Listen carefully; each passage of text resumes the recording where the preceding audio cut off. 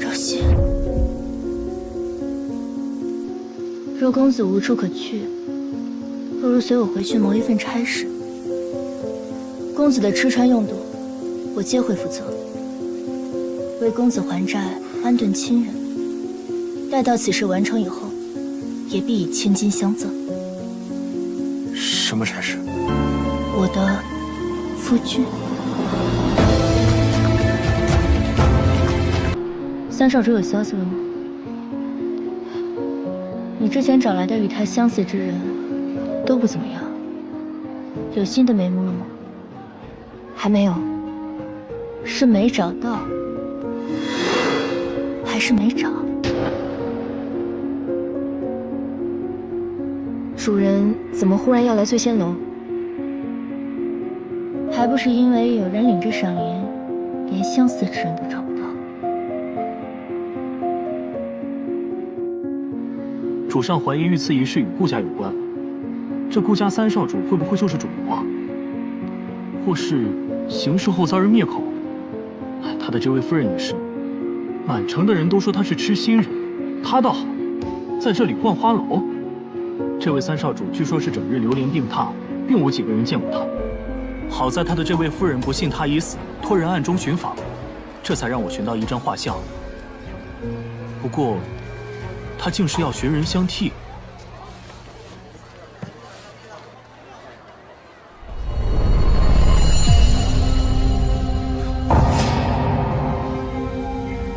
既如此，我倒是想会一会这位三少主夫人。主上是想……此等良机，定然是要好生探查一下这顾家意欲何为。主上，属下查到，这位三少主夫人是出自于顾府之中的玄机阁。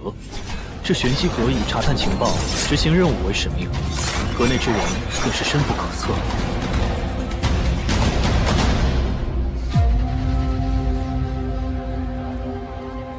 世间真有如此相似之人，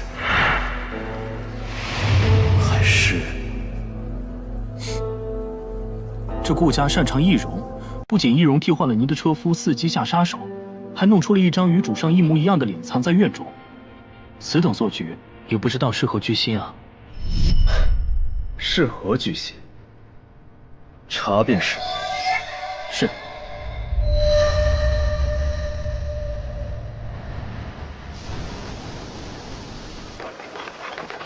你觉得刚才那位武师如何？给我打！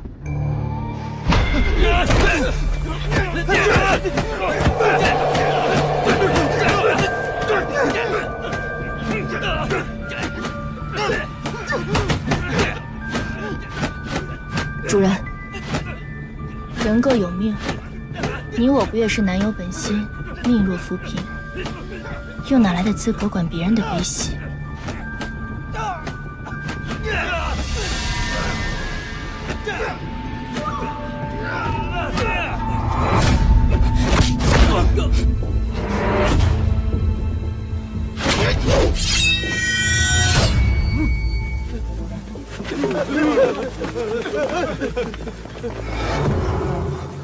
赵熙，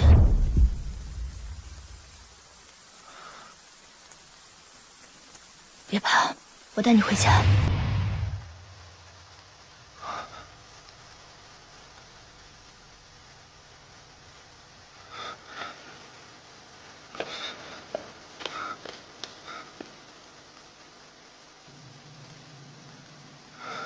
多谢姑娘。在下进京探亲，遭遇土匪，丢失了所有盘缠，所以这才……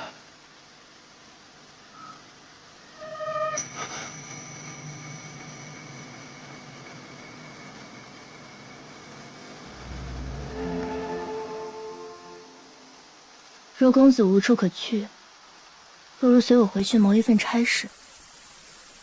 公子的吃穿用度，我皆会负责。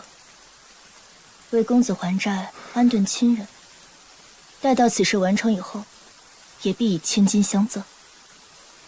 什么差事？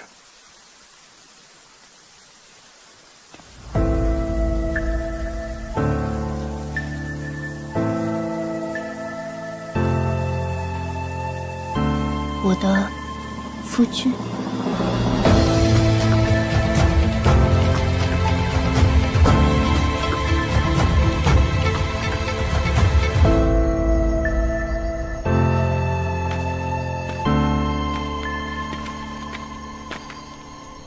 跑多久了？按照主人吩咐，也有2个时辰。此人多有可疑之处，还望主人三思。我当然知道，在这世间怎会有如此相似之人，又刚好在这个时候被我捡到。但是，都是刀尖过活之人，又何必畏惧被刀刃所伤？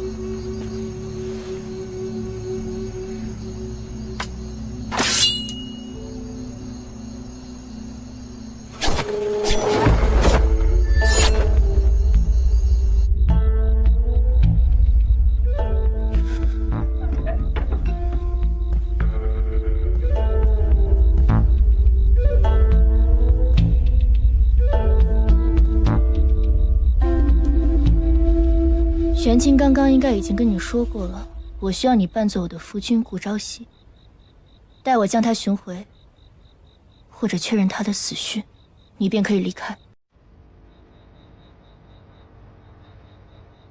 只是听闻顾家有4位少主，我如何能瞒得过他？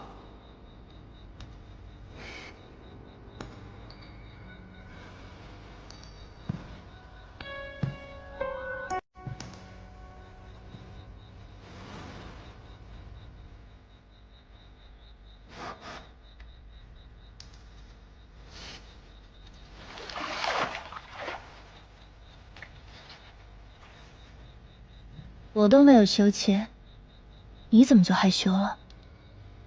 我们可是要扮演夫妻的，更何况这是我的房间。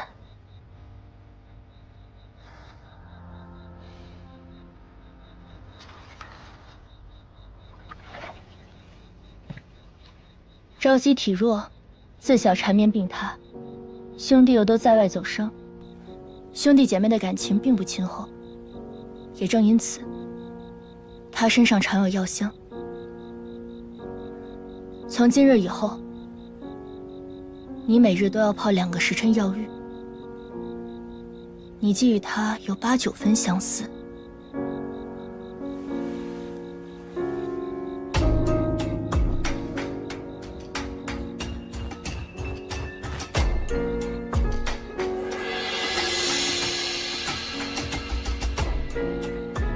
我便可以祝你10分相似。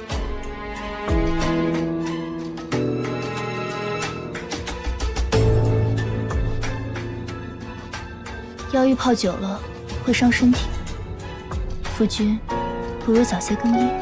姑娘，要不回避一下？还叫我姑娘？夫君不是应该唤我一声夫人？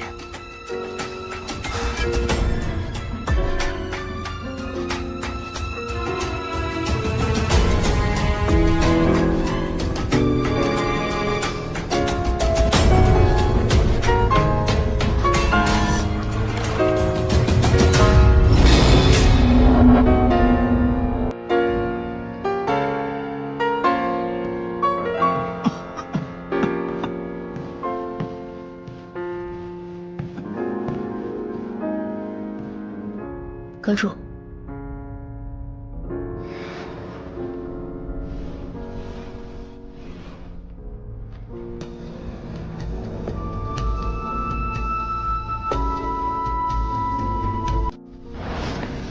这段时间，我在沈将军身边易容探查，发现他胃痛地旁人。此人为人清廉，刚正不阿。他已于宿州拿下陷害之人，即日回朝。你做得很好，既然证实了沈将军与那件事情无关，也算是还了他一个清白。我原本许诺，你与朝夕大婚后，就将玄机阁交给你。现在他上天自会庇佑，三少主安康。前几日的事情我听说了，我已让朝生去领罚了，让你受委屈了。雨落会等待三少主平安归来。去复命吧。是。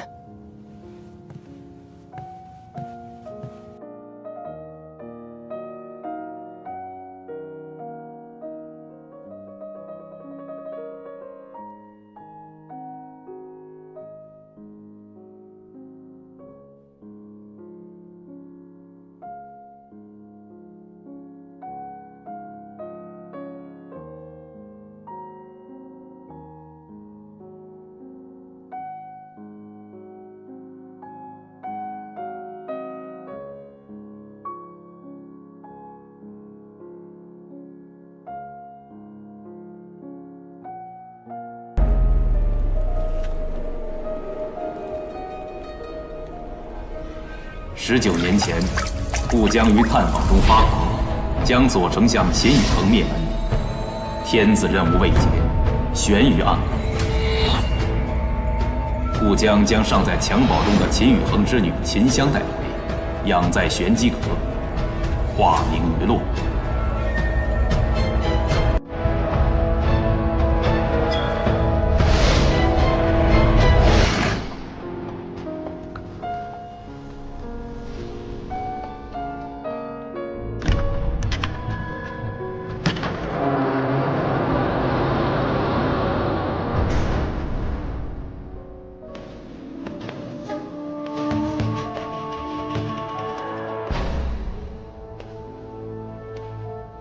我本来以为，这次回来就要恭贺你登上阁主之位。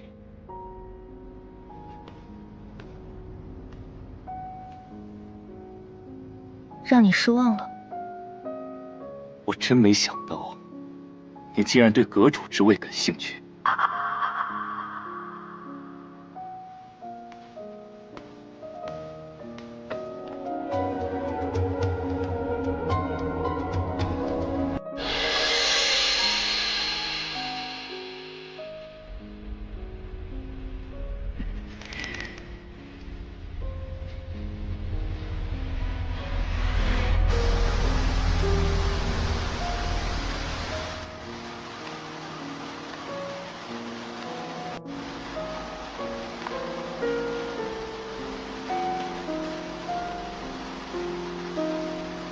放心，我没有那么沉不住气，在等你的东风。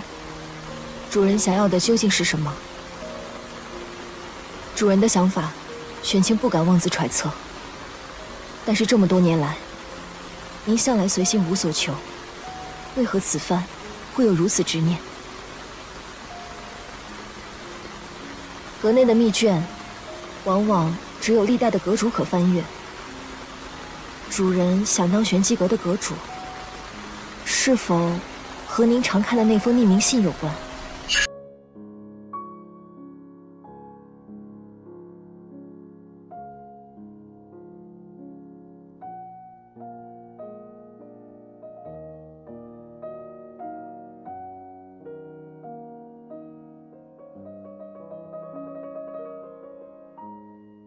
有所关联。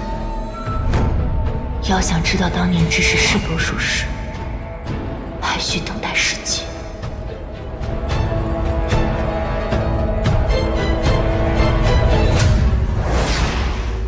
属下愿为主人分忧。你已为我分忧良多了。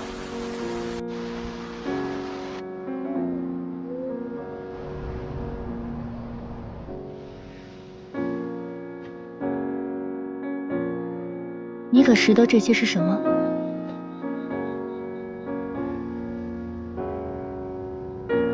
我怎会识得这些女子的东西。非也，这些都是你以后需要用到的。你在醉仙楼欠的银两，我已尽数为你还补。城中的亲人，我也派人去寻到，以你的名义赠黄金100两，差人仔细保护。可还有其他心愿未了。他可不会像你这般看重我。他会如何？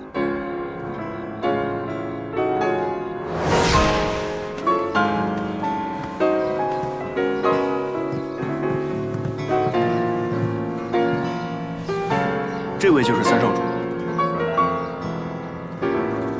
一画一笔，这一点一滴，慢慢汇成爱意。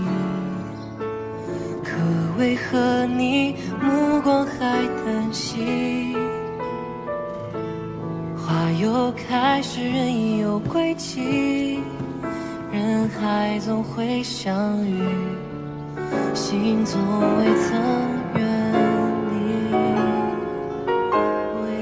姑娘不必拘谨，因我虽同府多年，却从未谋面。我是久闻姑娘的美名，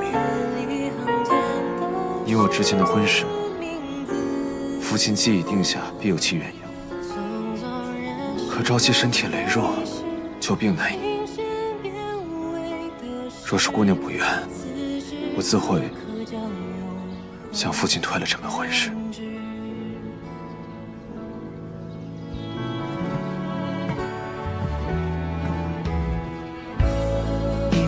一笔，这一点一滴，相遇时如土里，在荒芜处开出了美丽。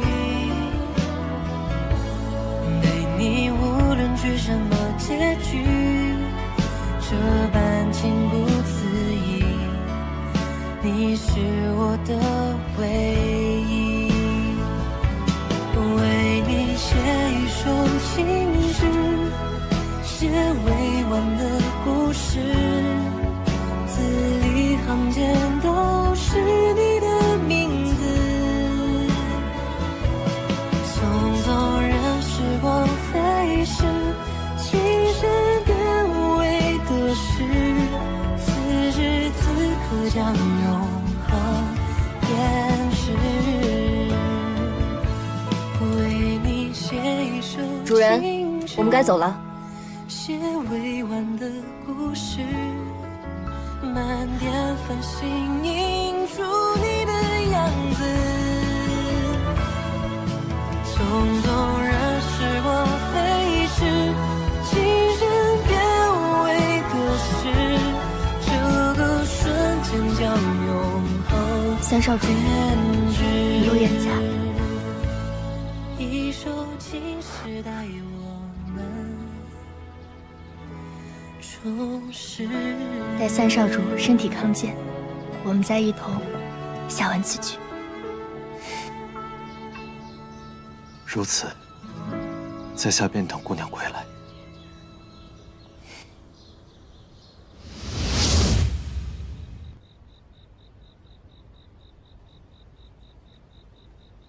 不能让他知道我与顾朝夕只见过一面。我的夫君是世上最温柔谦和、待我最好之人，他万事都依我。无论我是要山间霜花，还是夏夜萤火，他都会为我熏灰。若我朝起，他便为我熬粥；若我晚归，他便会掌灯等我。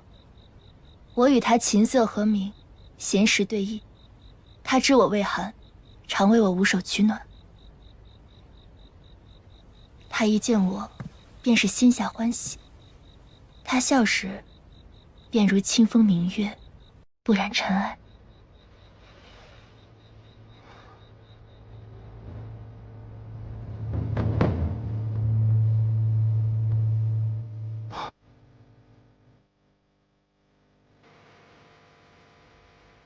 此后，你便是我的夫君，顾朝夕。世间真会有如此相似之人，还是这顾家擅长易容，不仅易容替换了您的车夫，伺机下杀手，还弄出了一张与主上一模一样的脸藏在院中。此等做局，也不知道意欲何为啊！意欲何为？查便是。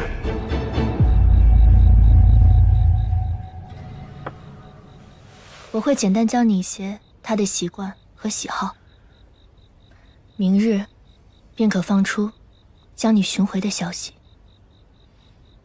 你的声音虽是个问题，但是可以先以受伤为名，暂不见客，慢慢适应。至于你身上的剑伤，也可以当做这几日未能及时恢复的理由。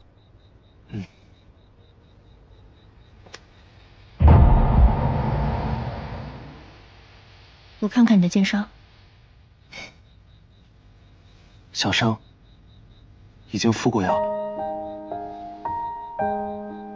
你这般容易害羞，日后与我扮作夫妻又该如何自处？大少主，主人正在沐浴，你不能进去。怎么，玄机阁的死士？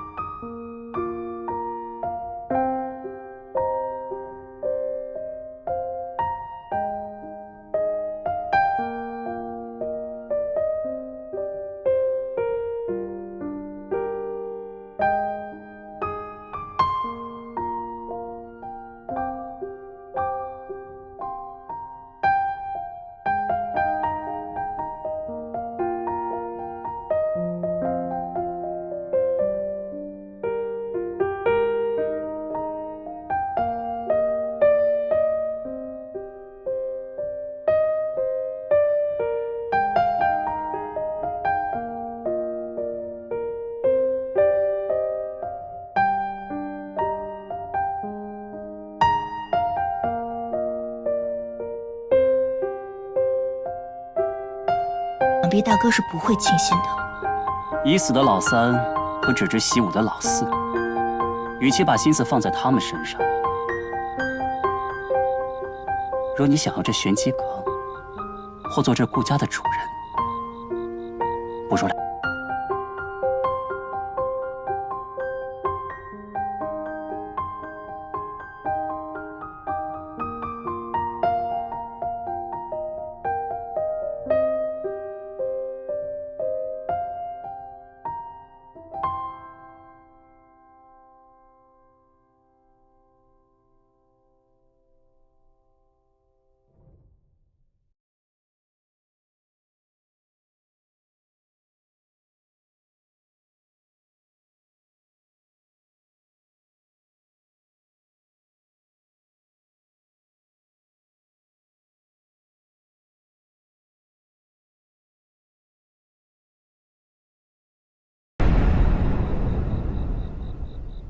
大哥在紧张什么？害怕隔墙有耳？怕？我只怕弟媳对三弟没有你说的那般忠贞不二，闺阁藏人。恐怕让大哥失望了。时间不早了，请大哥先回吧。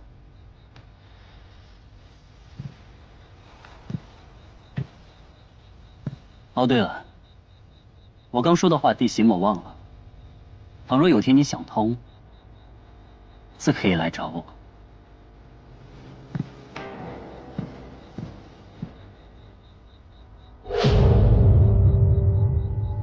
出来吧。夫人，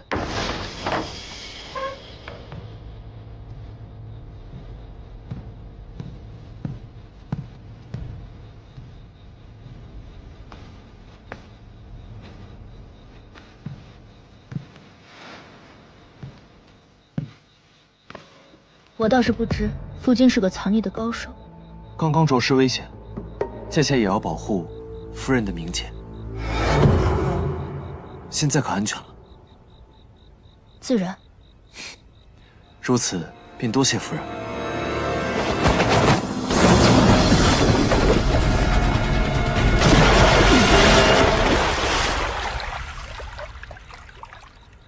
你再不出来，我可要下去了。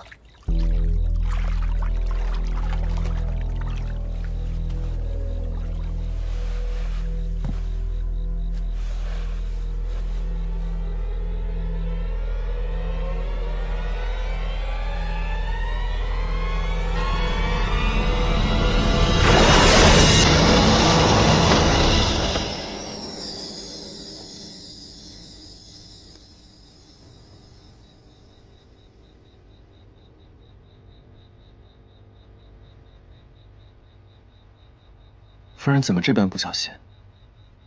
之前不是喜欢这般情绪？把我放下。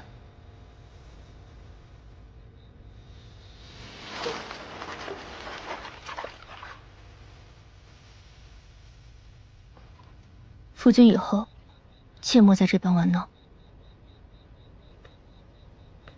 就怕我不小心失了力，伤到夫君。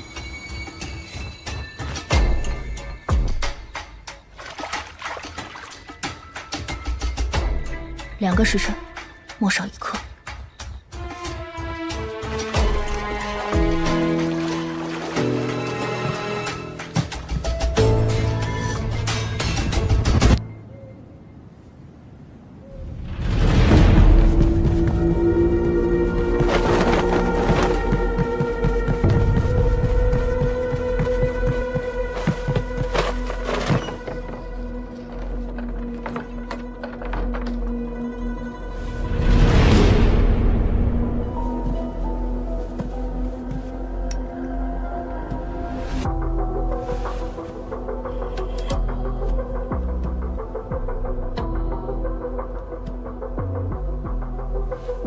若是顾朝夕藏有祸心，定然会留下痕迹。若他有意模仿，不知府里是否有搜集我习惯喜好的证据？又或是他曾经样我的画像？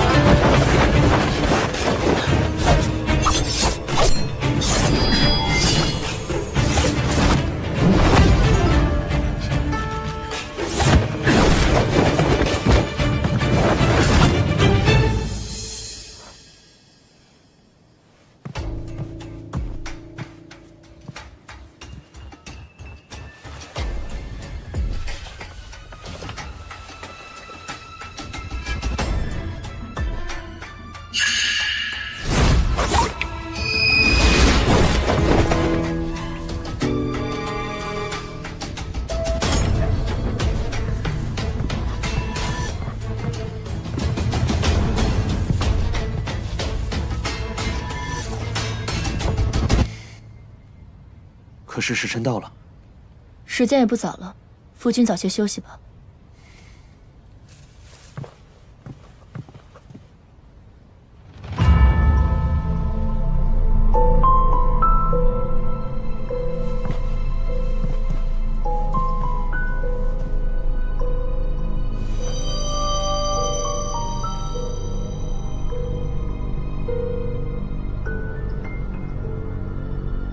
美人出浴，当真悦目。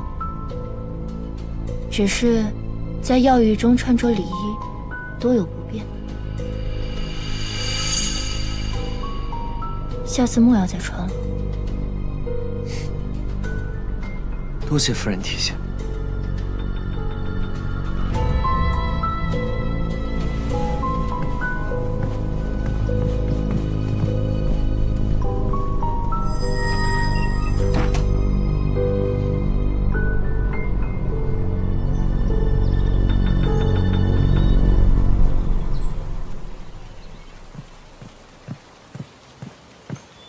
主人，已经安置妥当。有查到底细吗？京城内他要投奔的家眷和醉仙楼债务全部属实，属下已经按照主人的吩咐，去他的故居进一步调查。昨夜之人，当真不是他？三少主那边还没有消息。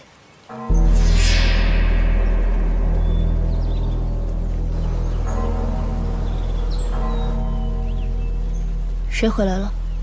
是二小姐回府了。她这次回来，除了为了庆贺三少主和主人的婚事，也是为了京城内新酒楼的开业。顾家这样庞大的产业，即便有暗中为朝廷效力的玄机阁，也该知树大招风。主人，想我玄机阁的消息网遍布明暗两界，自诩是最精密的情报组织，却连自家少主的消息都查不到。你说，是真的查不到，还是顾府内有人从中作梗？属下不知。继续派人去调查。是。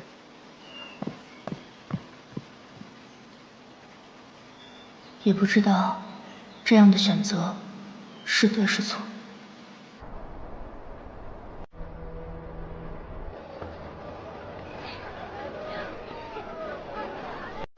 来，药收好。好，听话，一会儿就到咱们了。谢谢啊，谢谢，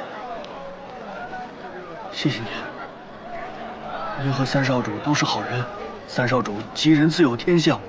是啊，你们夫妻二人情投意合，三少主一定会平安回来的。是啊，一定会回来的。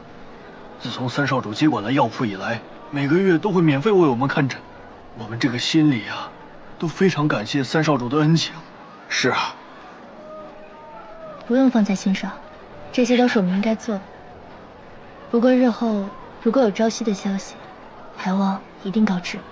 一定，放心，一定，一定会的。走吧。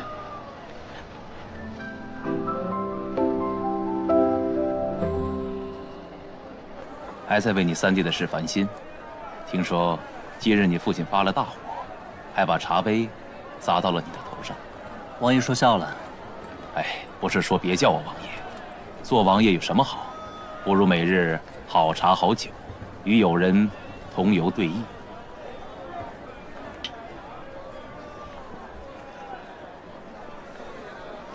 哎，只是可惜了你这位弟媳，这般美人刚刚过门就要独守空房。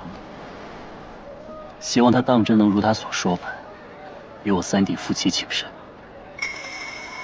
哦。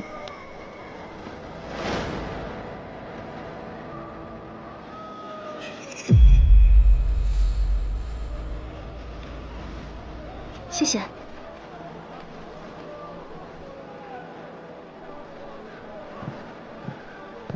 主人，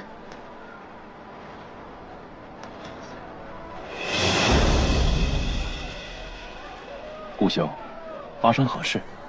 我那位吉人天相的三弟回来了。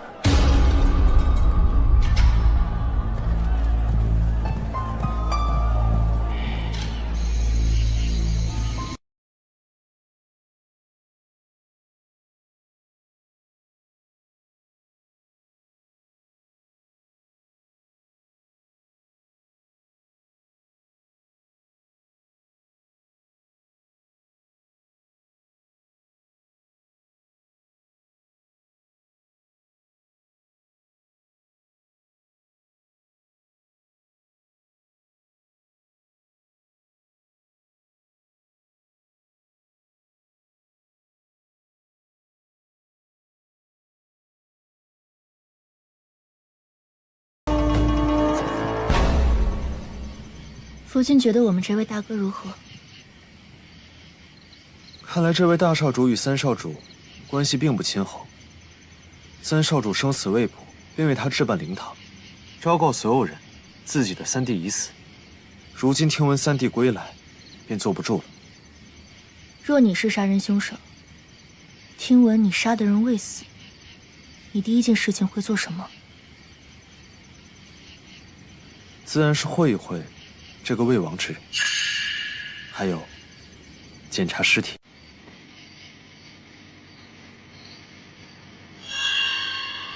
难道你怀疑大少主便是杀害三少主的真凶？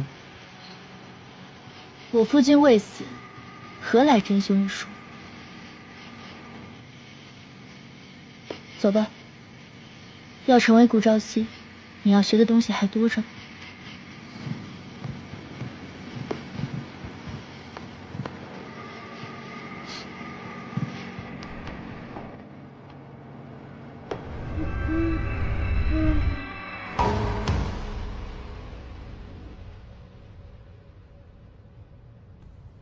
这几日大哥倒是安静了不少，你调理的也不错。不过我忽然想起，朝夕身上有一道旧伤，为了避免别人怀疑，还需你多配合。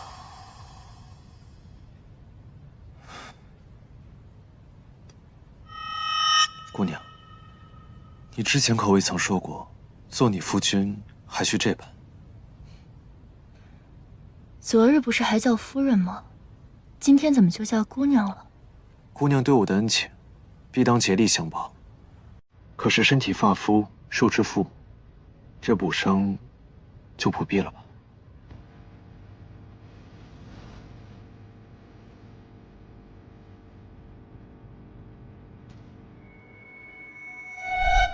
她的眉形与轮廓比你的柔和几分，眼尾有一颗泪痣。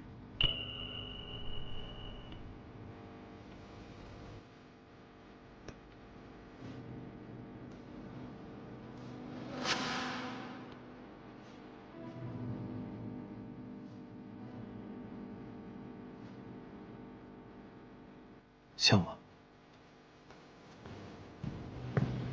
主人，前内有人求见。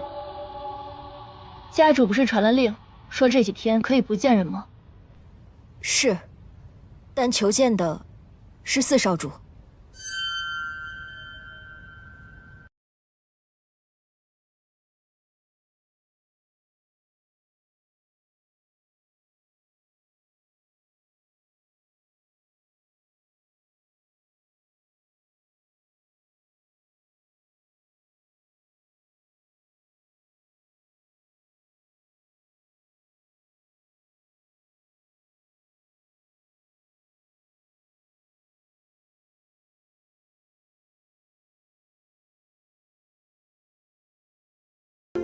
今日是花灯节，最近这漠北啊，很流行这琉璃灯。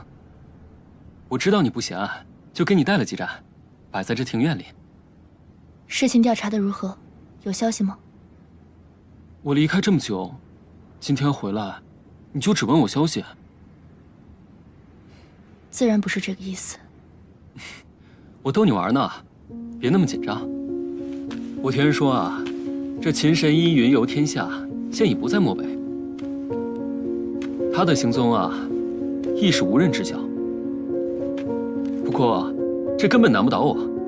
我已经派人打听了，秦神医啊，现在就在京城。不过阿洛，你得告诉我，你为何要寻着秦神医？我找秦神医，自然是为了你三哥。三哥？三哥不是已经……我听人说，大哥已经为他安排好了后事。阿洛，你和三哥尚未成婚，这些事情还是早些放下吧。谁说朝夕死了？你刚回府，你可能还不知道，他已经回来了。什么？只是他被盗匪所伤，还需静养。不过，你刚才还说秦神医在京城。阿洛，你当真喜欢我三哥？你当真要和他成亲吗？你若是不愿意，我可以去为你寻。前几日，我已经当着顾家所有人的面礼成。如今，我已是你的三嫂。可是你们明明……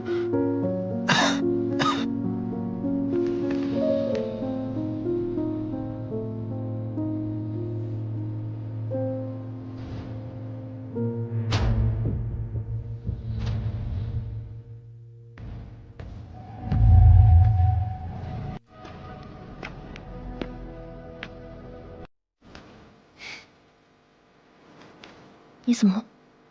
醒时未见。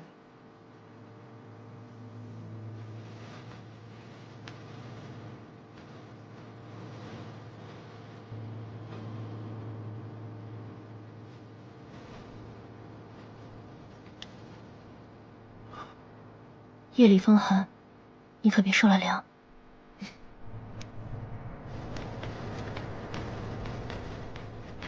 三哥，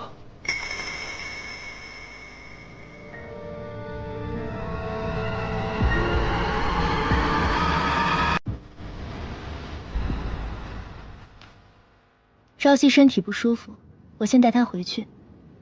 四弟一路也很辛苦，早些休息吧。阿洛，今日华灯节，我们一起去看河灯可好？京城花灯节，万人空巷，阿洛一定会见到想见之人。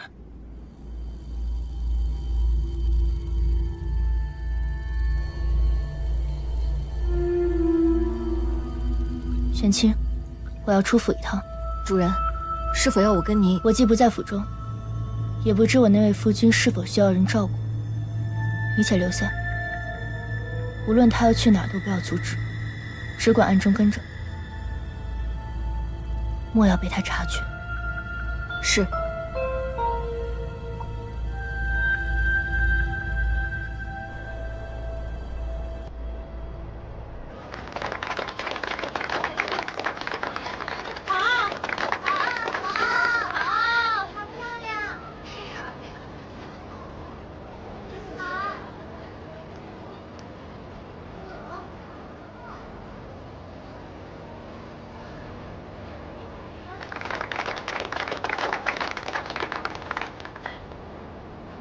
三哥的身体确实是大不如前了，希望钱神医当真能医好他的旧疾。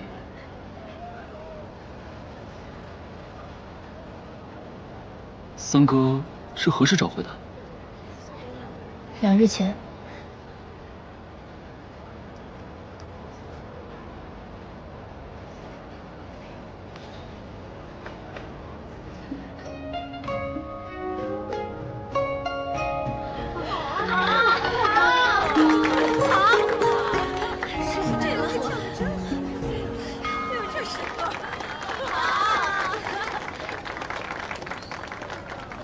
今日花灯节的最后，会有打铁花表演，你一定会喜欢的。秦神医当真在此处？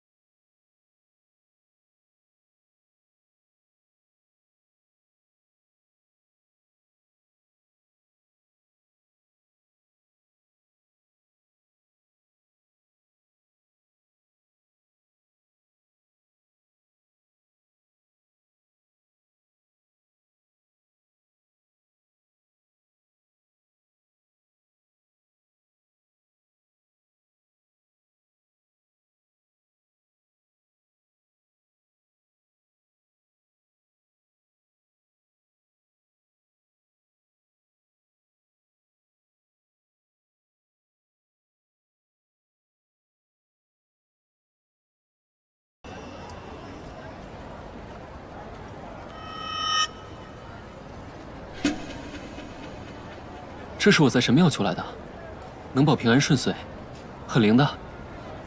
你喜欢吗？这可是我特意从漠北带回来的。当初在玄机阁，我不小心斩断了你的手链。你输了。等等，你的手链送你了。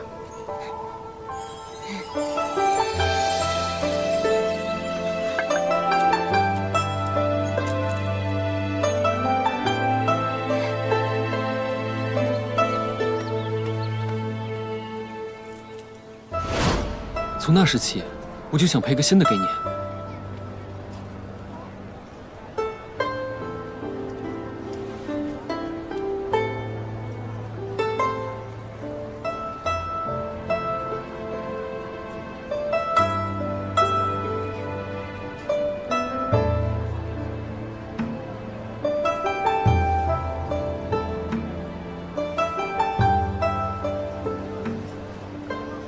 我这人不欠别人东西。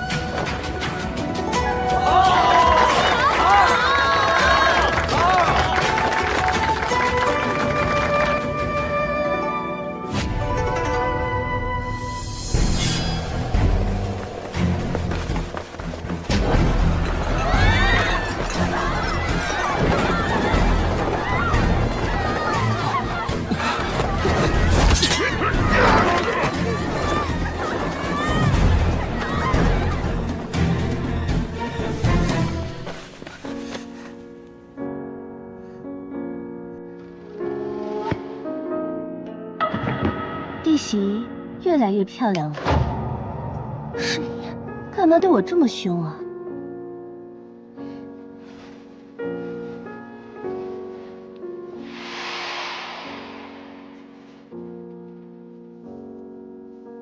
仔细搜，别让他们跑了。我的好弟媳，这里就交给你了。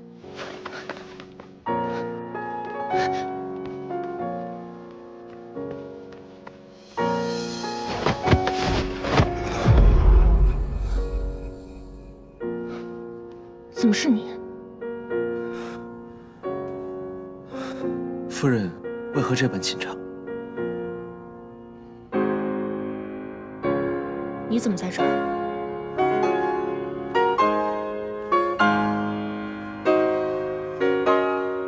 夜里风凉，我见夫人迟迟未归。夫人之前说过，与夫君琴瑟和鸣。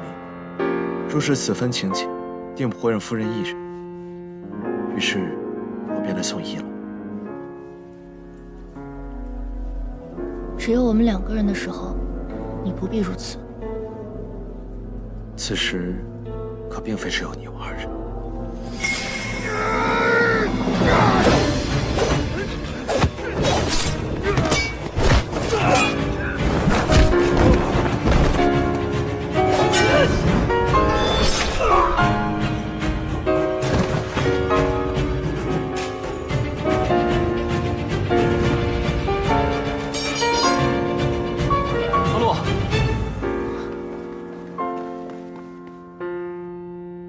没受伤吧？检查一下尸体，送去官府。是。走吧，我们去找2姐。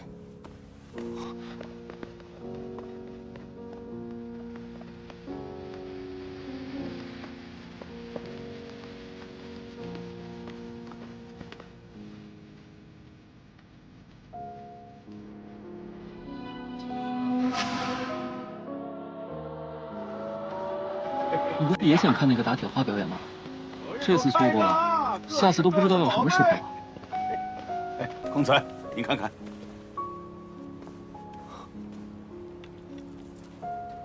阿洛，这个很衬你，你喜欢吗？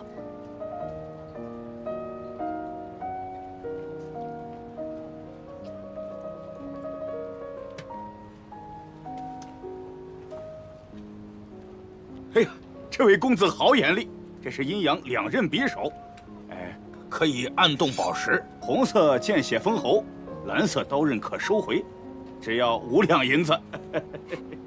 这有什么稀罕的？哪有送女子匕首的？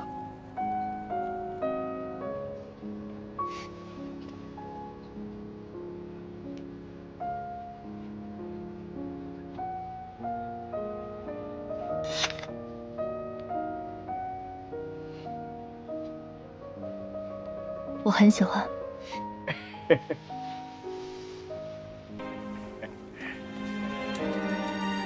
哟，谢谢公子。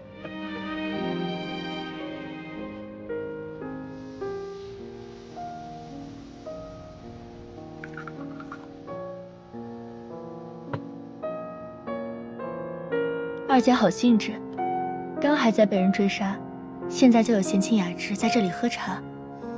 今日多亏了弟媳，这杯我敬你。二姐刚刚为什么在那儿？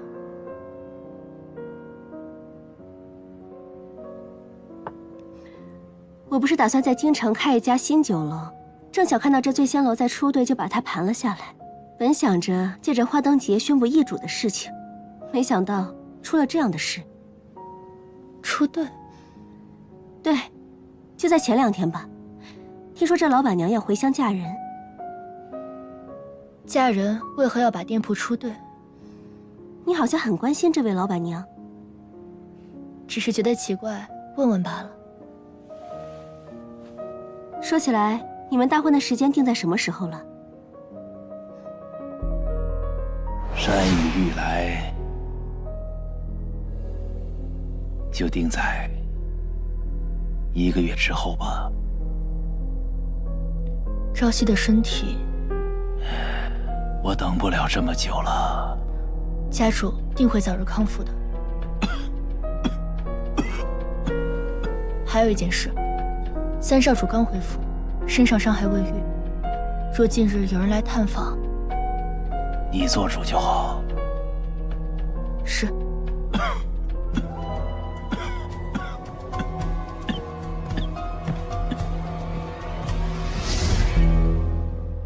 1个月后吧。什么？这么快？算起来，原本定的时间距现在还有近2月。如果是1个月，也不知我霓裳庄的凤冠和嫁衣能否赶得出来。嫁衣不是早已准备好吗？虽然弟媳穿着嫁衣闯入灵堂的事不失为美谈，但是毕竟是入过灵堂的嫁衣，还是换一件为好。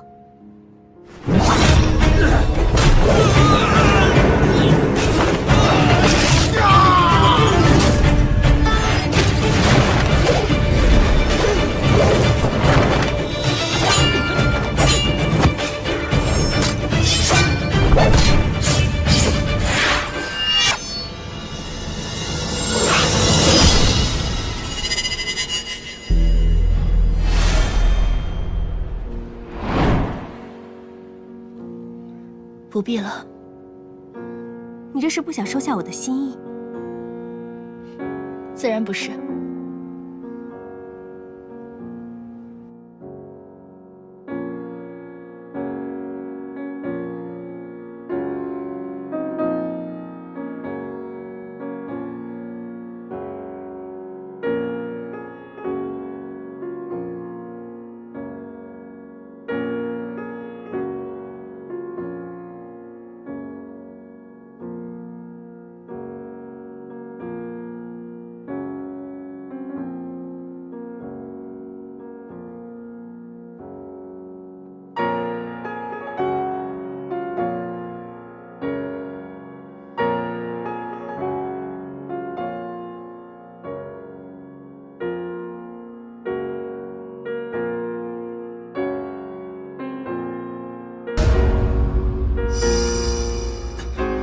朝夕，你伤还未好，都怪我，我先送你回去。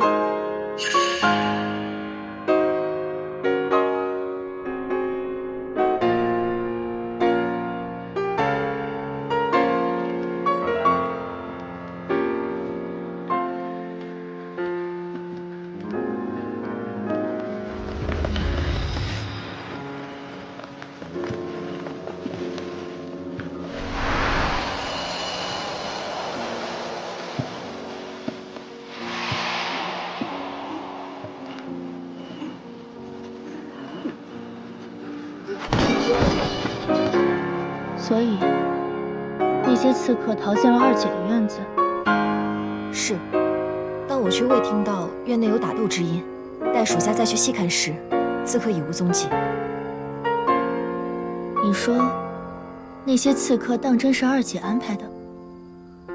他们想杀的是二姐，还是那位老板娘？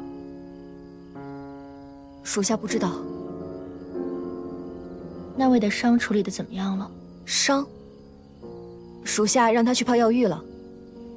胡闹！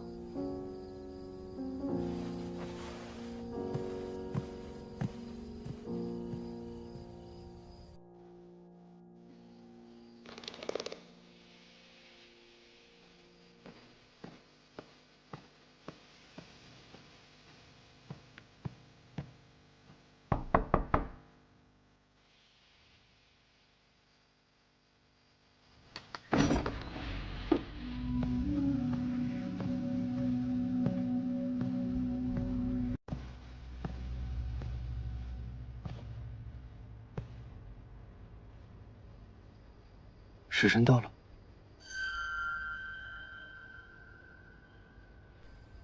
玄清不知道你的伤，你自己还不知道吗？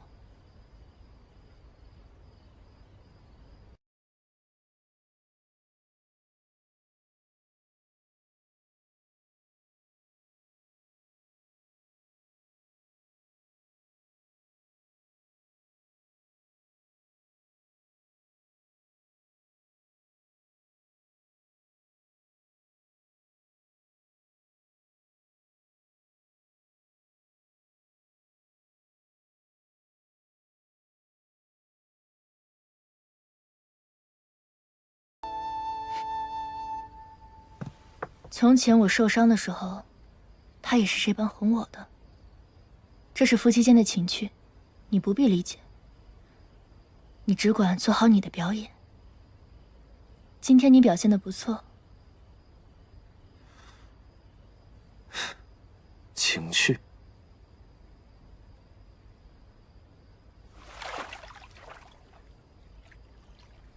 在别人沐浴之时，就这般闯进来，也算是情趣。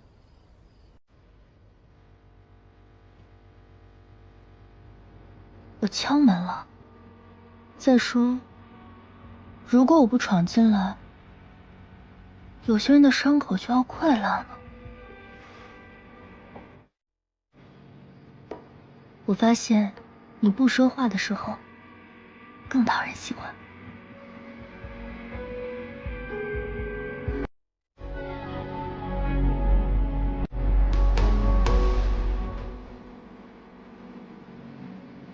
是吧，我的哑巴夫君？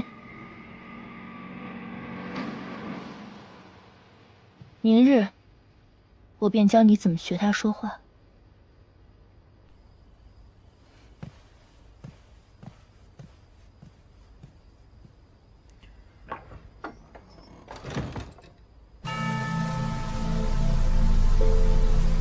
盯着扶风阁的人可真不少，我们都已经抓到13个了，都带去审了。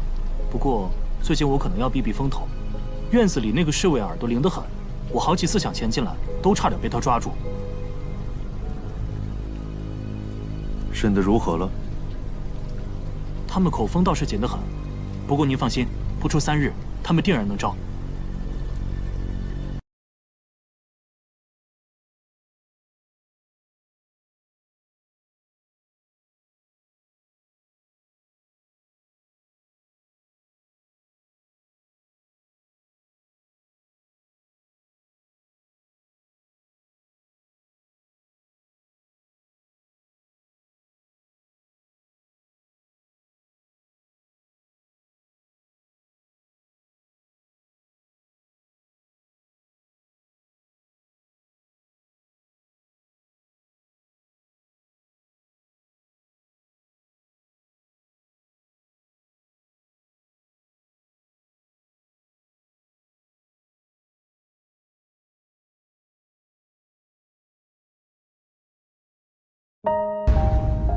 主上，那这些人，我从来不留无用之人，就送他们一程。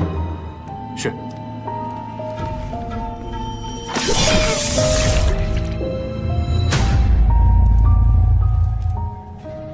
那个人为什么对扶风阁如此在意？但这样看来，他似乎和顾府不是一起的。扶风阁的案他无需再清理了，近几日你也不用在附近巡查。是。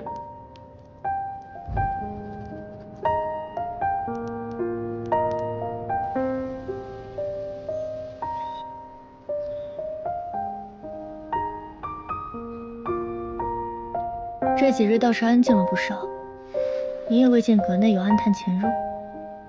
未曾，倒是有人逗留在扶风阁外，那人轻功了得，属下一时间还未查到他的踪迹。自从我那位夫君来了之后，我倒是清醒了不少。看来我得去看看他了。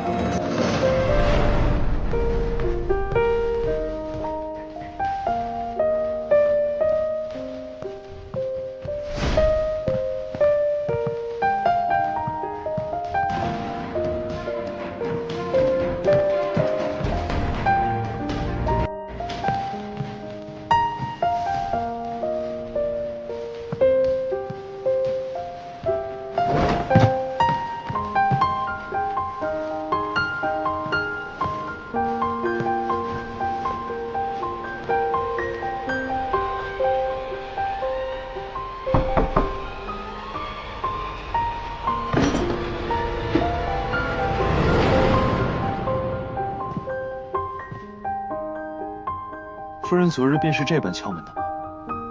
夫人今日怎么来得这般早？昨日不是和夫君说过，要教夫君怎么说话吗？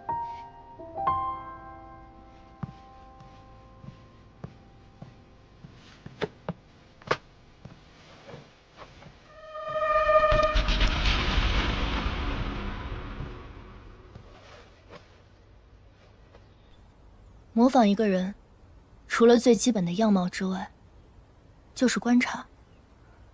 在最短的时间内掌握一个人的动作习惯、声音习惯、语言习惯。不过，你未曾见过朝夕，也只能从我的描述略知一二。换言之，与其他人接触的越少，才越安全。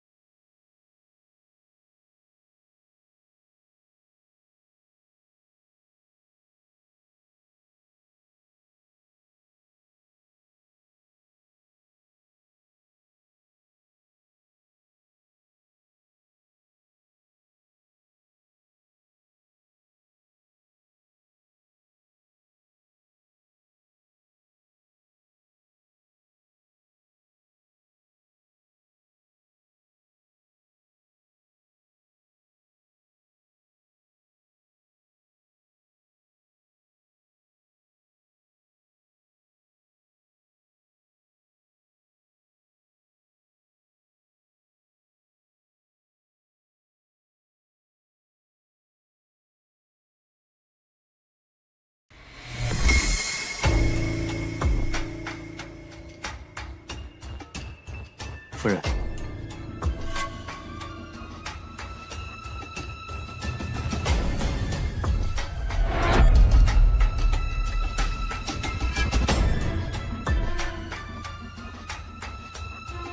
头三碗。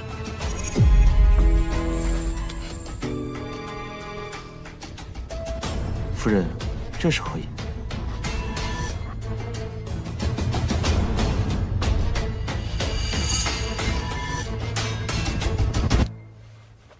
没什么意思，只是夫君来的这几日，院中倒是安静了许多。我现在来教夫君怎么学朝夕说话吧。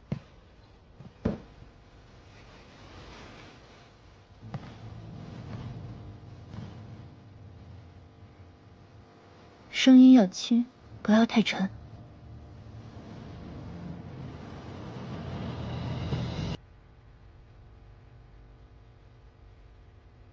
启唇要慢。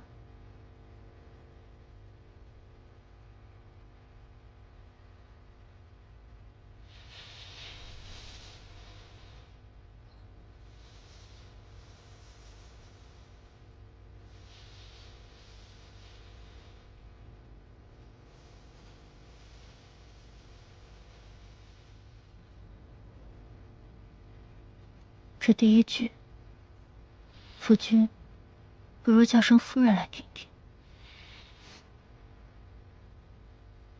夫人，不对，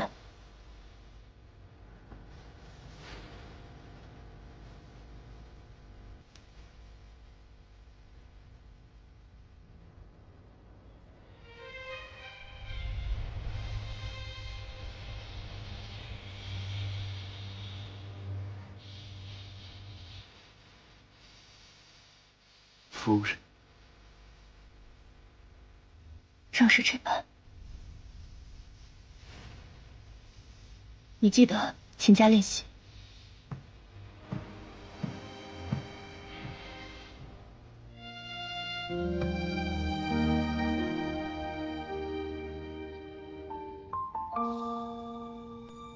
阿洛，若我当初并未因一心习武，而放弃争着顾家，你我是否就无需像如今这般？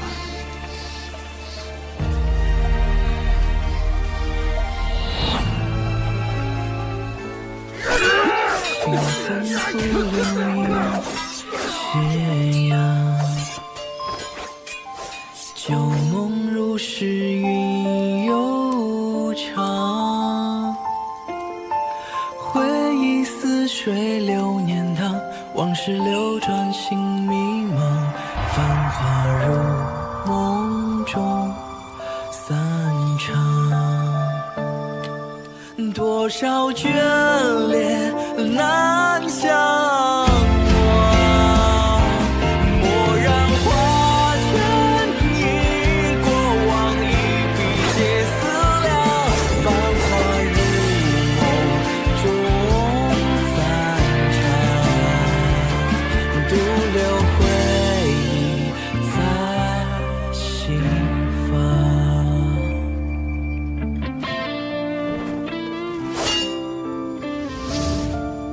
现下竟要我看你另嫁他人，你二人相处不过数日，你当真心悦于他吗？昨天我始终睡得不踏实，那些刺客竟然追着我来到了顾府。好在护院及时发现，这才有惊无险。二姐受惊了，无妨。不过我思来想去，怕这是有人蓄意为之，觉得是我故意买通了那些刺客，演了这一出戏。二姐何出此言？我将那些刺客抓住后，本来想今日带来与你一同商量对策，却不想在出门前被大哥拦下。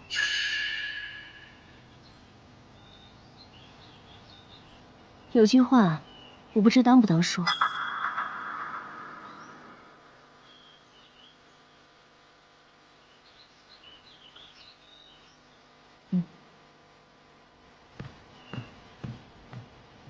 弟媳如何看待三弟遇刺一事？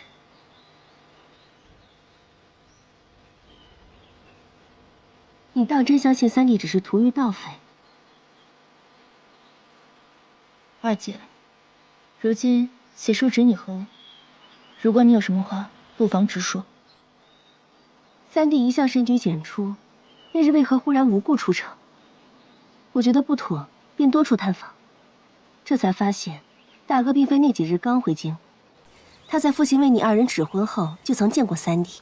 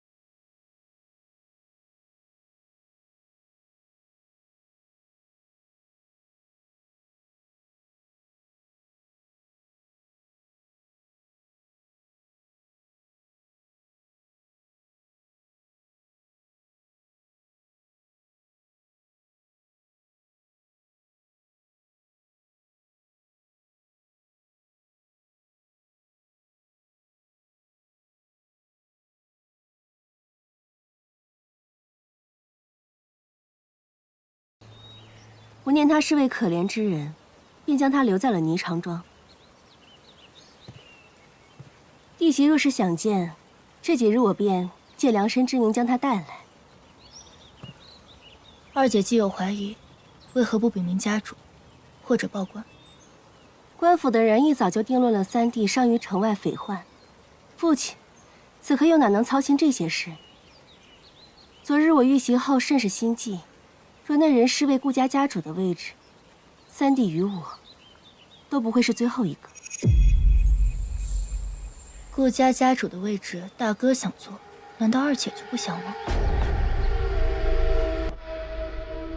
大哥帮忙打理商铺多年，在表面上虽然颇受认可，但外人不知，顾家人谁会不知道玄机阁才是顾家最核心的部分？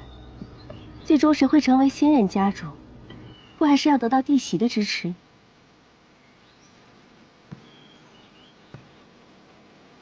我知弟媳因三弟之事怀疑我，但如果是我，我是断不会以这种拙劣的方法杀人的。总有无数种方法可以杀人于无形，不是吗？比如用毒。弟媳何出此言？二姐素来深谙用毒之法，研制的毒药与解药都是千金难求。可是冷言便是中了一种奇毒，七窍流血，含笑而亡，倒像是二姐研制出来的笑九泉。看来那人是铁了心想将这脏水泼到我身上。主人，大少主闯入扶风阁，此刻正在三少主房间。大哥今日来此，所谓何事？来日大雪之后，我的身体也不大舒服。今日特意请了李郎中过来，也顺便帮你瞧瞧，希望三弟身体早日康健，也好安了我这个做大哥的心。那就多谢大哥了。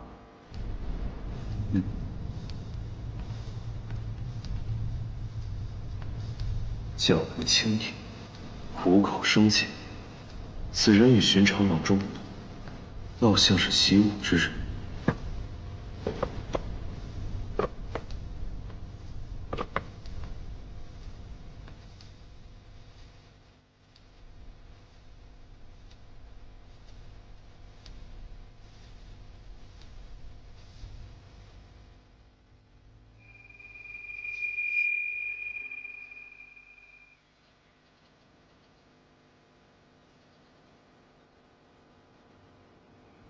如何？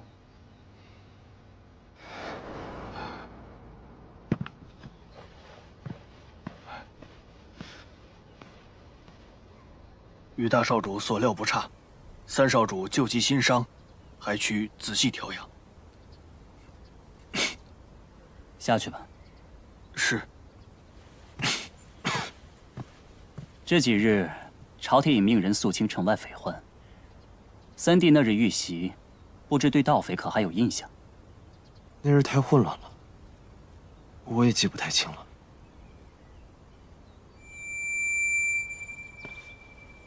三弟自小随身的那枚玉佩，今日怎么不见你带？估计是遭遇劫匪之时，遗失了。大少主，瑞王寻到了一幅名家字画，想与您共赏。听闻您在扶风阁，便直接过来了。您看，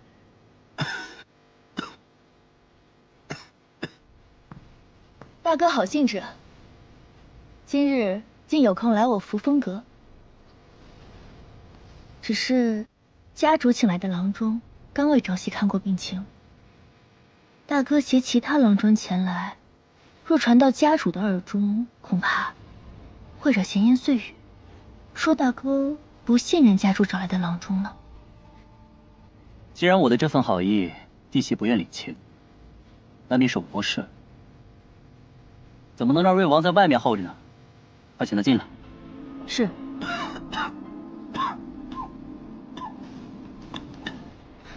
夫君，大哥，朝夕身体尚未康健，恕我们无法奉陪大哥雅兴，就不送了。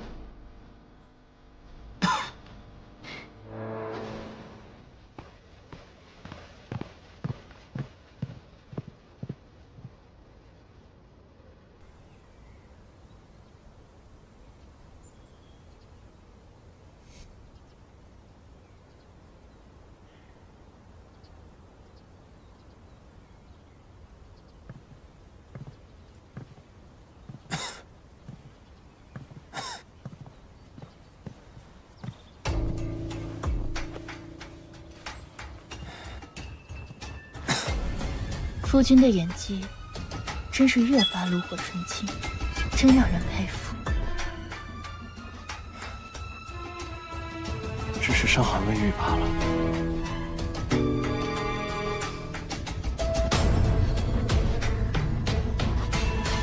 确实是他。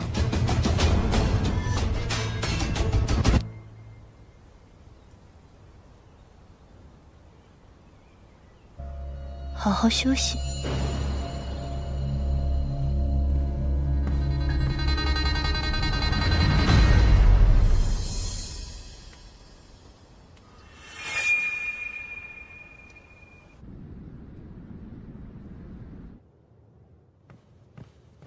主人，现在的顾家三少主确认常年病体，其他并没有任何异样。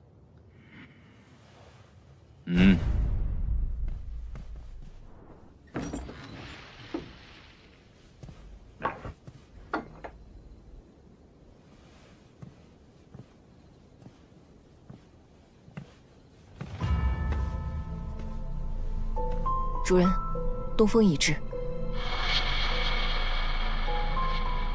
今日若有人来访，便说我身体不适，暂不见客。主人，你当真要去？自然。只是不知道我这位夫君，属下之前差人去探访过他的故居，此人关系简单，情况属实。主人是还有所顾虑？就是太简单，才会让人心生忧虑。怎么能让瑞王在外面候着呢？快请他进来。是。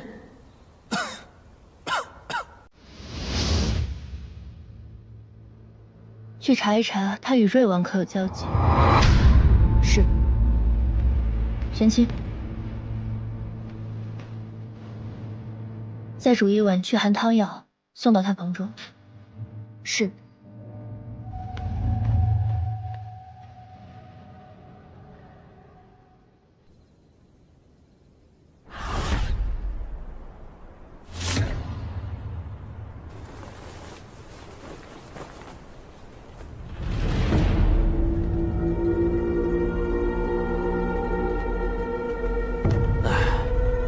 难得赶上青雀和玄武两位老大出任务，兄弟们全喝酒去了，就在那当值，还得巡逻。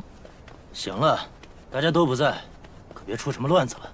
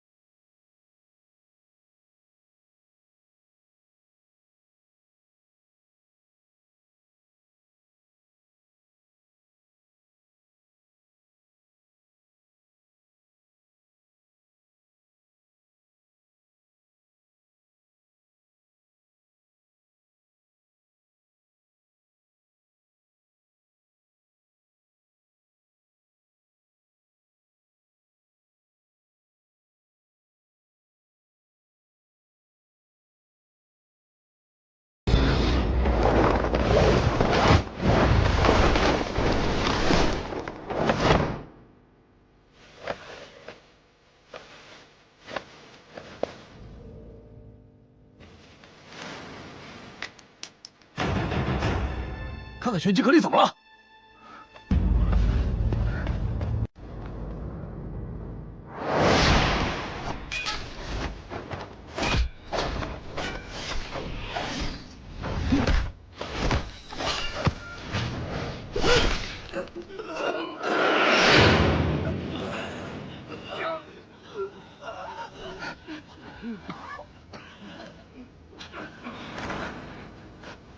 这次弟子组越级当真精彩，这位后辈倒是很有前阁主的风采。看来这次的天子任务还是要你去处理了。时辰尚未到。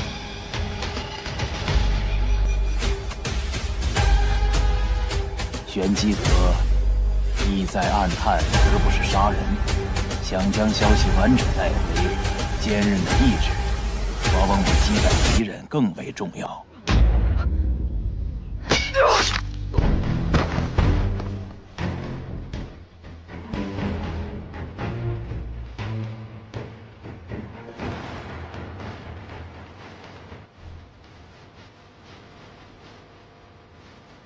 弟子组顾于若，请见天子任务。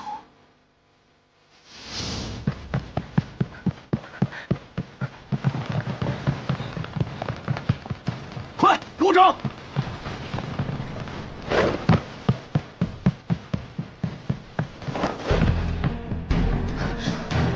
主人，收到，别让他们跑了。你先去找他，他们我来。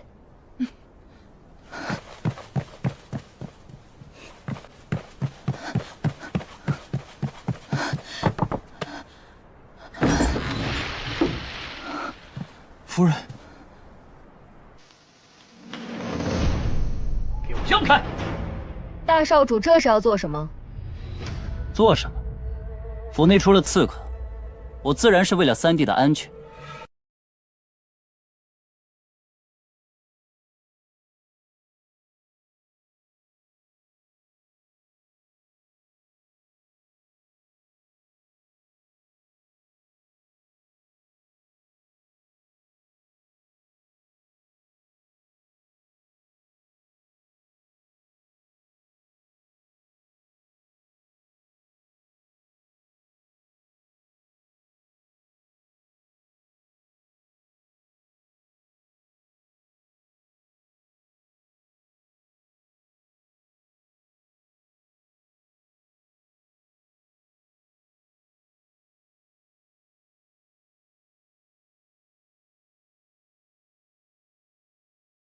为了三弟的安全，还请配合搜查。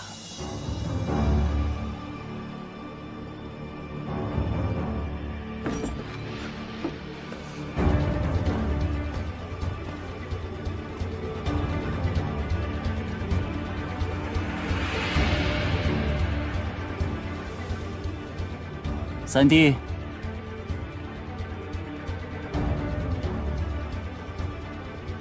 得罪了。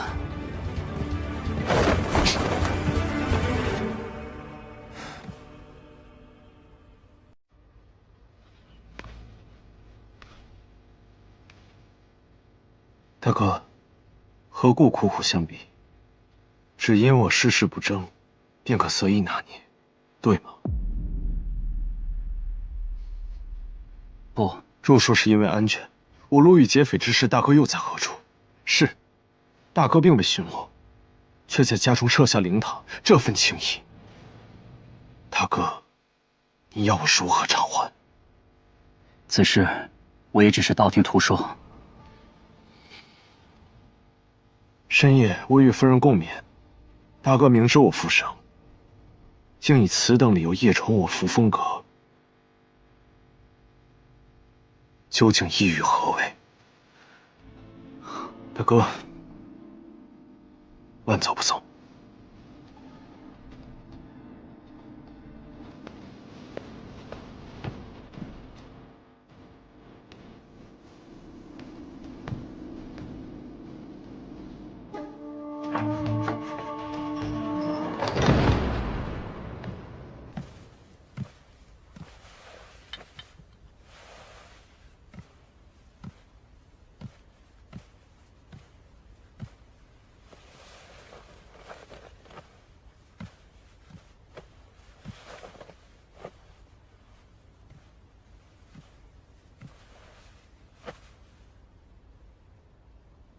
你怎么？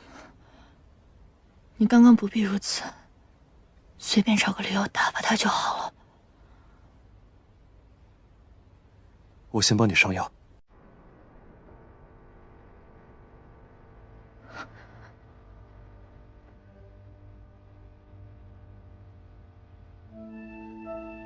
你刚刚不该与他对峙。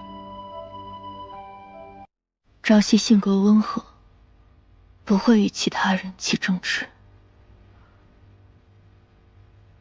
好在，他并未怀疑。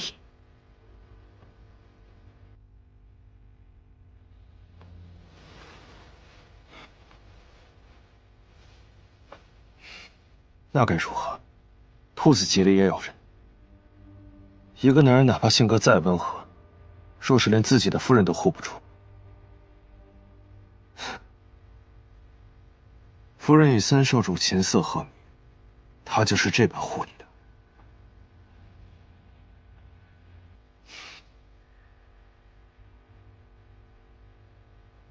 时候也不早了，早点休息。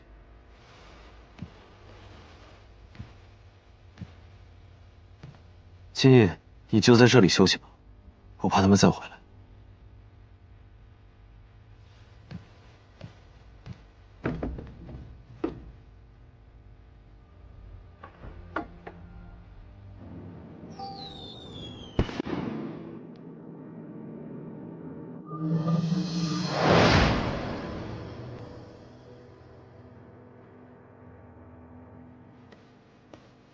参见阁主。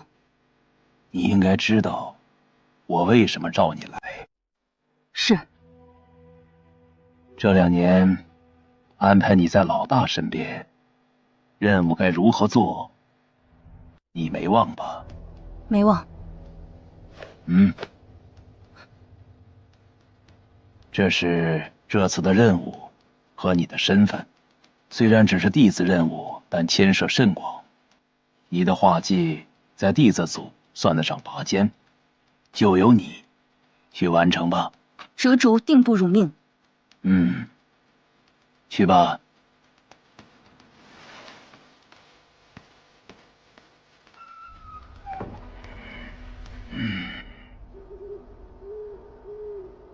他算个什么东西？这么不把我放在眼里。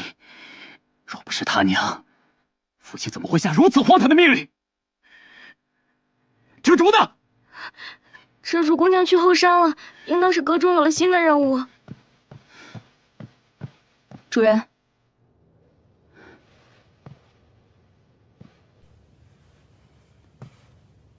下去吧。是。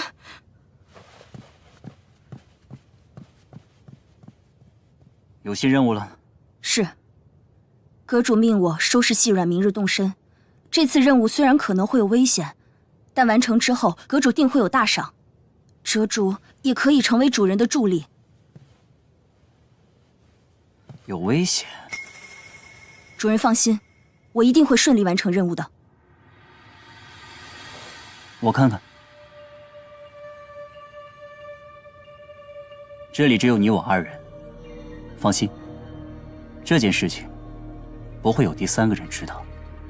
主人，这玄机阁的任务，你还知道谁是你的主子？遮主自然不敢忘记。自遮主成为主人的死士起，遮主的命都是主人的。这次再回玄机阁接下此任务，也是希望日后可以更好的帮助主人。既然如此，拿来。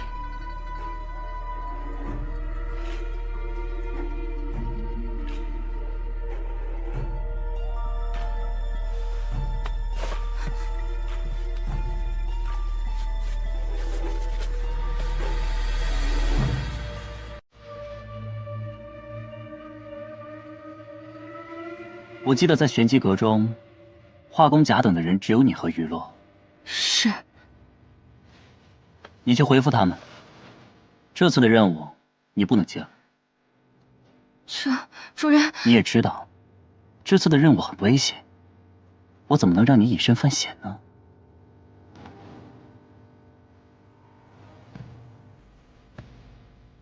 怎么做，不用我教你了吧？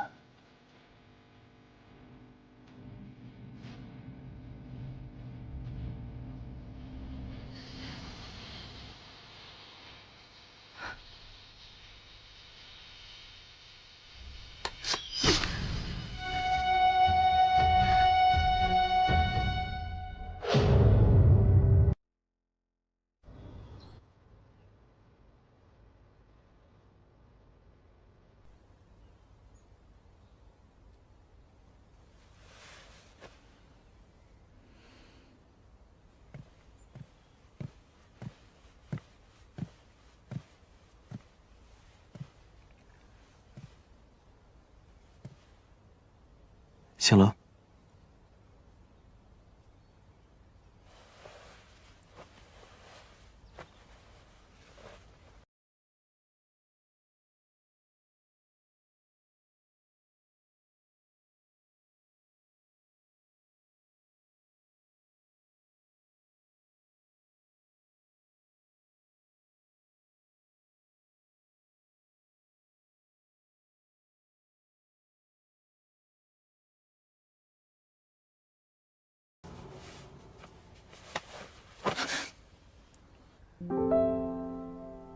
夫人这是打算利用完就把我丢掉吗？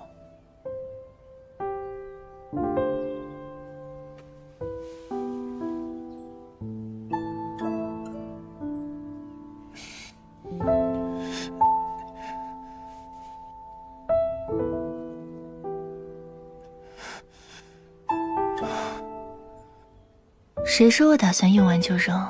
夫君还要如何？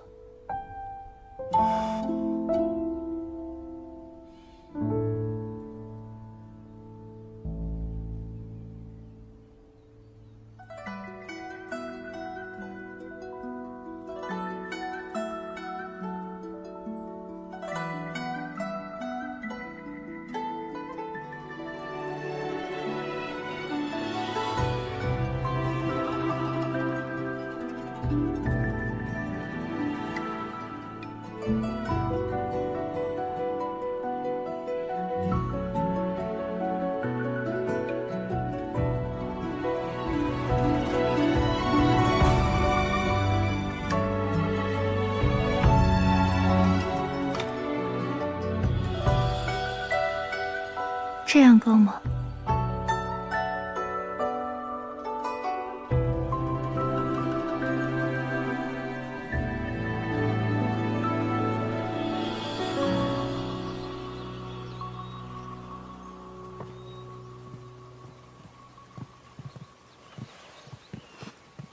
弟媳怎么来的这么快？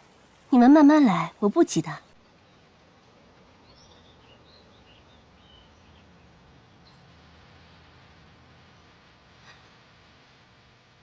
前几日不是说好了要给三弟和弟媳量制喜服，我这边带了人过来。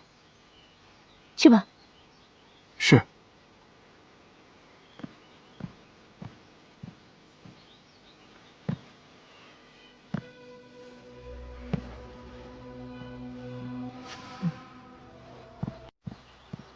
婉娘，这位便是今日要量身的美人。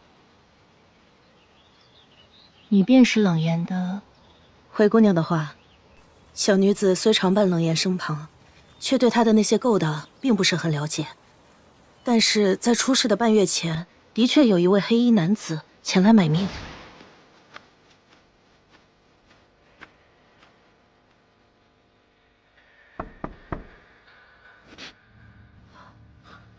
谁？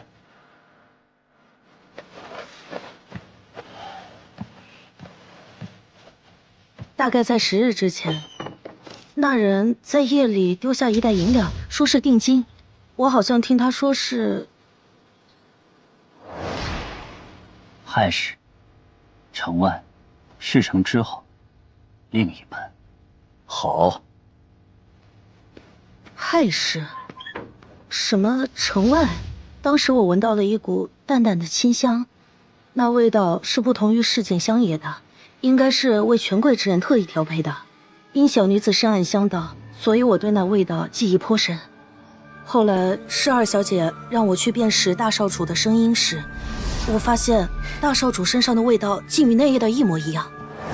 大哥身上的香料确实是他特意调配出的，只他一人在用。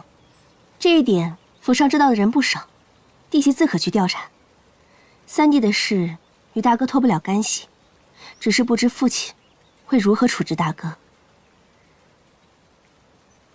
害事。冷言可有提前动手的习惯？提前恐生变故，若是丹主定好了时间，便不会更改。他说过的，这个是规矩，不会破坏。冷言回时，可有向你提起了什么？他的那些勾当，我自是不会参与的，也不会同他问起。不过我记得那日他的确回来得很晚，而且当时他嘴上骂骂咧咧地说到手的鸭子给飞了。他这个任务不是也没成吗？三少主不是也回来了吗？可有受伤？未曾。那日你们收下定金的银两，冷言遭灭口时，可有人收走？未曾。不过我在回去取贴身衣物的时候，我发现了藏在门后的另外一袋银两。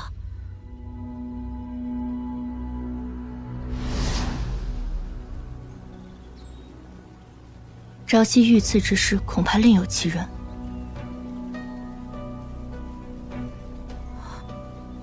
三弟并未习武，杀手未受伤而归也不无可能。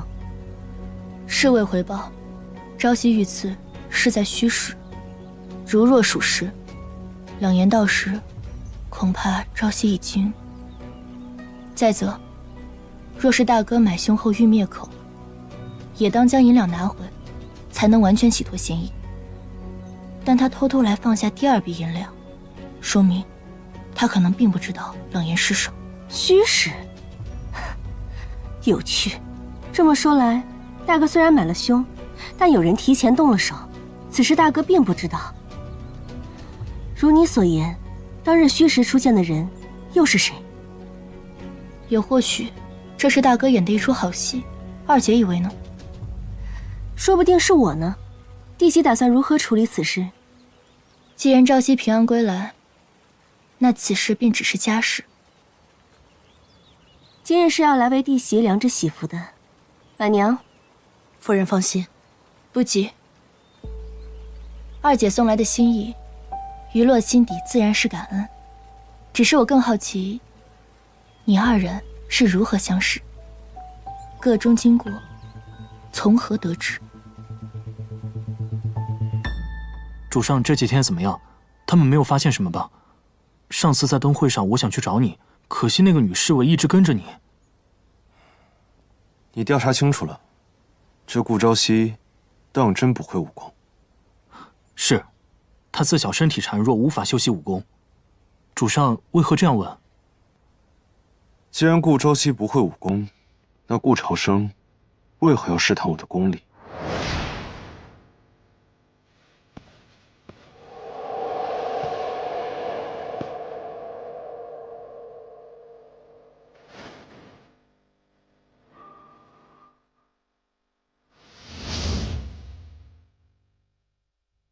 看来他们二人也并非同路人。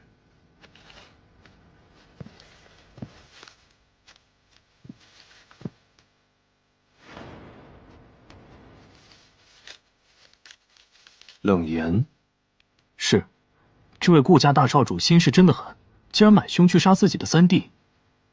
所以，顾朝夕真的是他杀的？会不会那天您遇到的也是？缱绻之地，亲情也不过如此。主上，看来事情并非那么简单。你回宫里好生调查一下，那个人最近都在做些什么。是。还有，顾雨露背后有一道刀伤，应该是1个月内的。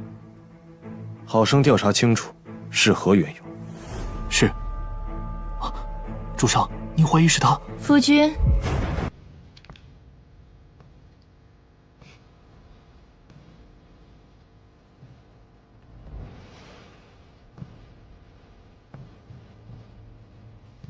夫人，你怎么来了？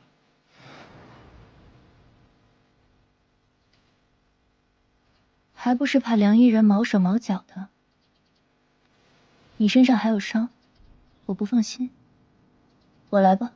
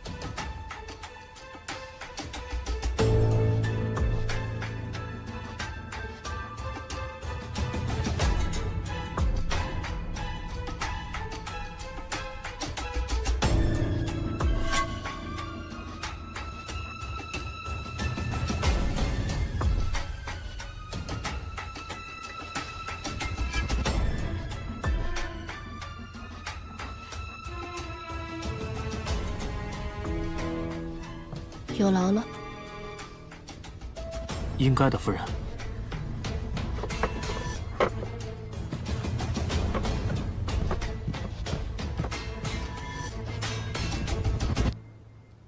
原本我还担心二姐会查出你们尺寸的差异，看来是我多虑了。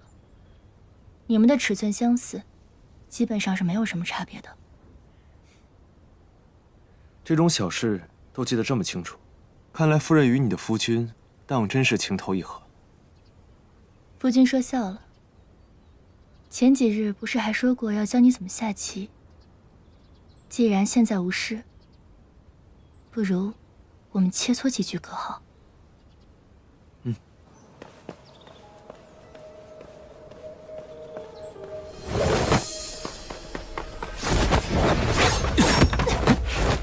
果然不是普通的小厮。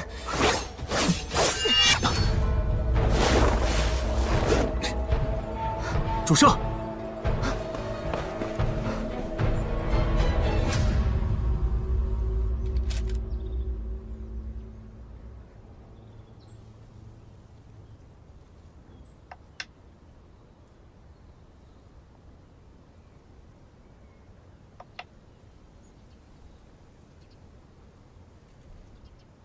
承让了。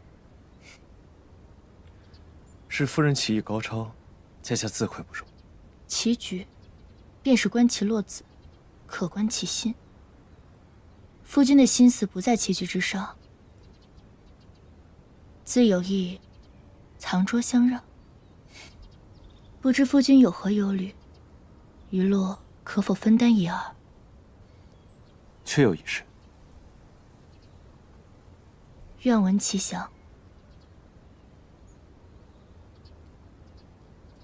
昨日大哥所说的玄机阁是为何？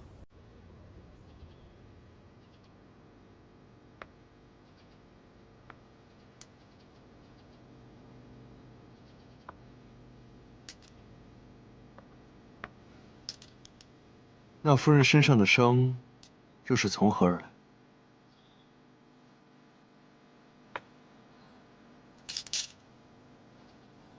不知夫君是以何身份相问？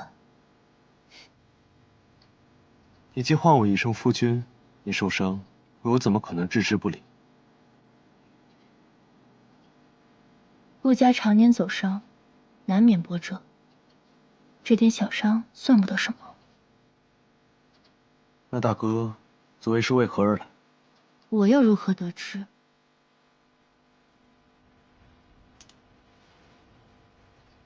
二姐呢？二姐今日因何而来？是否是信得过之人？若我说一切皆是为了三弟，弟媳可愿相信？主人，阁主有请。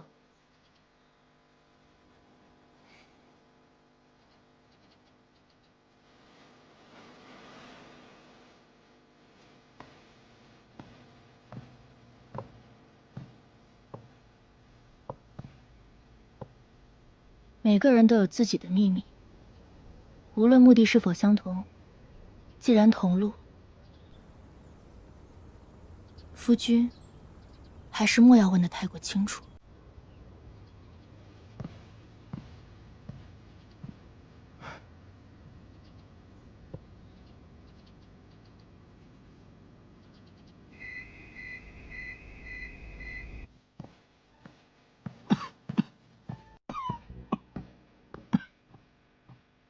阁主，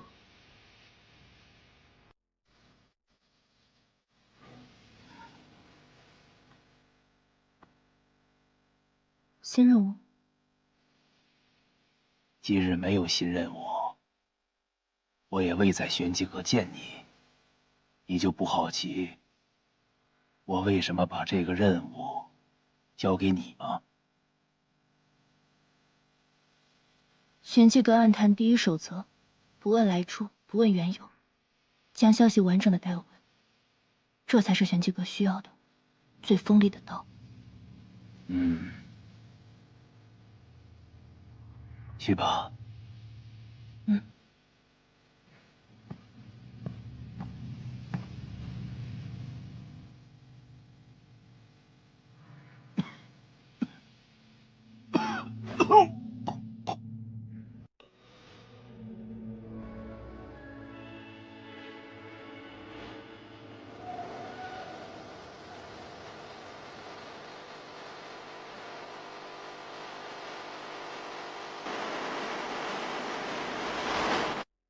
主人所料不差，这次任务，阁主曾交给折竹完成。听说折竹本是接下任务的，却因手上的伤无法出任务。这件事你怎么想？这次的任务与那位驸马爷有关，虽然只是寻他的把柄，但这事关上公主，稍有不慎，则牵扯甚广。折竹也许是知道这其中的厉害，所以有意避之。恐怕不止。依折竹的性子，即便知道危险，他也不会拒绝任务的。能让他放弃任务，甚至甘愿受伤，恐怕只有天风阁那位大少主。可是他为什么要让折竹放弃任务？任务中明确提及，驸马爷在暗中寻人画一幅梅花图。可即便寻遍各大名家，却没有一个人能画出令他满意的梅花图。反倒是那些画不出的画师，皆被他婉去了双目。阁中会借此契机，将接取任务的人送到驸马爷身边。只是玄机阁内画工甲等的人，只有我和折竹。他们是想……不，主人，这个任务您不能接。怕什么？那么多的画师，怎么就没有一个能画出令他满意的梅花图？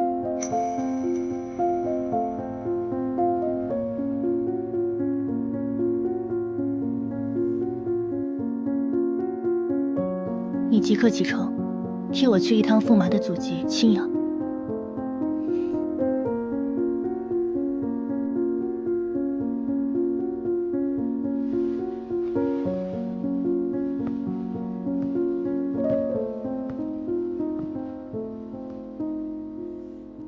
来玄机阁这么久，这又怎会是能选择接不接任务的地方？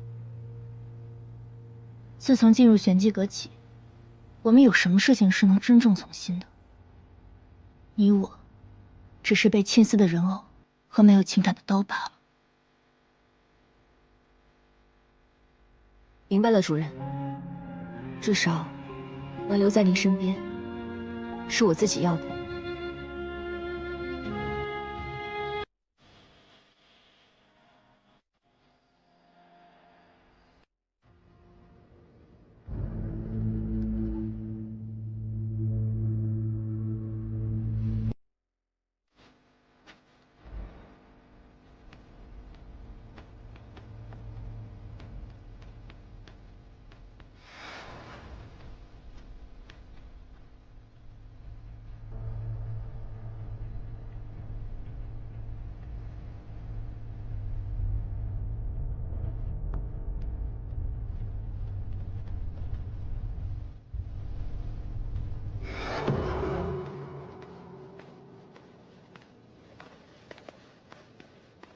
李姑娘，我家主子已经在2楼候着了，定金你应该已经收到了。无论姑娘是否化成，都无需退还。只是，关于我家主子的身份，还望姑娘莫要多问。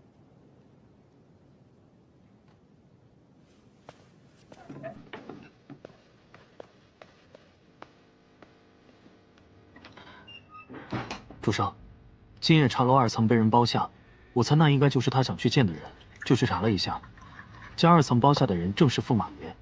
这位驸马爷在朝中并未站队，右相与将军的人都曾有意拉拢，只是主上也曾让我去暗查过，这位驸马爷和上公主的手上都不太干净。哦，门口那个侍女也是上公主的人。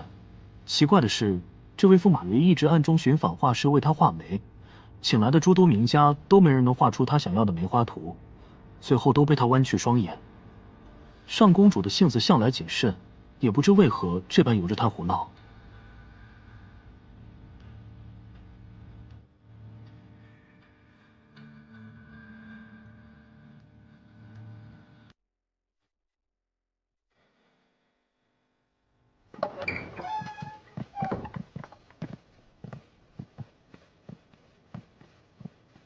主子，这位就是兰陵的画师李姑娘。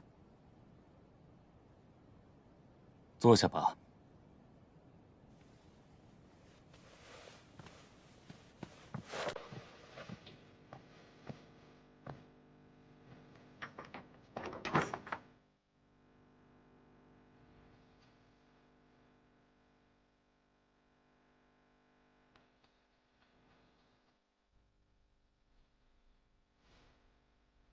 这里没有梅花。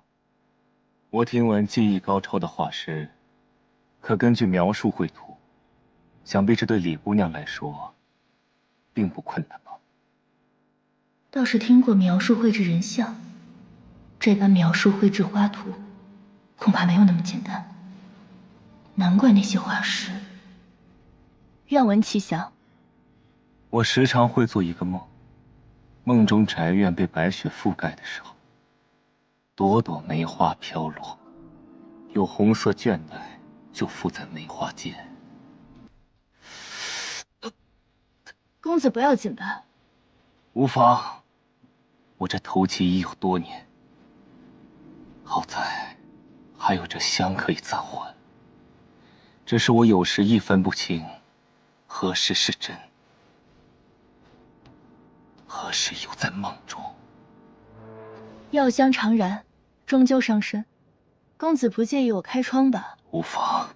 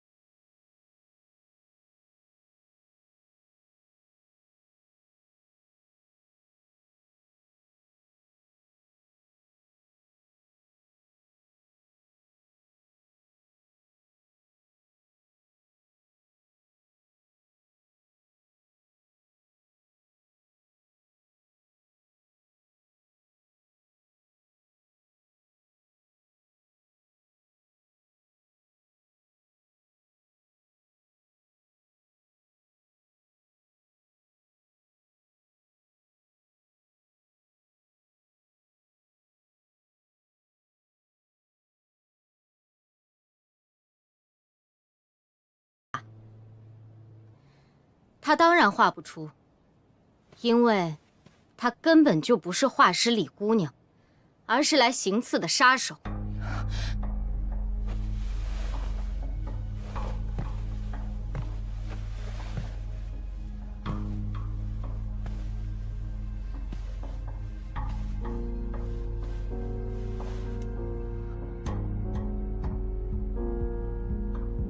你是来杀我的？小女子不过寻常画师，不知你们为何要诬陷我做杀人的勾当？原来不是，没意思。既然不是来杀我的，那就杀了吧。主上，等一下，我能画出公子想要的梅花图。哦。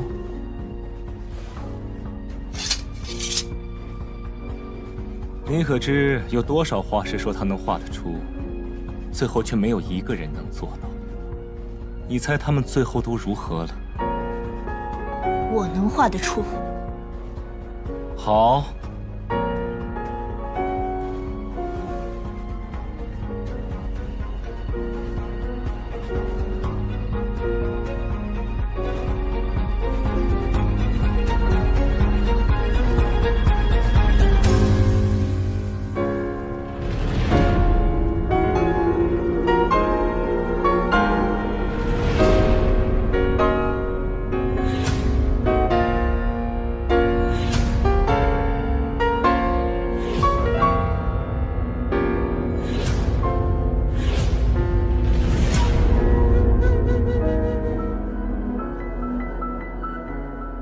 你别忘了，我们主子要的是梅花图，而你这却只有空枝，哪里有梅花？可寻遍各大名家，却没有一个人能画出令他满意的梅花图。我时常会做一个梦，梦中宅院被白水覆盖的时候，朵朵梅花飘落，用红色绢带就附在梅花间。你是来杀我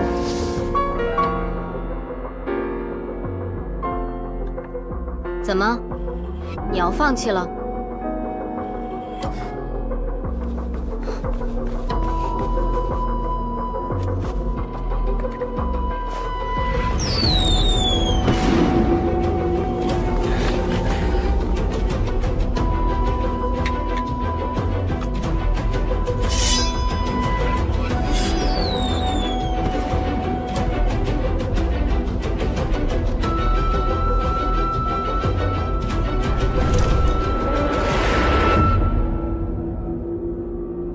有些本事，如今却用血糟蹋这画，看来也是哗众取宠罢了。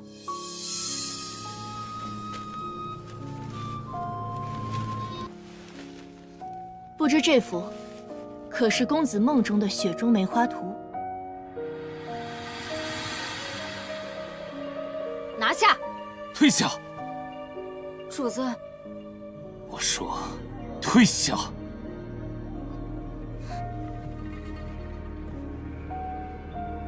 他是怎么？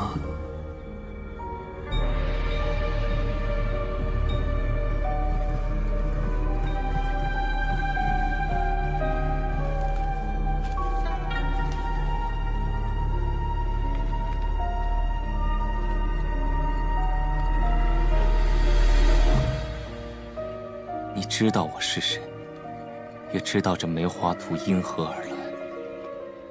是。你果然是来杀我的。不，但是我的确带着目的前来的。起初我在想，驸马爷为何无故寻人画着梅花图，而那么多画师，无一让驸马爷满意。那时候我就在想，驸马爷想要的或许从来不是一幅画，但是后来我又一想，也不是这样。哦，什么梅花图，什么被婉去演的画师，驸马爷不过是借机泄愤罢了。为何这样说？这世间之人所求之最，无外乎是一条生路，而驸马爷所求的，却是一条死路。说下去。驸马爷虽然看起来锦衣华服，风光无限，但形容憔悴疲倦，双腿甚至无法久站，都是因为这香吧。这香有迷香和软筋散的功效。起初我以为是驸马为了画师所下，后来才发现，这香是有人为驸马所下。早听闻驸马惊才绝艳，与上公主的情谊更是上公主亲自向圣上求来的姻缘。但是我还听说，驸马爷在上公主之前有一位发妻。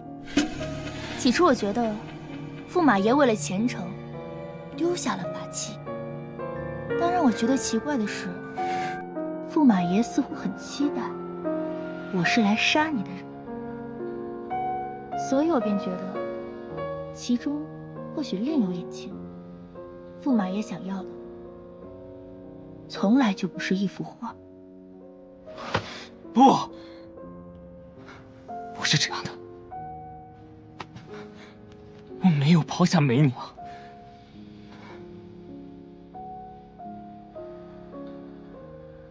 你是玄机阁的人。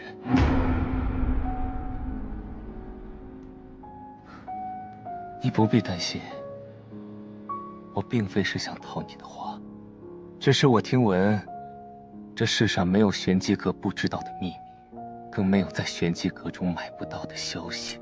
曾经，我也想要寻找一个答案，四处寻访玄机阁，只是可惜，一直没有找到玄机阁的接头人。我为了爬到现在这个位置，我贪赃枉法，助纣为虐。我的双手已经不知道沾满了多少人的鲜血。我自知并非什么善人，但我也一直在等着玄机阁的到来。他扣押了梅娘。我原本只想找到梅娘，与她一同离开。可是，就自几个月前开始，我便再也寻不着梅娘的消息。我梦到了我们从前同住的小院，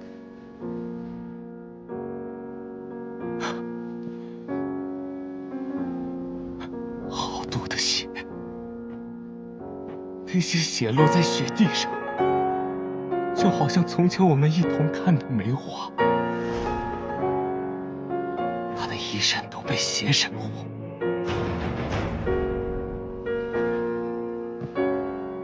就挂在梅树上。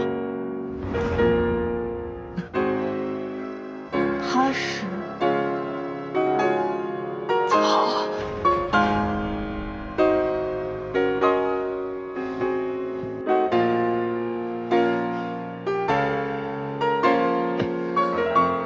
他自然是那位高高在上的圣公主。我也私下派人去查探，不过小小梅园，派去的探子却无一生还。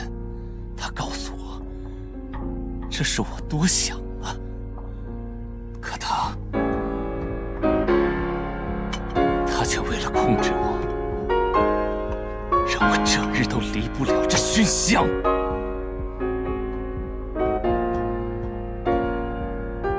我无法去找梅娘，甚至到现在连求死都做不到。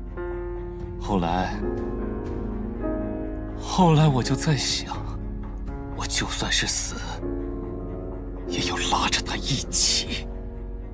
我继续去帮他做那些见不得人的勾当，结党营私，残害忠良。可我每次又会留下把柄，虽然有时会被他发现，把那些痕迹清理掉，可再精细的人也会有疏漏。然后就是画室，你说的对，我是在等玄机阁，我在等那些想要拉我下马的人。我也的确从未想要过什么媒途，我要的就是世人看到我的暴虐。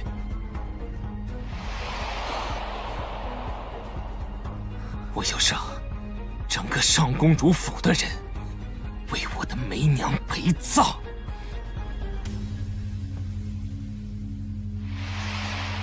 看来你已经猜出了这一切，所以才要以血作媒，赌我会听你一言。所以你也应该知道，我想问的到底是什么？梅娘她当真？梅娘之事，我并不知晓。那你怎会绘制血梅？但是我知道，驸马爷的那位故人已经亡故。去看看故居故人，若来不及将消息传回，蓝色信号为没有异常；若他故居有媒术，便用橙色；但如果有更棘手的事情，便用粉色。棘手的事情是指命案。你当真还要寻着玄机阁？无妨。如今我已经知道这人是谁了。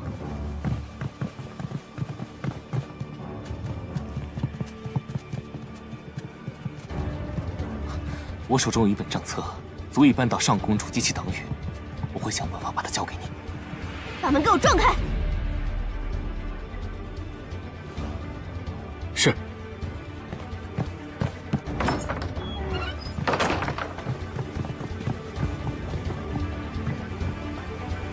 怎么，如今我来茶楼，上公主派这么多人还不够，还要亲自监督？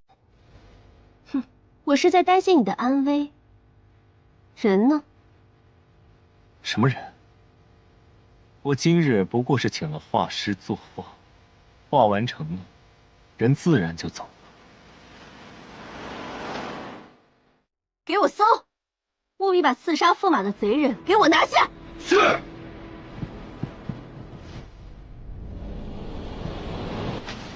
驸马，你以为把消息放给玄机阁的人就能扳倒我？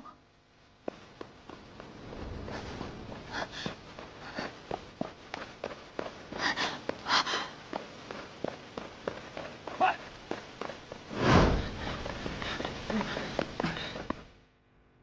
难道你就不好奇我如何知晓他是玄机阁的人？好，我来告诉你。如今玄机阁易主了，你费尽心思搜来的罪证，到头来也变成他人拉拢我的筹码与谢礼。无论我做什么，我身上流淌的都是皇室的尊贵血脉，都会有人前赴后继的为我证明。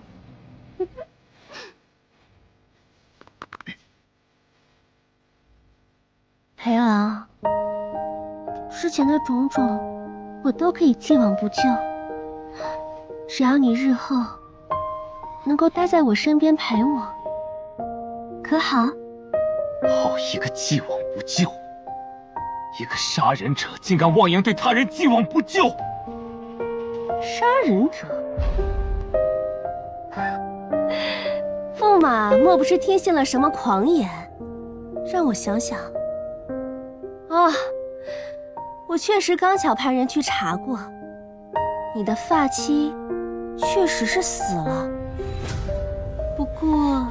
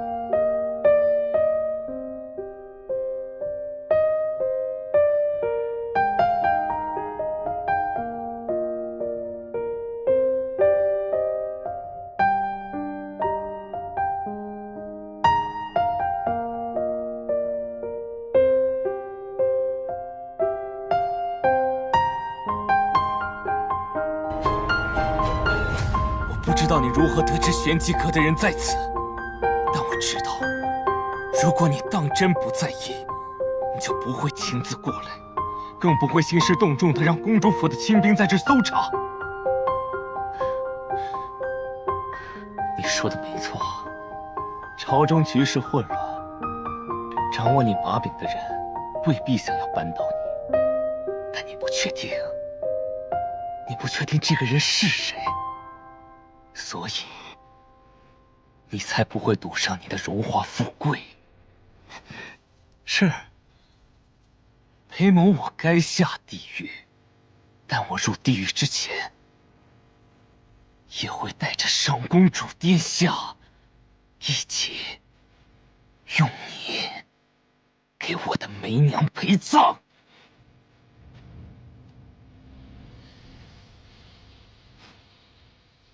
驸马，好好休息。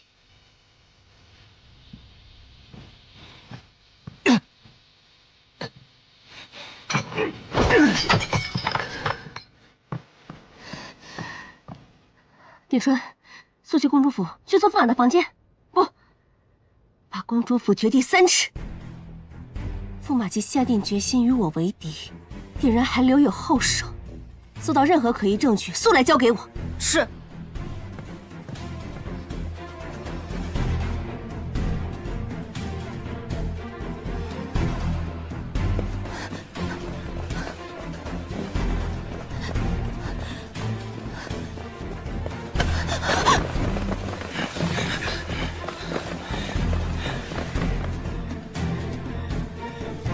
方才我便觉得眼熟，看来这就是夫人所说的易容之术了。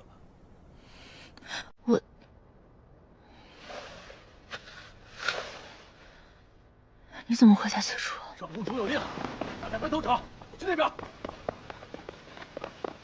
你快走，别管我。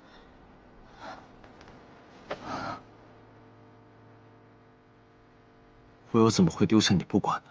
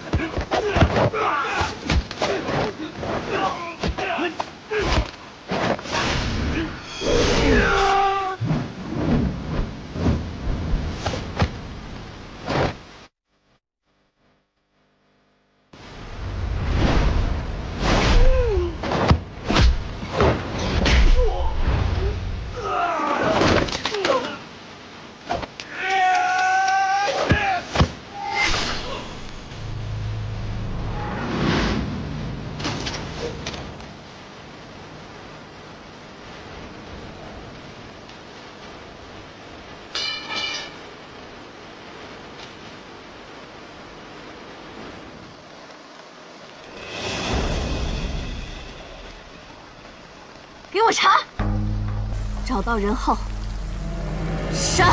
是。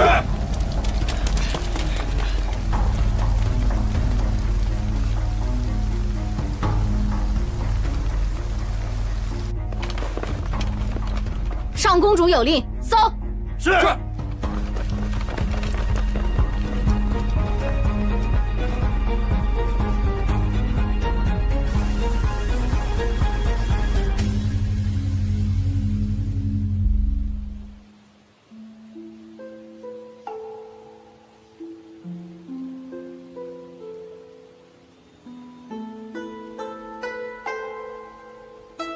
主上，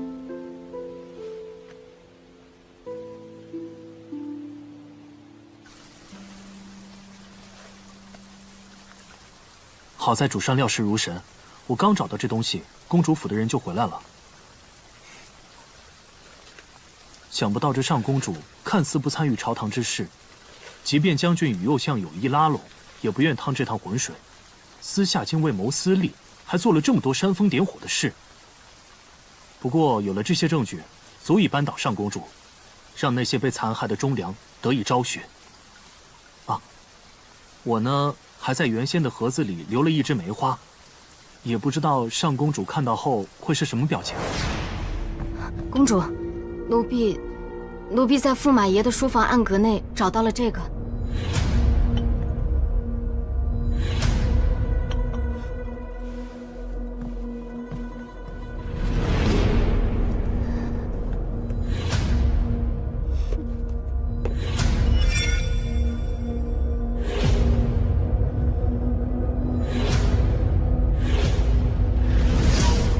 不能看到，还真是遗憾。啊，主上，我这就去将账册交给沈将军，让他明日。给他吧。什么？主上，这万万不可！我们怎么能将好不容易得来的东西拱手相让啊？且不说，如今我们尚不知道是谁下的这则玄机令。若对方所求不是扳倒上公主，而是将她的把柄握在手里，无妨，都是刀尖过骨之人，又何惧被刀刃所伤？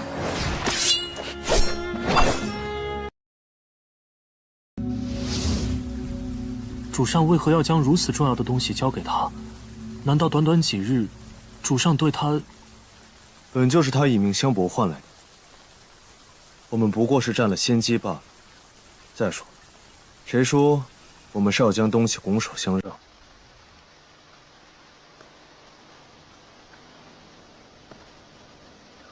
想要鱼上钩，就得先下饵。主上是想假意将账册以玄机阁之手提交，顺藤摸瓜找到背后之人。是。主上今日将他救回，他必定会起疑。主上继续留在这里是否安全？起疑？他可从来就没放下过对我的怀疑。主上，那您……我自有分寸。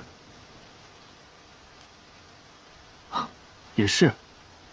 主上和他的那位夫君长得那么像，他就算看在那位夫君的面子上，也不会舍得动你。哦，主上。如果他一旦发现什么，您可切记要模仿他的那位夫君，让他心软才是。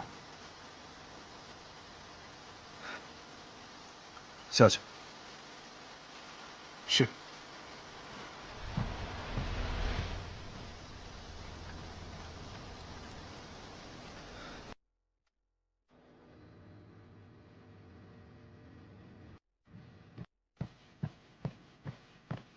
他睡下。睡下？他怎会睡下？他几时回的？可是独自归来？是我送他回来的。今日气闷，便去了趟茶楼，恰巧遇到了他。茶楼？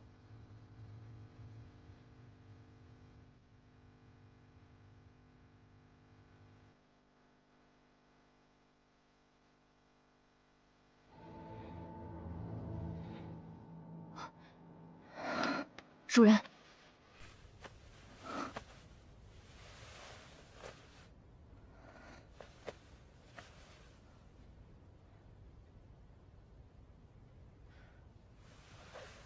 茶楼今日有变故，是他救了我。我今日去过茶楼，上公主数名侍卫被杀，这一切可是你所为？你怎会觉得此事与我有关？你们今日去那儿又是为了什么？怎么会与上公主扯上关系？夫君今日怎么会在那儿？每个人都有自己的秘密，无论目的是否相同。既然同路，就莫要问得太过清楚。夫人对我说了那番话，我到底还是有些介怀，便出去走走，散散心，吹吹风。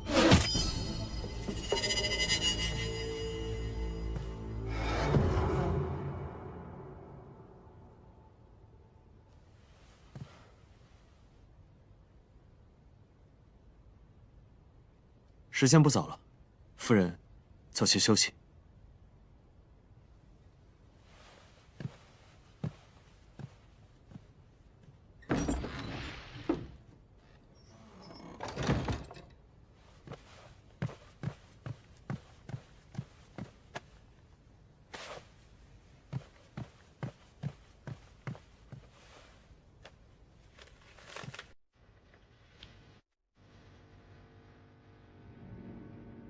这是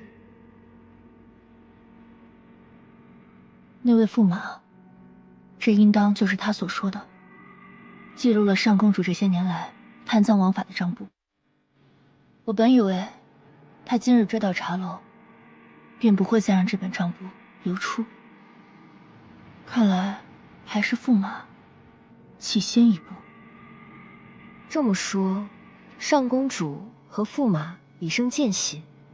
那我那天看到的上公主侍卫的尸体，莫不是二人争斗所为？这次任务完成的太过顺利了，所以让我有些不安心。要不要我再去上公主府一探？如今上公主府定然守卫森严，等事情平息了，你再去吧。上公主为何能这么快赶来？而且我在回来的路上遇到了一批杀手。是谁将您的任务信息泄露？你说呢？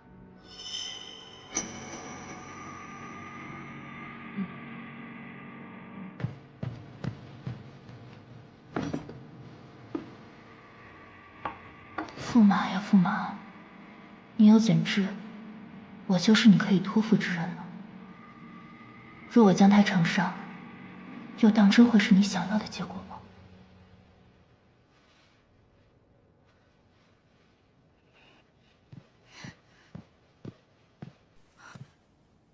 外泄任务、刺杀同僚皆是重罪，跟我去玄机阁走一趟，否则别怪刀剑无眼。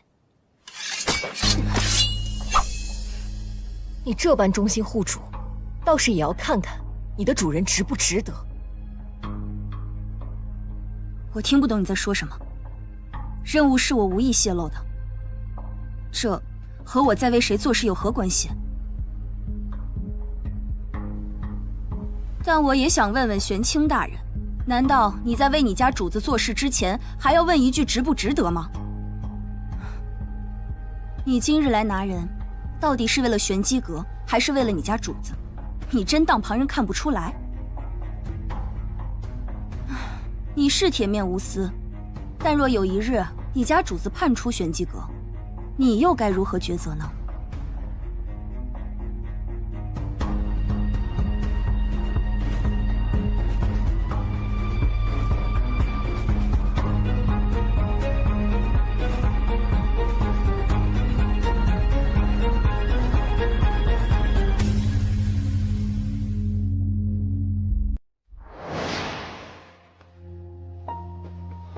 阿洛，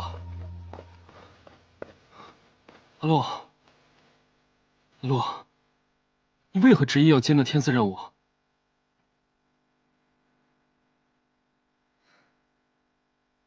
也许是日子过得太过于无趣，想为自己争点什么。阿洛，若是你有什么想要的，我可以。若我要的是玄机阁呢？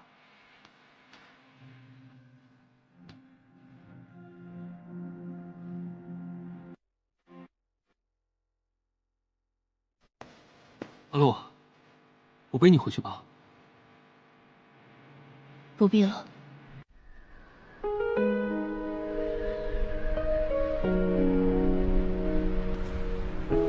我来时便是一个人，如今有风雪相伴，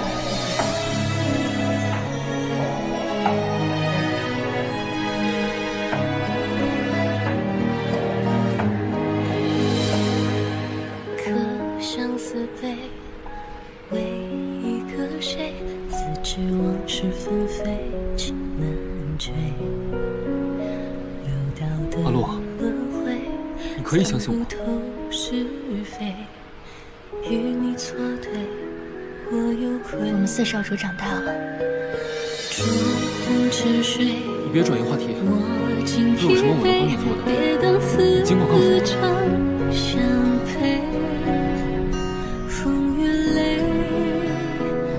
倒是有一件事情。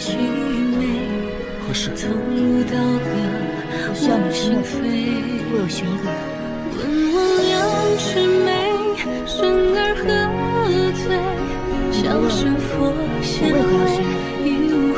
不说是寻你，就算你让我去杀一人，我也绝不会推辞。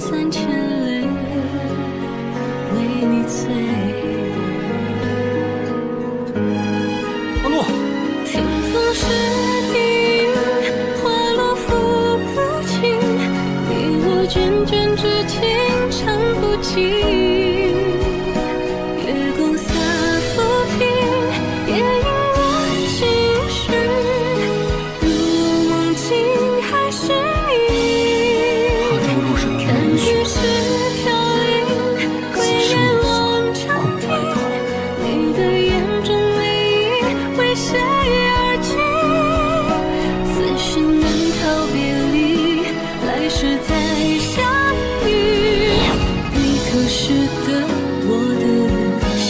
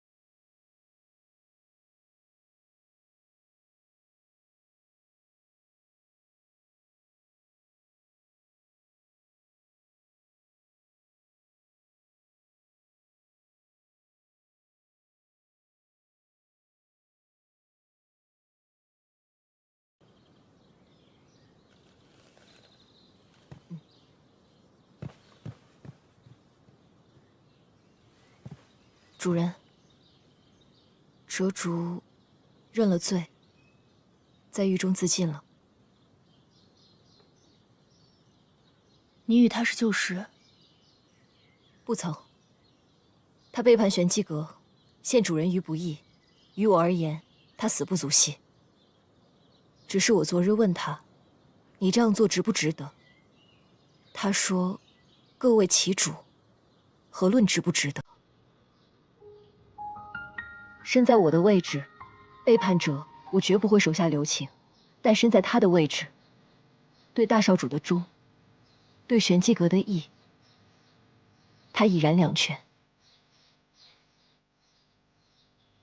难得听你说这么多。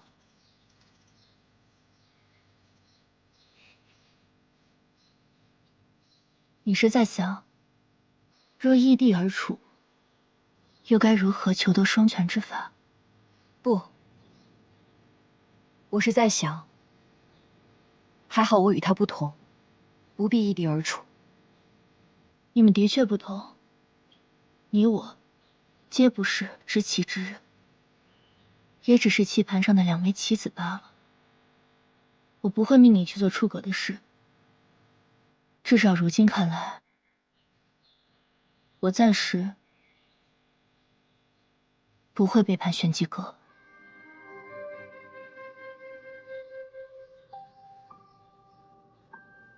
我也该去交任务了。主人打算现在就将他交出，不准备继续查下去了吗？敌在暗，我在明，有这么多双眼睛看着，这件事拖不了了。更何况，谁说我不去查了？这本账簿，如今在我手中，也发挥不出多大作用了。只有他离开玄机阁，我们才能顺着他，找到幕后之人。属下这就去准备，定能顺着他找到幕后之人。我与他不同，是因为我的忠义都系于一人身上。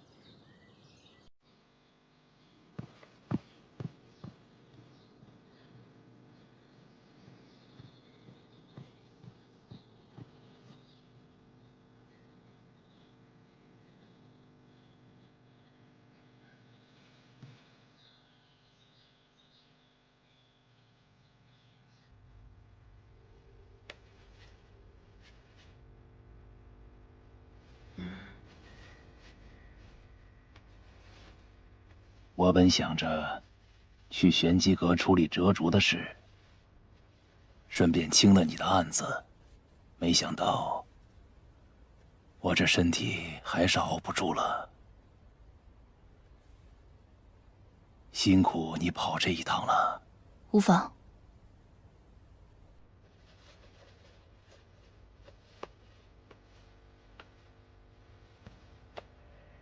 把这本账簿放在大殿后暗室的石匣中，到时会有人来取。暗室内机关众多，这上面有详细记录该如何去做。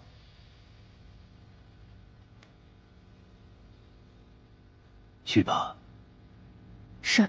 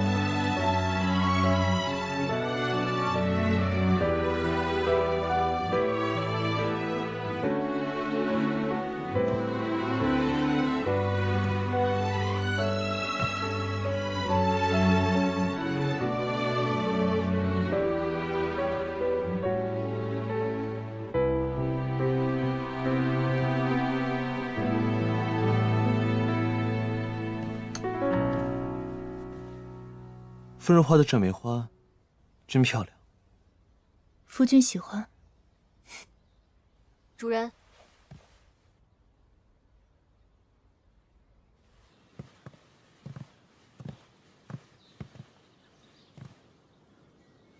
如何？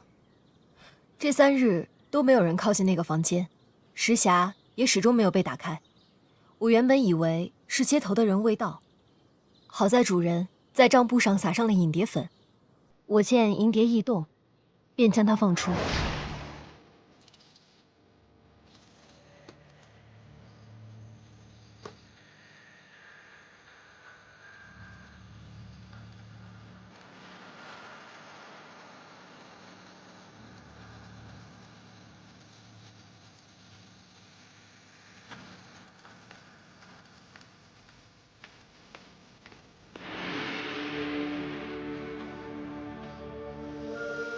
随着他找到了右相府，主人是否要收网？不急。你不是传信回来，说暗室附近有其他人？我这就派人去盯着。还有件事，刚才我在回来的路上遇见了2小姐院里的人，说2小姐有事忘记相告，此刻正在醉仙楼候着，有您想知道的。醉仙楼。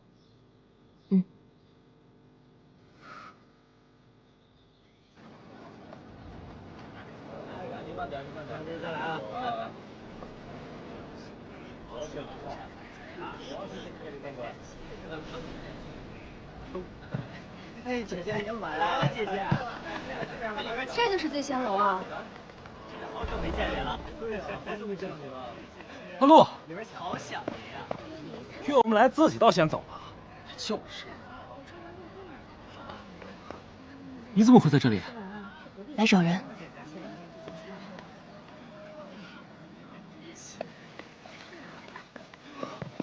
阿洛，阿洛，青神医、玄机阁、醉仙楼，虽然我不知道你要找什么，但你可以带上我，我能保护你。昨夜玄机阁失窃之事，我也有所耳闻，但我整晚都在院中，从未出门。四少主此言，是在怀疑我，还是试探我？阿洛，你知道的，我不是那个意思。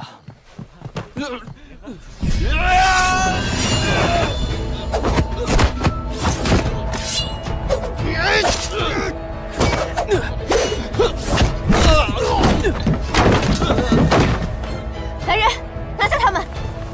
走！站住！你怎么样？有没有受伤？我没事，他受伤了。三弟倒是好兴致，不知何时与我这个大哥也下一盘棋。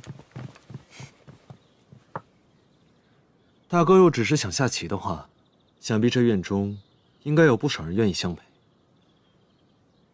今日怎么不见大哥时常带在身边的死士啊？他去了哪里？三弟当真不知？他一个大男人，皮糙肉厚的，受点伤很正常。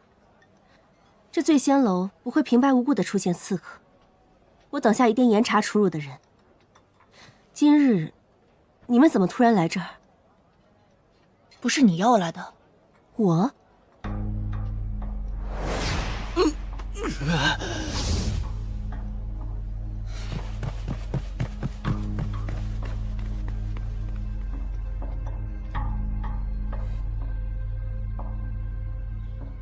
我怎会知晓？大哥今日来我扶风阁，所谓何事？若只是闲来无事的话，恕我身体抱恙，无法奉陪。前几日二妹在院中抓到几名刺客。哦，那二姐可有受伤？她倒是没事，不过那些刺客正好是花灯会的行刺之人，他们供出指使行刺的人就是你，是你委派他们杀人，你正是以那枚玉佩买凶，指使他们在花灯会上行刺二妹。我本不想将这些家丑外扬，只是事关二妹性命，那日抓到刺客之后，我便立马报了官。如今人证物证俱在，大哥也无法抱兵。三少主，跟我们走一趟吧。大哥，这是要做什么？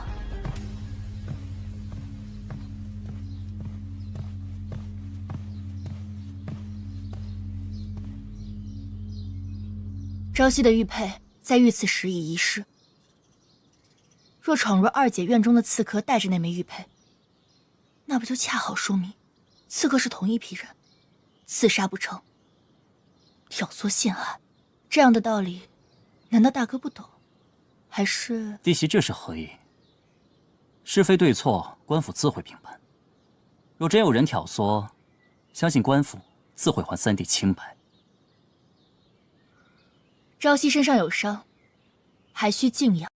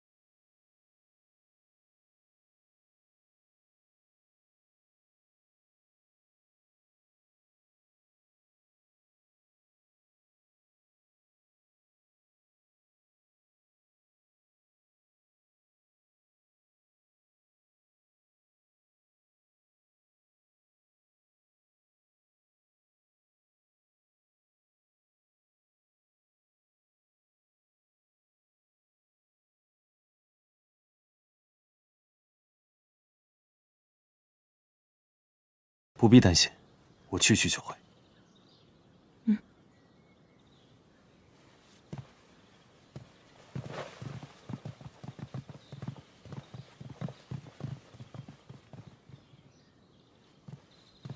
主人，需要我去？将我的首饰盒取来，我要去趟衙门。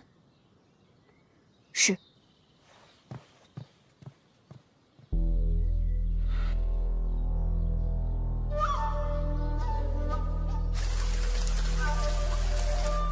刺客我们会带走严加审问，衙门里已经安排妥当，他们不会暴露您的身份的。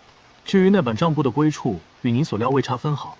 右相在收到后便第一时间去请了上公主，只是他没想到上公主还未到，那本账簿已经被我神不知鬼不觉地交在沈将军手中了。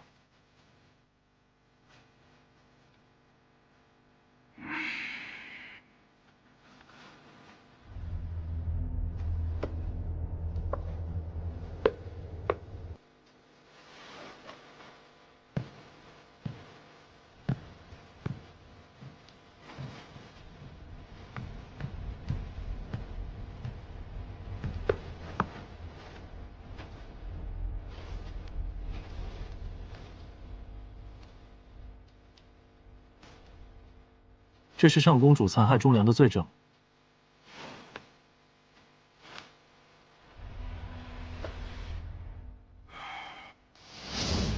今日早朝，沈将军联合几位重臣一同参了上公主。这一次，他是再无翻身之力了。可有被人发现？差一点，还好我机灵。您夫人身边那位可真是阴魂不散。哦，对了，将军问您打算何时回，让我提醒你，最好还是先传个信回去。让那位知道你如今无恙。哦，还有一件事，朝廷剿匪的人回了，派去探查的人说，盗匪认下了刺杀您和顾家三少主的罪行，说顾朝夕他当场毙命，尸首被丢入狼坑，被啃食的只剩白骨。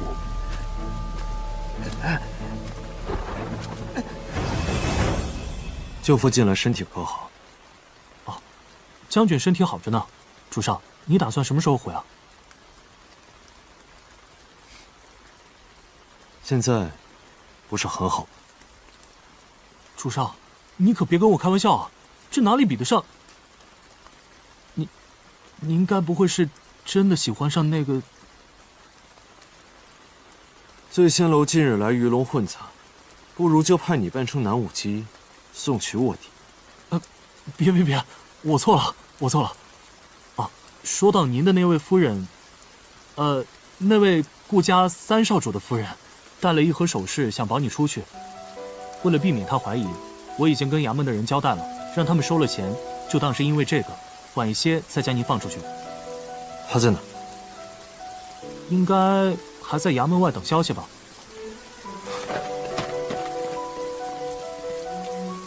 还装不喜欢？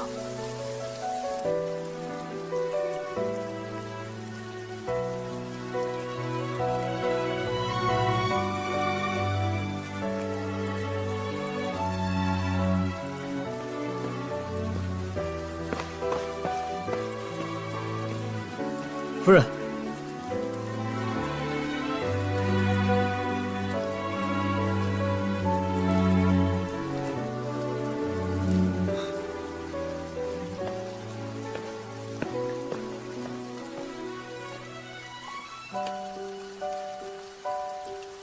我不是让你在家中等我。我不放心。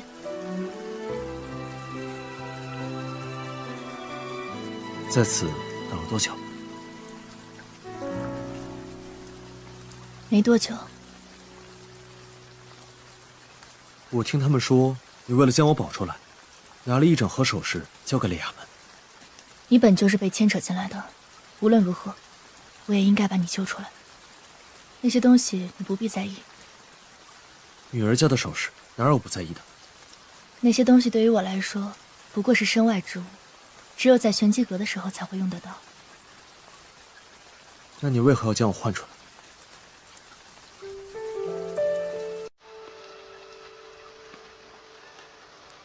你的身份本身就是假的，若是被衙门查出，恐怕会横生事端。只是这样。自然。我还以为是夫人心疼夫君，在这牢里受苦，这才将我换出来。走吧。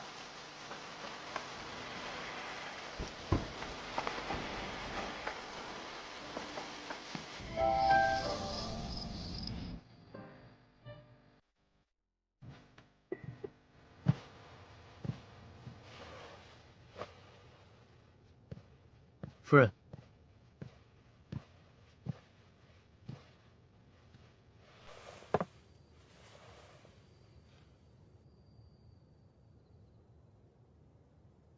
你这是？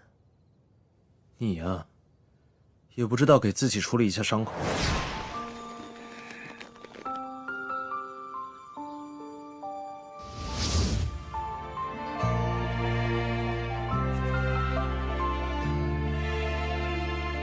我一会儿自己处理就好。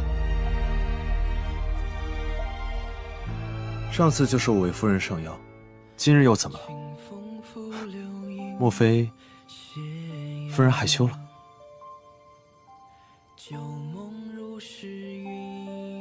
自然不是。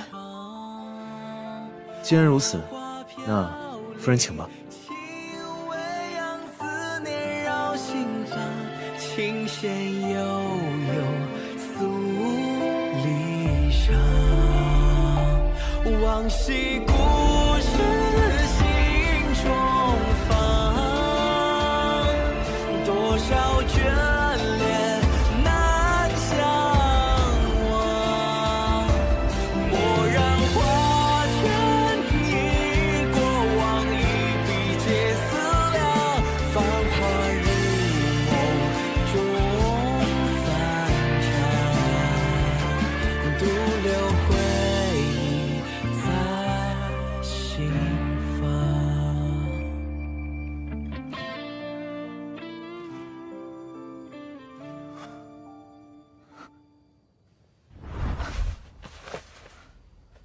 你这刀伤从何而来？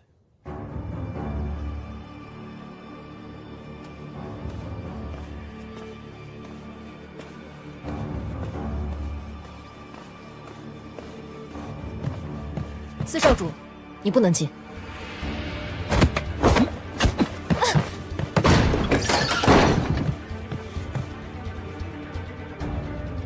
四弟，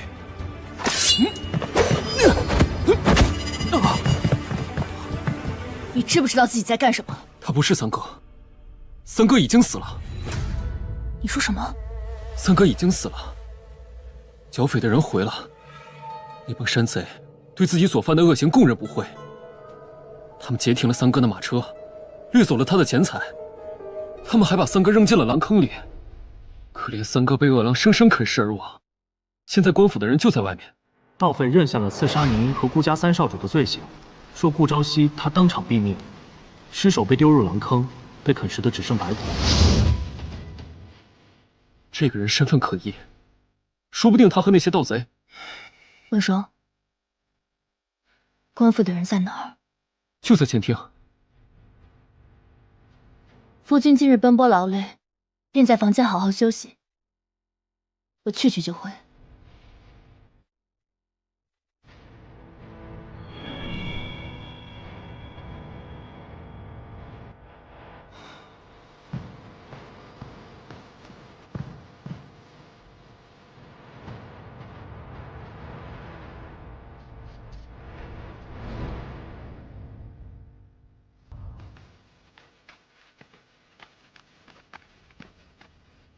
阿洛，咱们就这么走了？万一那个冒充三哥的人趁机逃走？文双，他是你的三哥，也是我亲自寻回的，又怎会弄错？可如果他就是你寻回的呢？偷天换日，易容之术，这不正是玄机阁最……四少主，你这又是何意？难道你是想为我扣上杀夫之名？我怎会这样想？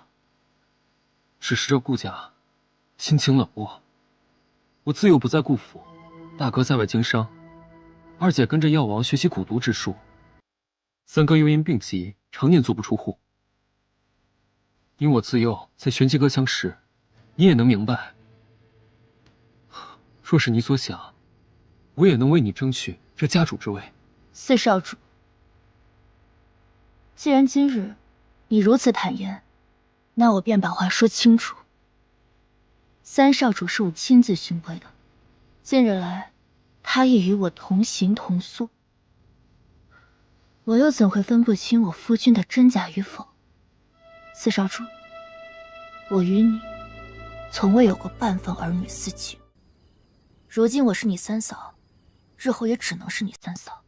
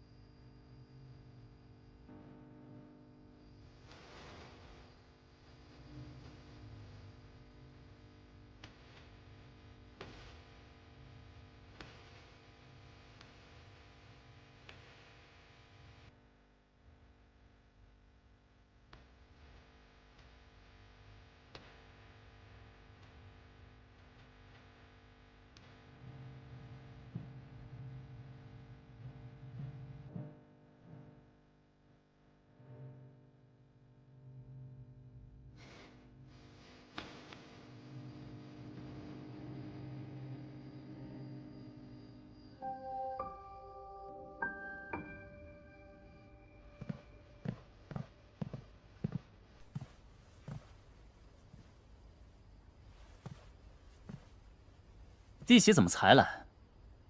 今日三弟被衙门的人带走，才刚回，没想到我们便收到了这样的消息。这些都是官爷在盗匪手中收缴回来的。盗匪已承认杀害了三弟，并将其丢进了狼坑，被恶狼啃食而亡。他的尸骨如今尚在衙门内，官府之人也希望明日一早，我们便能前去认领。但是，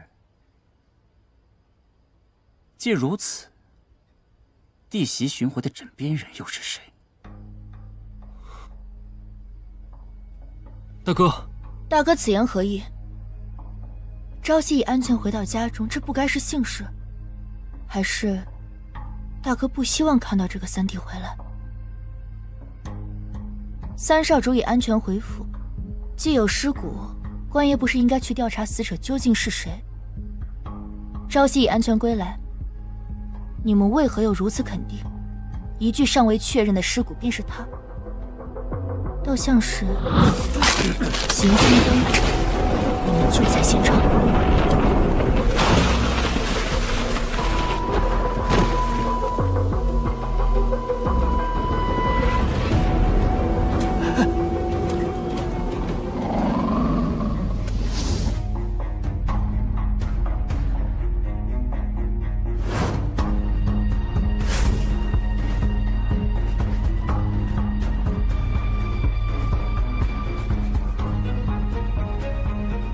这么晚了，几位怎么都聚在这儿？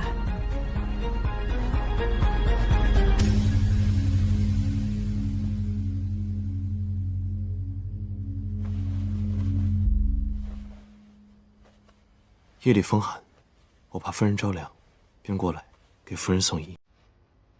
这位就是三少主。是真是假，一试便知。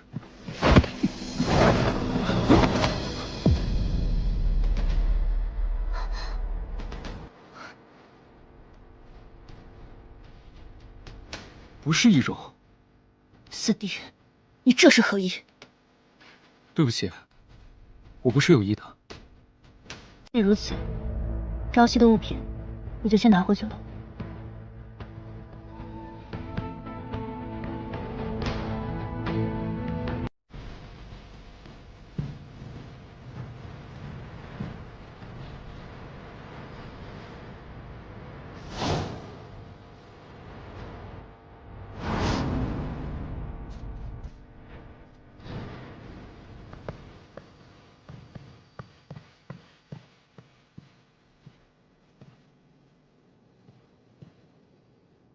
你怎么会与二姐一同前来？我在前厅外遇见，恰好看到他正在偷听你们谈话。今日三弟被衙门的人带走，才刚回，没想到我们便收到了这样的消息。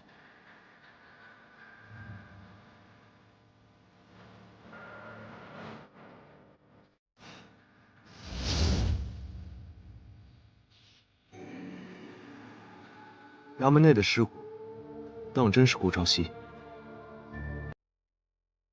不知道。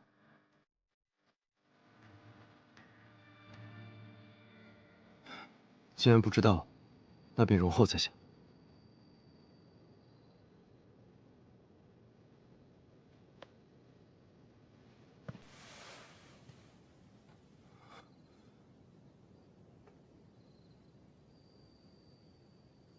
抱歉，我一会儿为你上药。那便多谢夫人了。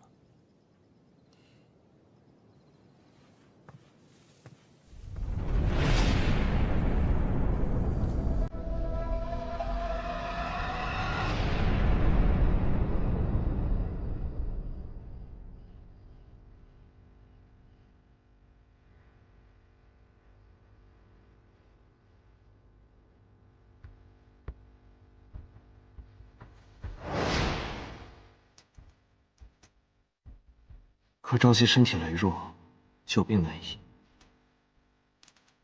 若是姑娘不愿，我自会告知父亲，取消婚事。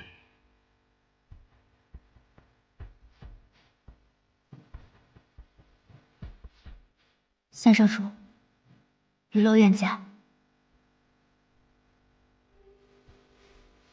如此，在下便等姑娘归来。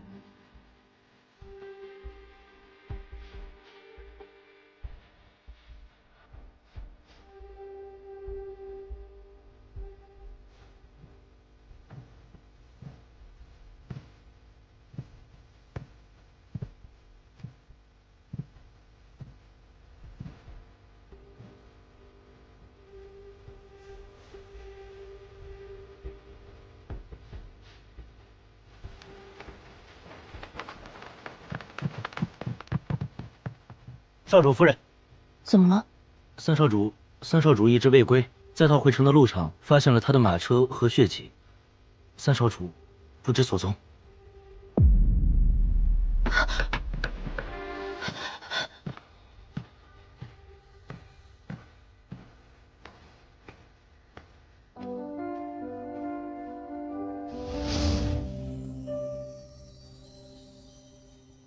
主人，三少主他……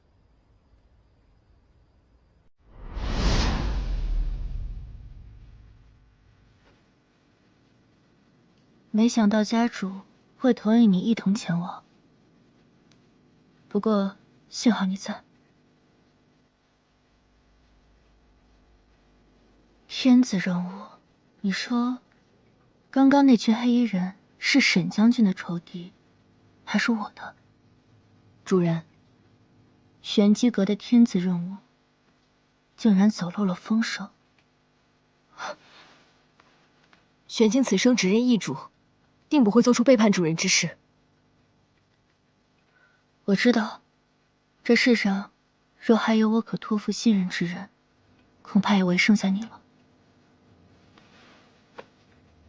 玄清的命是主人救的，就算有一日整个玄机阁与主人为敌，我也定会以性命为主人杀出一条血路。起来吧。这种话可说不得，也莫让旁人听了去。不过，若让我发现你有任何的隐瞒，我必定不会轻饶了你。你该不会是真的做过什么？出任务前，三少主曾问过我，您可有什么喜欢或是意义非凡的东西？我说，曾看你戴过一条串珠的手链，后来不知为何忽然不戴了，许是遗失了。三少主他说他知道了，还说等你任务结束就去扶风阁找他。玄机阁此事居无定所，你与他虽尚未成婚，但他已在扶风阁给你留了一处小院，你若不嫌弃，随时都可以过去。还说，扶风阁以后也会是你的家。但是，三少主还说，婚嫁于女子是终身大事。你若想改变心意，你二人的婚事随时都可作罢。明日一早，我就去衙门将尸骨取回。不，派人去守好。若有人要去认尸骨，是。还有一件事。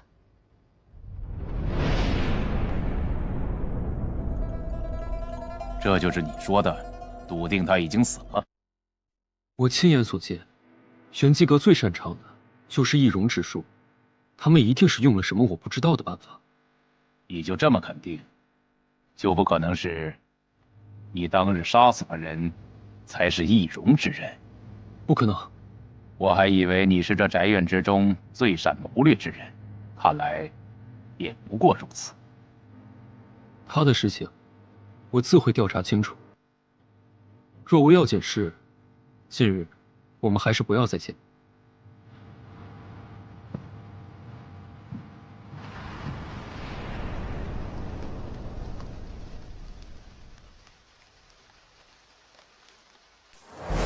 得罪了，三弟受伤回府，我这个做大哥的来看看都不行。三哥，只是我的三弟，你我也有5年未见，怎么见了二姐，连一句话都不说？他不是三哥，三哥已经死了。三弟自小随身的那枚玉佩，今日怎么不见你戴？是真是假，一试便知。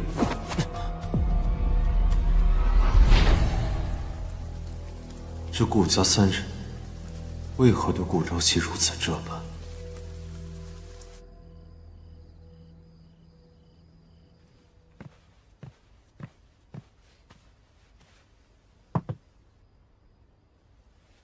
这是4少主给的。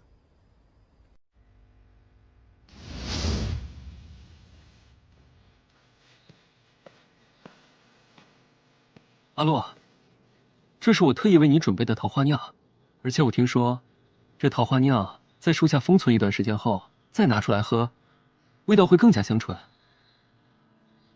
怎么？难道你不想喝吗？当然想喝，等你再拿出来那天，我们一起。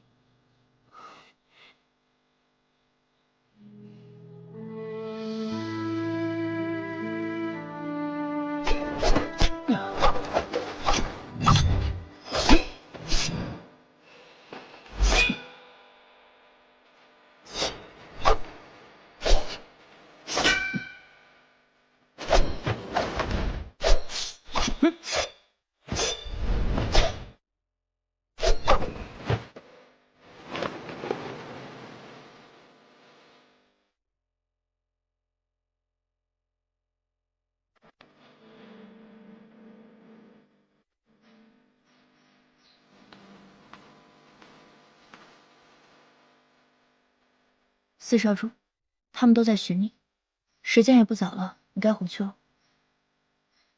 我才不想当什么少主呢，现在的日子多好啊，练上乘的武功，每日和你切磋。这家里的事情呢，就交给2姐处理，生意上的事情就交给大哥。至于这玄机阁嘛，本就是3个母亲的。我呢，不想背负太多的期望，只想和你一直这样。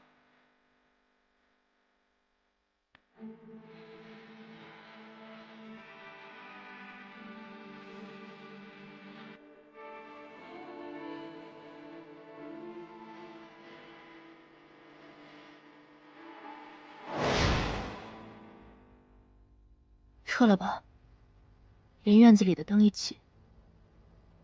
是。怎么？是有消息？是右相府那边，盯梢的人说没能看清是何人偷走了账簿。此人轻功绝佳，我怀疑和我那日在玄机阁遇到的是同一个人，但我还是觉得此人有些眼熟。另一边的探子可有回报？虽然没有追上那人，但留意宫中动向的人回禀，弹劾上公主的朝臣虽多，但是掌握关键证据和最终拿出账簿的，都是沈将军一派的人。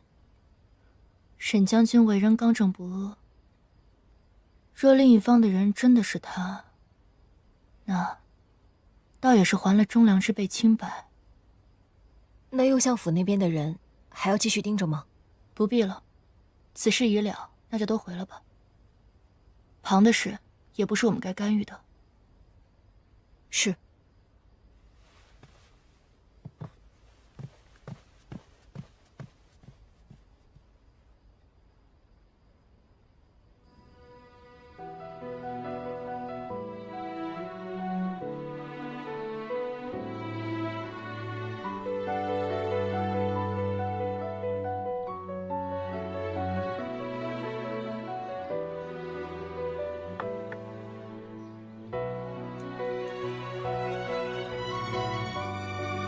这盘棋，若再让下去，夫君恐怕很难有胜算了。夫人不是说过，你那位夫君性格温和，莫非他不是这般落子？温和不是藏拙，他的棋艺在为不在讲，包容而克制。但你，却每一次在绞杀之前，必退。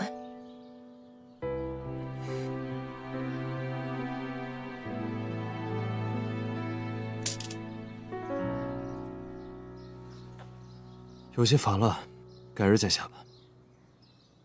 可是哪里不是？是在下奇技欠佳，扰了夫人兴致。你们举案齐眉，3少主未归，便寻得了相似之人。相同之事，重做一遍。而我呢，不过是个领着赏银的替代品罢了。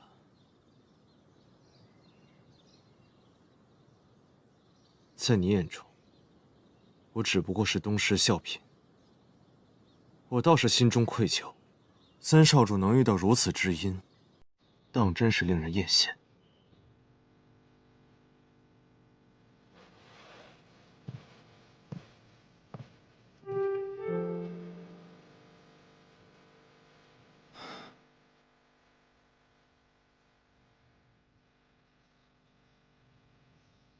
杀害三少主的凶手，可有新的推测？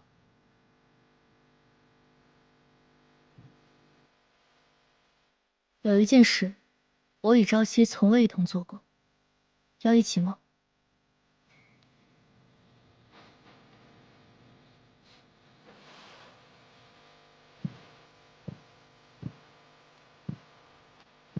即使夫人相邀，在下自当同往。那走吧。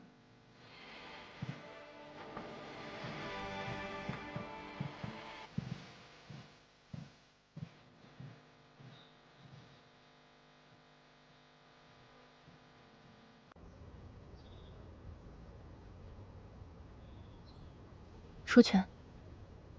我怎么能对夫人动手呢？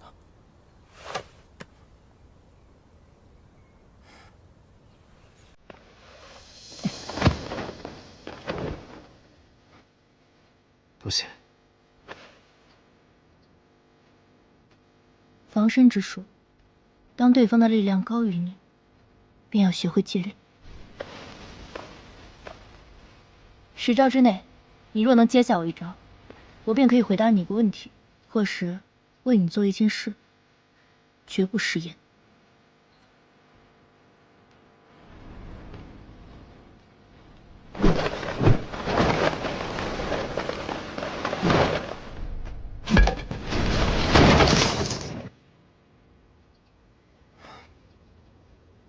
你赢了，可有和你想问的，还是要我做的事情？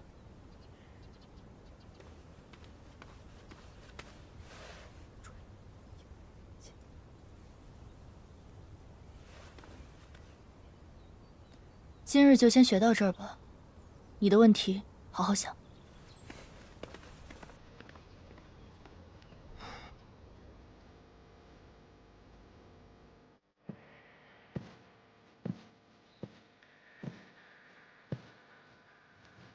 出来吧。主上，顾朝生带着人去衙门认尸骨了。之前咱们不是查到他雇了杀手，凶手应该就是他吧？余洛送去衙门的首饰呢？还在啊。去取回来。看来要尽快将暗杀之事调查清楚，并且将那枚玉佩带回来。衙门的暗哨都还在吗？在倒是在，不过顾朝生不是已经去了，还要继续盯着。自然。今日衙门会很热闹。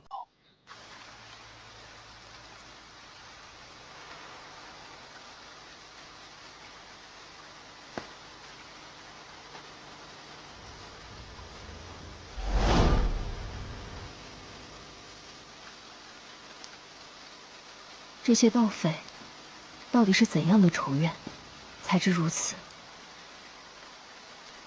最可怕的是，此举并非盗匪所为，而是出自手足。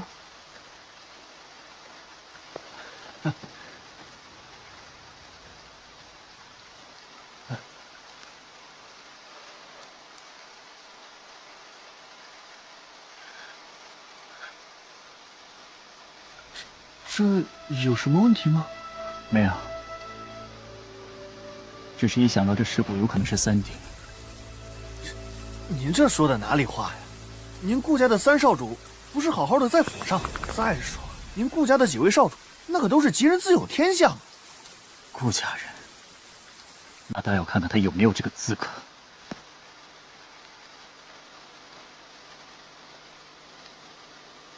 三少主，他难道不是？看来，我们有必要再去查一下三少主的身份。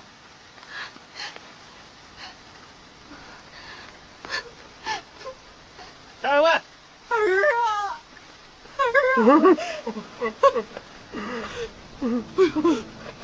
太吓人了！老彭，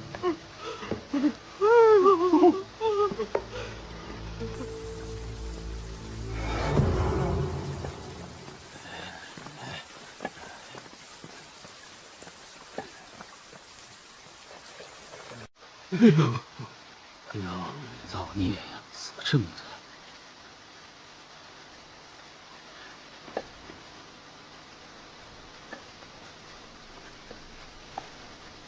今日怎么会有这么多人来？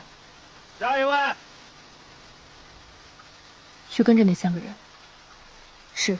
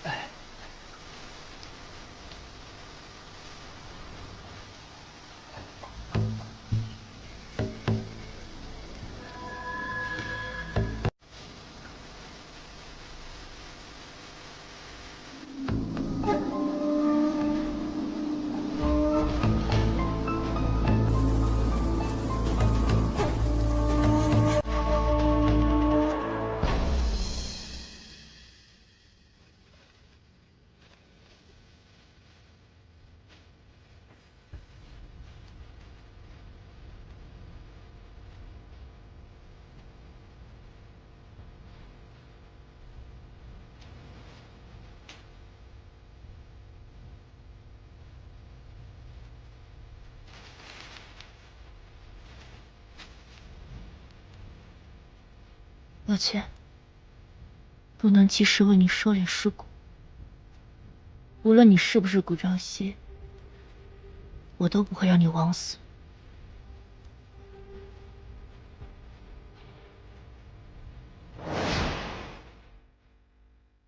你还要用这副面孔对着我吗？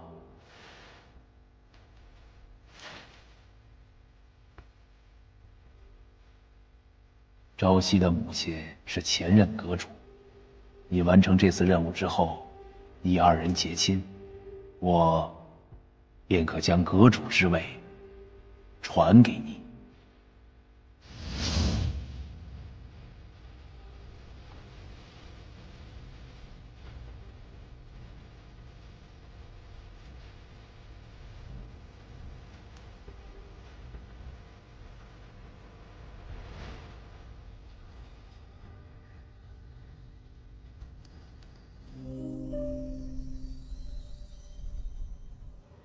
陛下，派出去的人回禀，太子已经……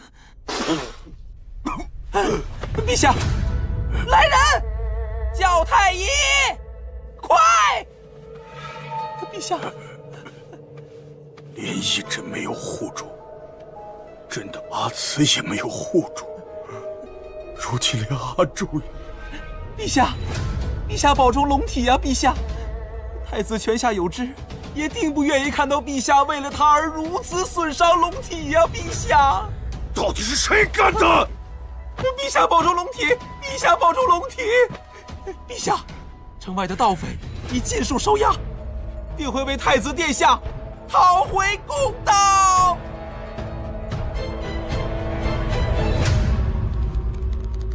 敢咬我，小宝贝儿！要不是念你还有一丝用处，我就弄死你！哎呀，我今天就先留你一条生路。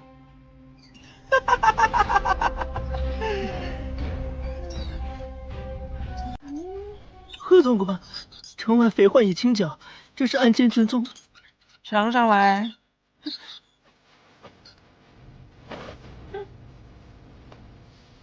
怕什么？哎，顾朝夕。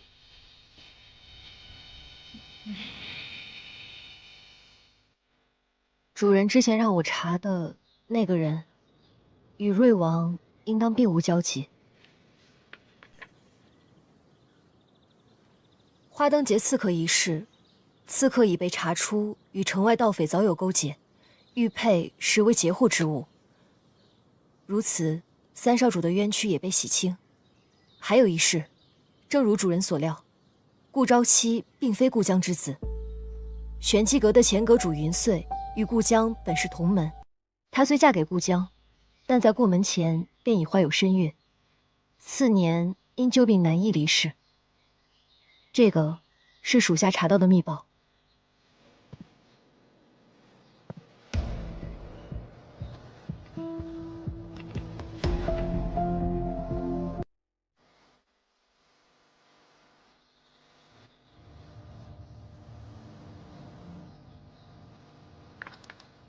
你觉得这件事情如何？如此看来，或许是有人知道顾朝夕不是他们兄弟之后，狠心下了杀手。顾家人，那倒要看看他有没有这个资格。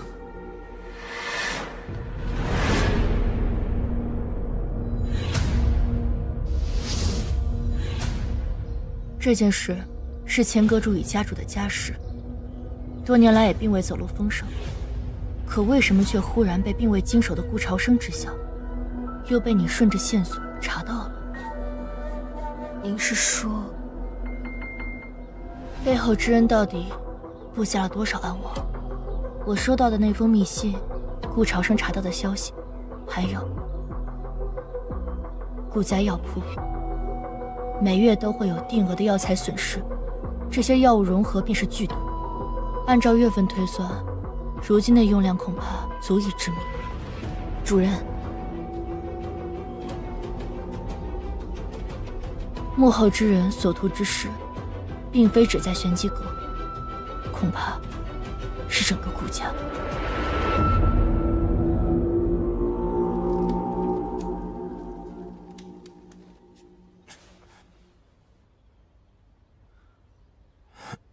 可是我下手太重了。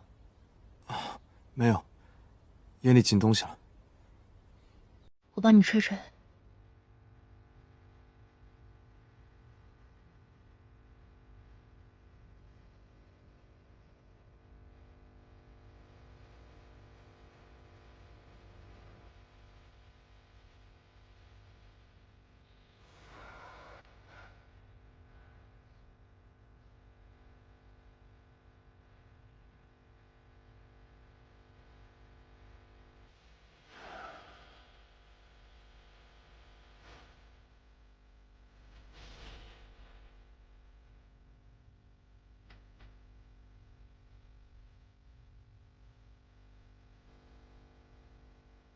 好些了。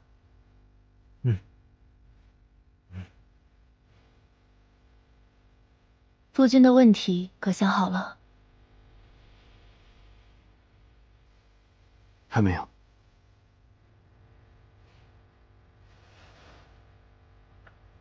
不急，你慢慢想，想好了便告诉我就好。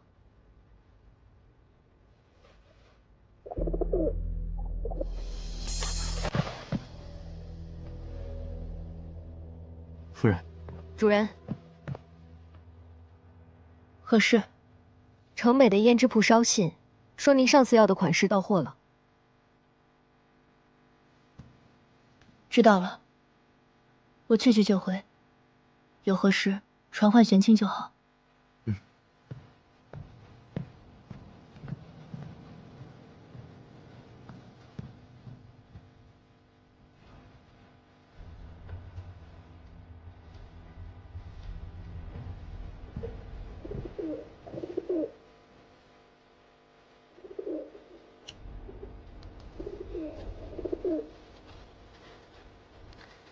西街第3家院子，苏兰。城北没有胭脂铺，看来也该让这小子学学暗语。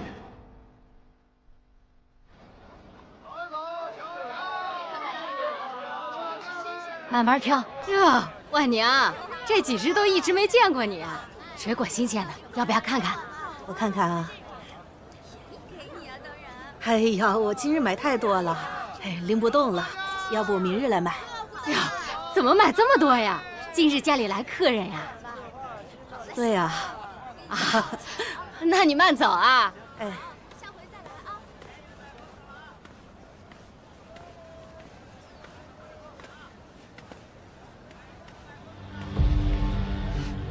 客人竟这般着急，也不等我将饭菜做好。怕冷言地下无人照料，我还是先送你下去给他做吧。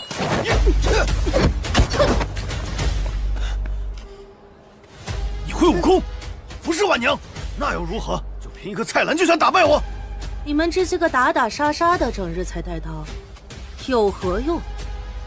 刀这种东西，想要随时有。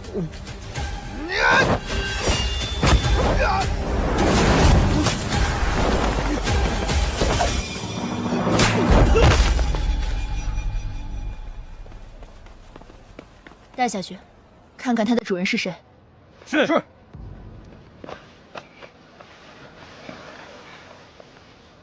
胭脂。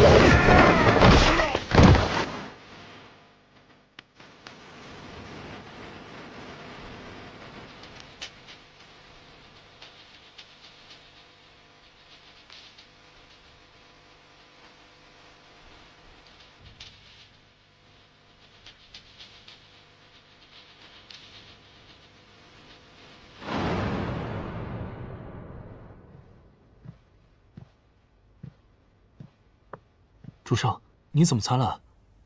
不知我是哪里得罪了这位贵人，还请明示。如今京城中几方势力都在选你。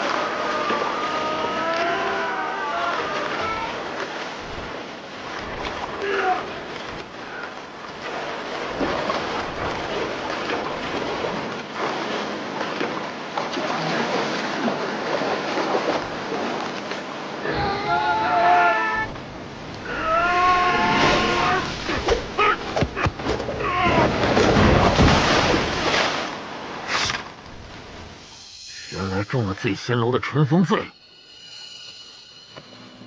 兄弟们，抓他！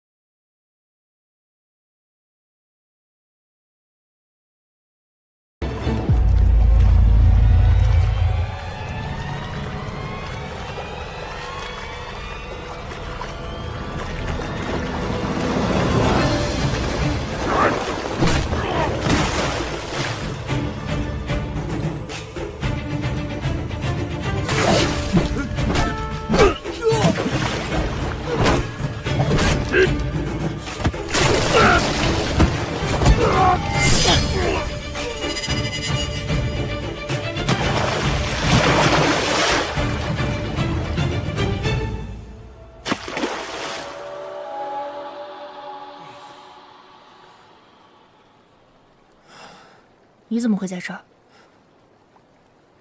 你到底是谁？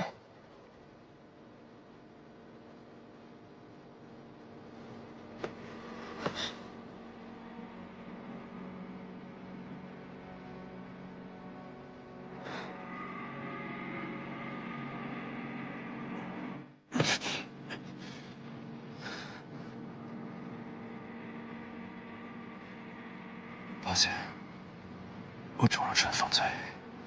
春风罪？你为何会被下春风罪？你为何在这儿？你走之后，又来了刺客，玄清不敌。玄清，他怎么样了？我将刺客引了出来，他并无大碍。春风醉是醉仙楼最霸道的媚药，专门用来调教顽抗的男子。你难道不知道，这药遇到冷水时会增加药力？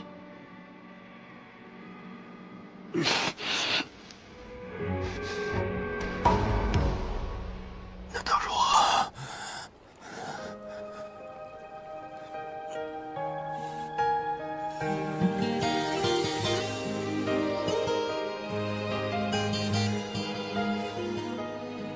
求我。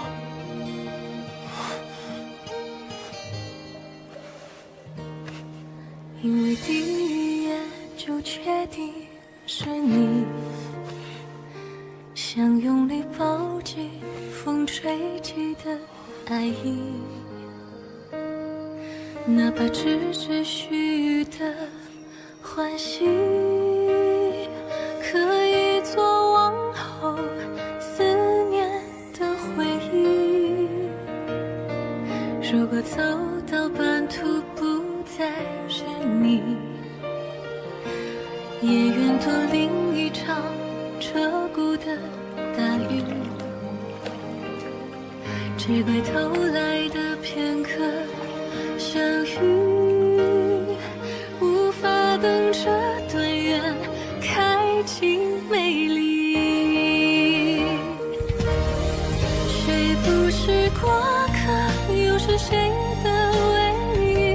谁让谁伤了心，却难相离？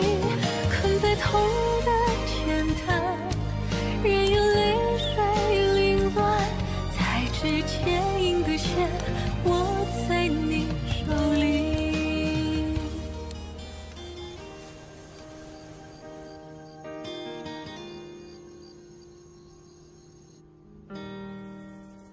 主人，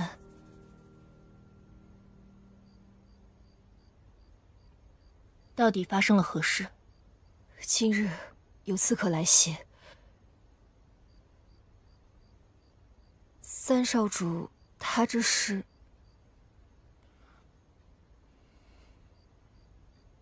中了迷药而已。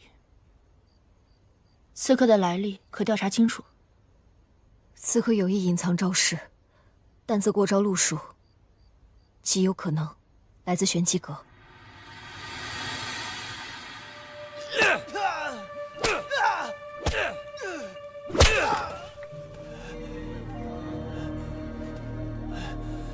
看来来今日还是审不出什么。罢了，我们还是去问问他的老母亲，说不准他会愿意告诉我些什么。他在哪儿？你们把他怎么了？他如今很好，但日后好不好，那就不知道了。是大少主！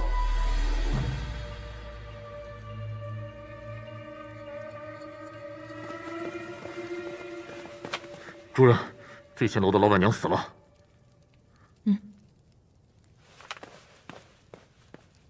主人，若这一切都是大少主所为，你当真要？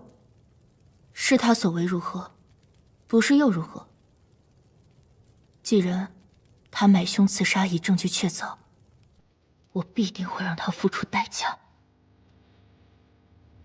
只是，老爷那边，顾家那几位少主都还在，你说，他们为何让我一个外人插手？属下不知。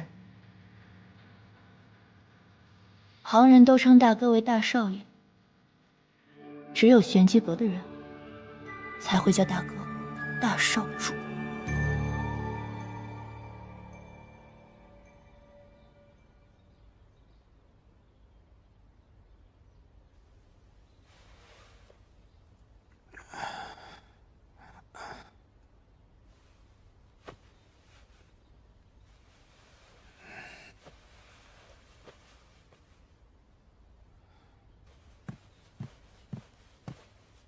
你醒了？夫人呢？瑞王在醉仙楼设宴，邀请了顾家几人。主人说了，你不必前往，好好休息。他去就回。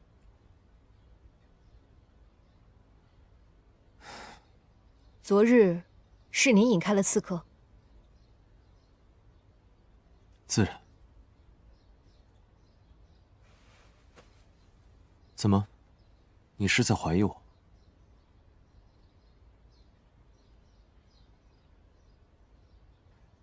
夫人宴席难免饮酒，一会儿我为她煮一碗解酒的汤。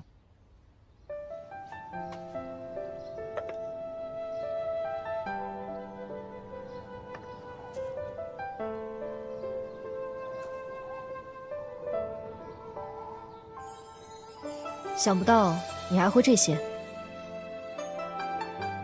我如何不会？难道书生就该十指不沾阳春水吗？只是觉得你不像是会做这些的人。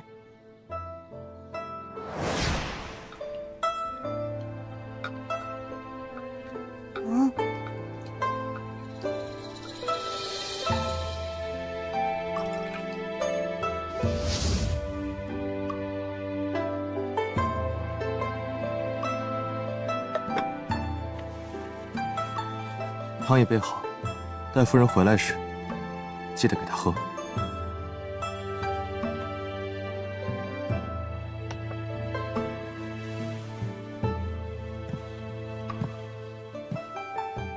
我要出府一趟，你可要随我一起。去哪儿？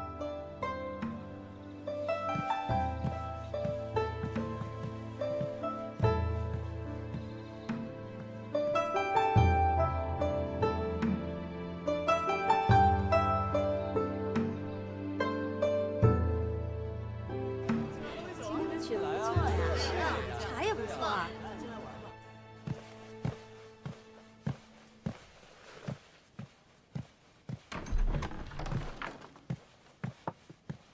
今日阿洛也会来吗？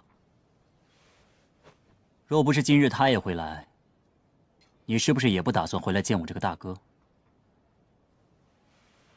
如今扶风阁中那位，当真是我三哥？是与不是，既然牵扯了命案，官府自然会有判断。这里毕竟是你二姐的地方，小心隔墙有耳。江湖中销声匿迹的天机门，曾有5位弟子：大师兄长崎，二师姐云穗，三师兄顾江，四师弟秦宇恒，还有小师妹涟漪。后来秦宇恒官至左相，涟漪以将门之女身份加入宫中。元岁秘密创立了玄机阁，顾江成了商人。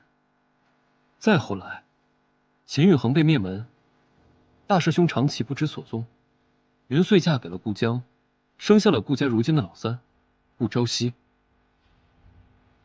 可我听说，元岁在嫁给顾江之前，就已怀有身孕。有些事情你知道的越少越好，你只需要知道，只要有大哥在，你可以永远无拘无束的做顾魏霜。走吧，别让瑞王久等了。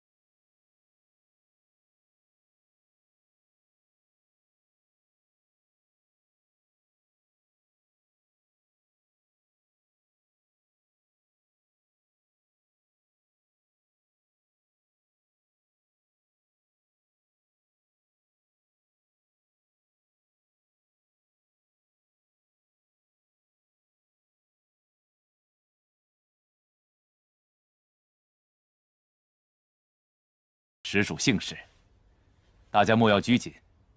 我同朝生多年以书画交友，结识的红颜更是承蒙玄机的照拂。问霜呢，也算是我看着长大的。这位顾家老三，虽然今日不在，但我与朝生亲厚，便也全将你当作是弟媳了。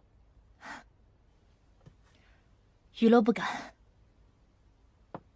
只是有些遗憾，我偶得一盘残局，听闻三少主奇技了得，便想与之切磋。如今看来，恐怕是心愿难了了。有何难了？王爷既有如此兴致，我便差人去寻。王爷，我也曾就棋局同夫君多次探讨。若王爷想寻对弈之人，不知娱乐可否一试？美人相邀，我自然是无法拒绝的。来人！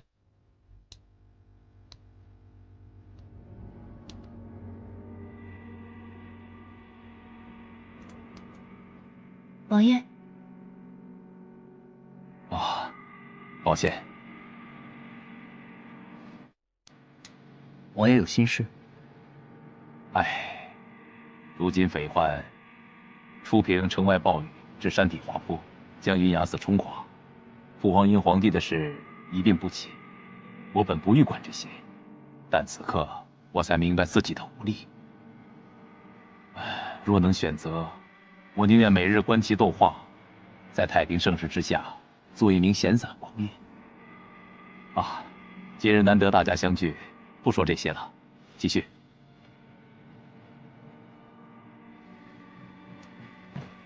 王爷，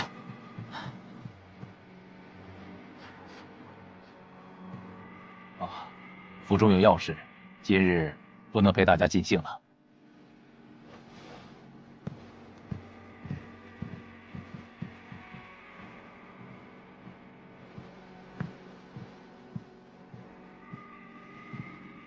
四弟，可要对弈？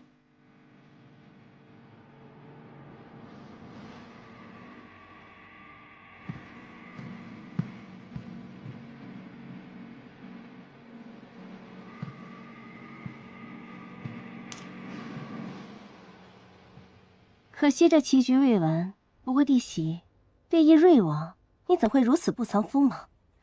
也不怕他输了棋局，迁怒于你？瑞王棋技精湛，看似随意无章，实则步步为营。难道这盘棋你会输？时局尚早，还未可知。果然是观棋如观心，弟媳可有观棋难辨其心之人。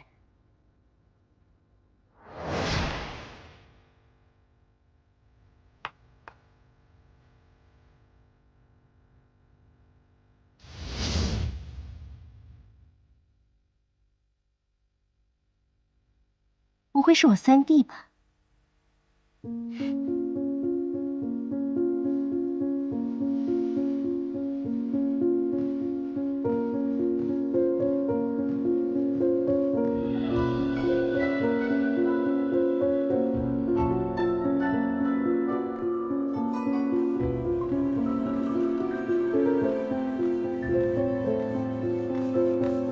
阿洛，你替我试。对不起，咱们还能回到从前吗？你我相识已有5年，在玄机阁，你从未有少主架子，善良、热忱，也是我所见之人中最为干净通透的。你对我来说，不仅是同门少主，我也是真心将你视为我亲弟。如今我嫁给朝夕，随他称你生4弟，自然是不会将你那日无心的话放在心上的。时间也不早了，我该回去了，你也早些回府。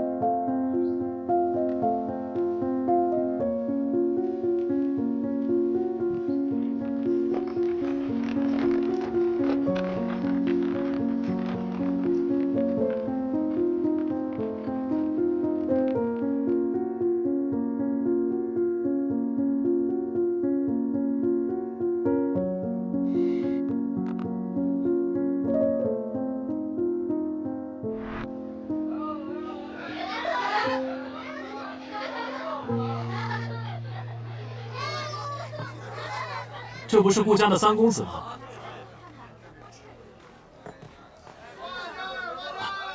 正好在这儿遇见你，免了我去顾府的麻烦。这个就交还给令夫人了。还有这个。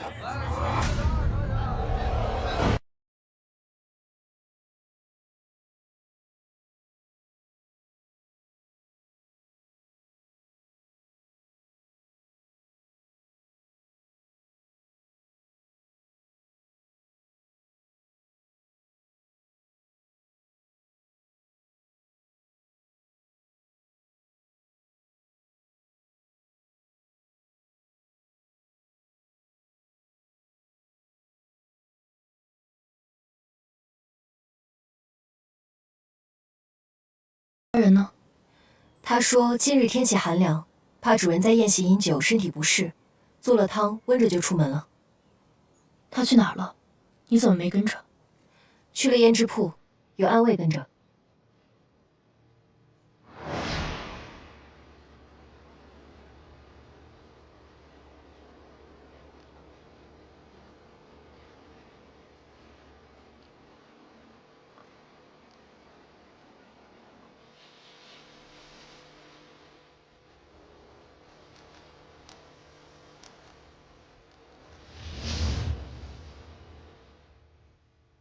他做了什么汤？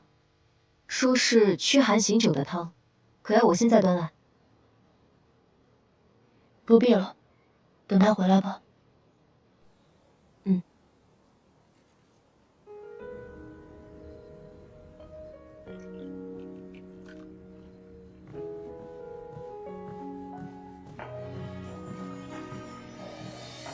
主人，他说这汤要热着喝。下去吧。可相思悲，为一个谁？自知往事纷飞，情难追。流到的轮回，参不透是非。与你错对，我有愧。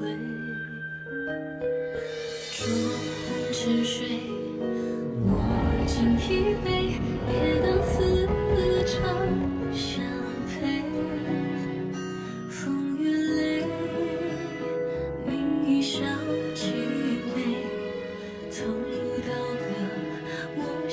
草，你别管我。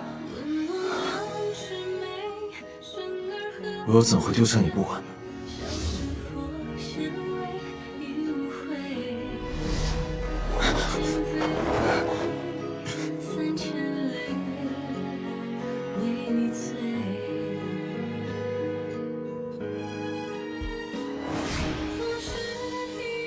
一个男人哪怕性格再温和，若是连自己的夫人都护不住，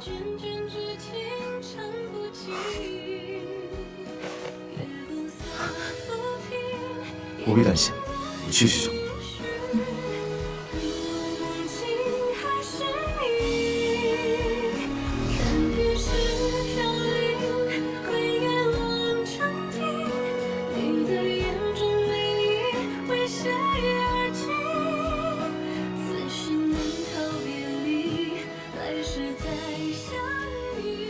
回来了。嗯。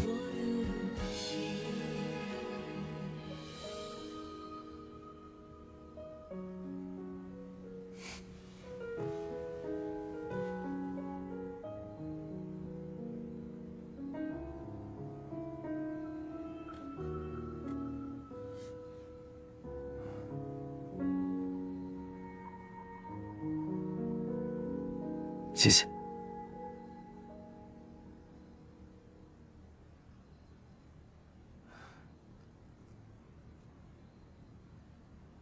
早点休息。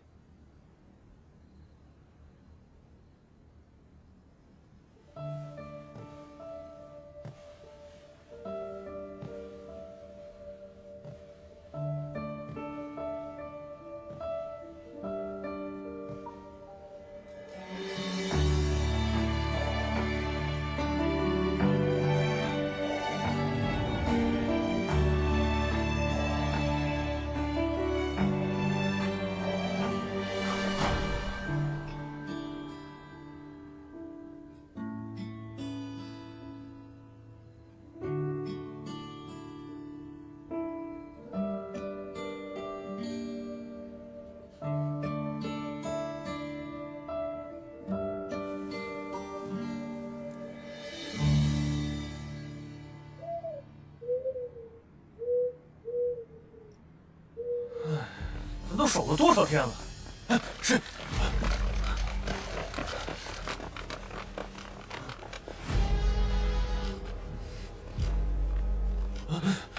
走了。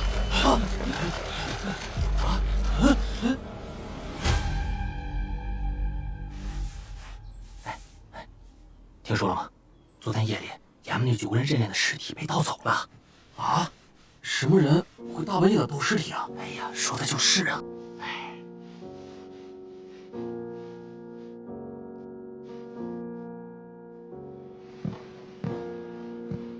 夫君留步。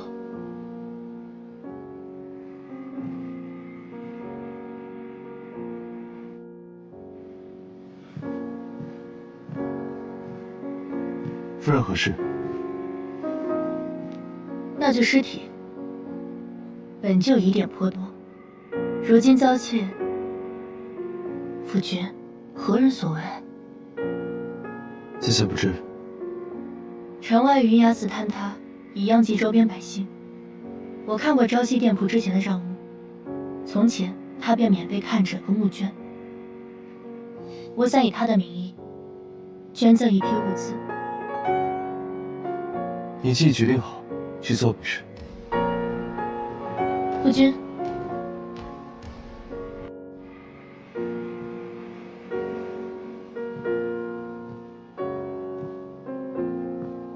城中最近有些流言，说衙门那具尸骨便是朝夕，所以我希望你能随我一同出面。但你无需担忧，他从前的募捐从未留名。你只需要在店内清理，随后在马车内静候便好。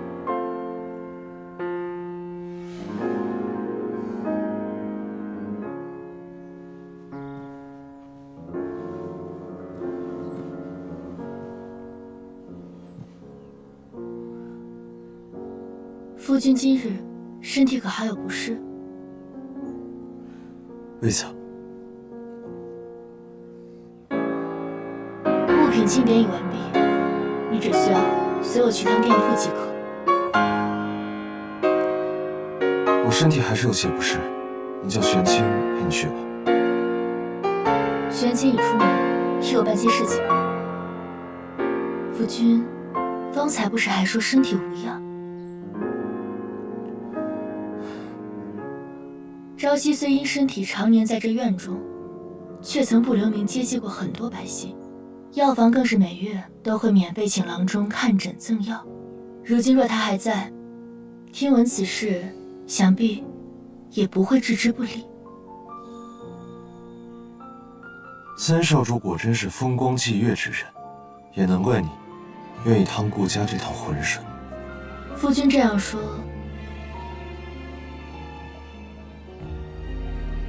像是吃味了。自然不是。诛伐之事虽是因春风醉引起的，不过我会尽全力补偿你的。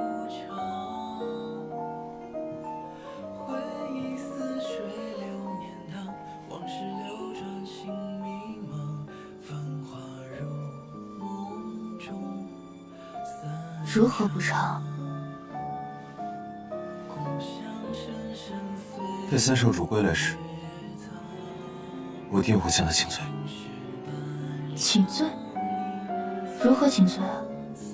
说你我二人不洁？非也，此事一切罪责在我。你中了春风罪，可我没有。若论罪责，恐怕我才是该万死之人。我们不必争论是谁过错，便只当此事从未发生过。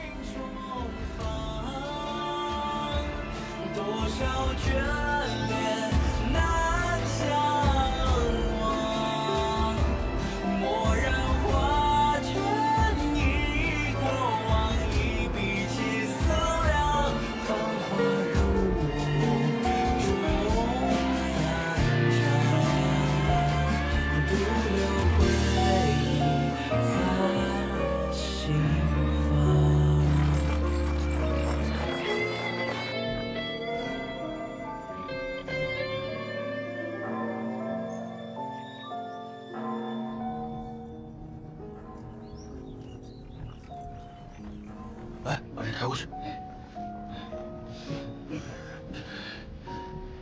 施主，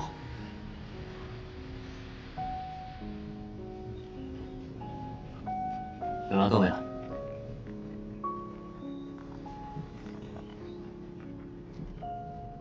我们不去云崖寺吗？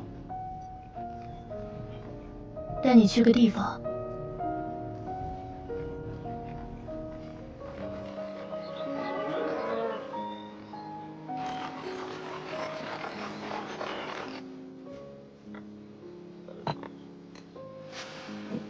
来，喝口水。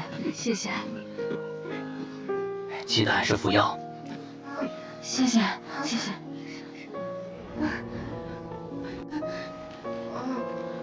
儿子来，让大夫给看看啊。哎呦。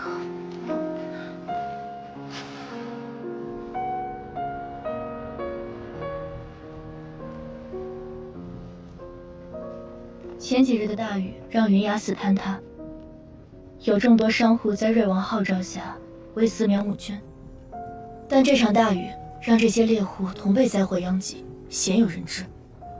我怕这些人无人照拂，便请郎中先行来义诊，只是未料到大哥也已先行，差人将物资送到。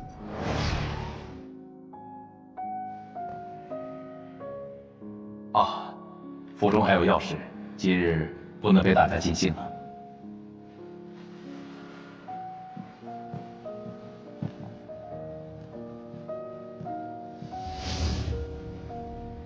怎么了？我只是在想，大哥究竟是什么样的一个人？人都是有善恶两面，正时之下，谁都想做善人；败时之下，又何以笑他人为恶？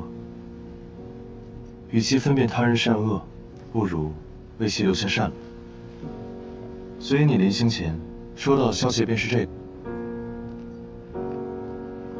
既然已有人帮扶，你也请了郎中，想必他们没有什么需要帮助的了，我们就先回吧。哎，回来了，回来了，回来了！怎么样了？让我喘口气。我跟你们说啊，那帮官差说我们的房屋坍塌是自己的问题，他们不管。去之前我就知道会这样，还好有顾家的大少爷和三少爷给我们送来了这么多粮食。是啊是啊，多亏了顾家，顾家真是大善人呐！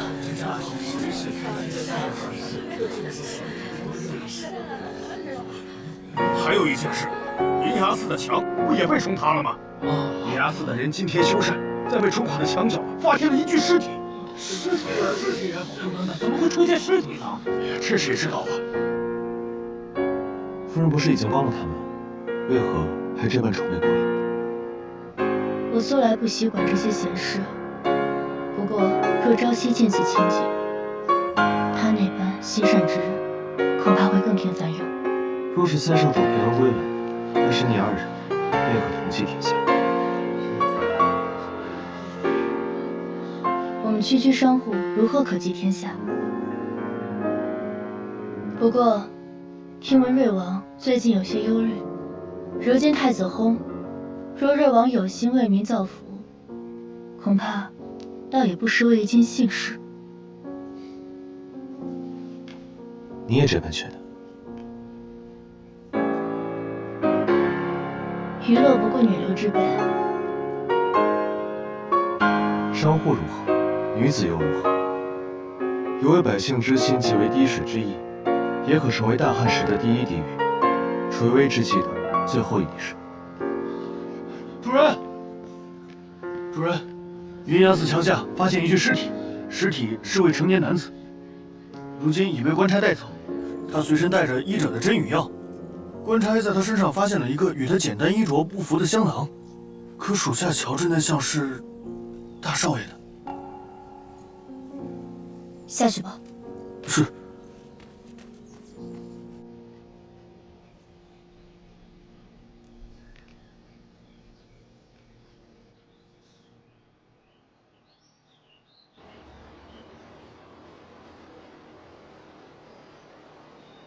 若尸体一早就被埋在院墙之下，于是冲塌围墙时就该被发现。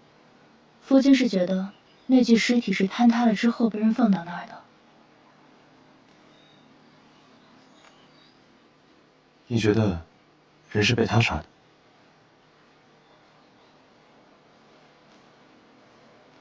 顾长生此刻就在寺中，官府顺着香囊去找到他，也是迟早的事情。常人若听到这样的事情，不是应该先关注尸体身份？你又未见到尸体，为何先关心起凶手啊？毕竟此事与大哥有关。难道你就不好奇死者是谁？大哥不是带了一位郎中来试探我的病情，不是他吗？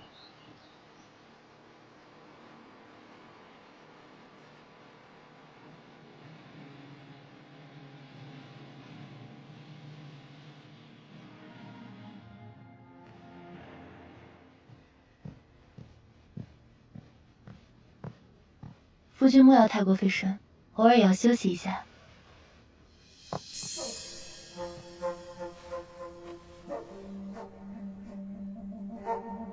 这个月新进的一批药材已经到了，玄清今日去清点，我也让他将适合调养你身体的药材先带回来。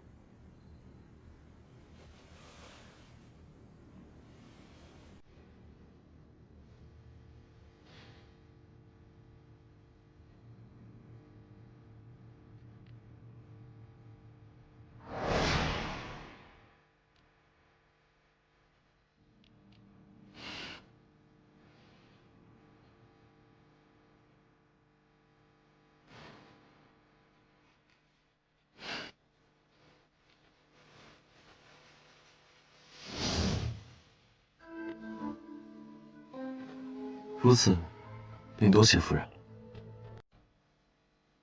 你我之间何必说这些？若能让你身体康健，便是世上有灵丹仙药，我一定会跨越万般险境，去为你寻来。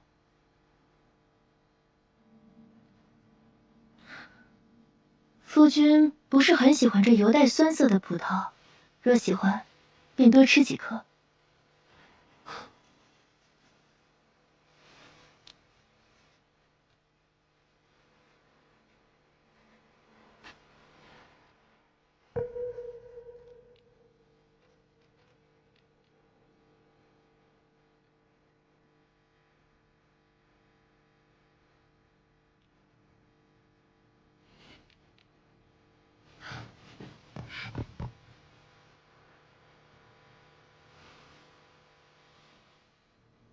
夫人玩的可还新鲜？未曾。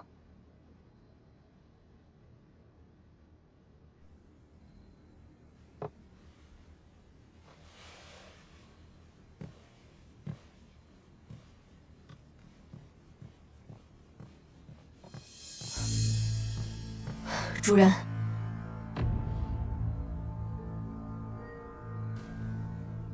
但说无妨。我也按照主人吩咐，仔细检查过那具骨骼。自骨骼长度和骨龄推测，尸体极有可能是三少主。知道了。大哥应该也在猜疑，那尸体是被我盗走的，所以才派人来监视我们的一举一动。需不需要我去？不必了。若他们想看，就让他们看。只是，若那具尸骨当真是朝夕，想到他含冤而亡，我却无法祭奠。主人，不过大哥应该很快会有动作。云崖寺坍塌的墙院下，发现一具尸体，尸体旁遗落的香囊，极可能是大哥的。那具尸体，去查一下。若我所料不差，应当是秦神医。醉仙楼的老板娘秦神医，如此接二连三的死亡，偏偏都赶在我们之前。一切或许并非巧合。您是说，您的那位夫人身边有细作？天来。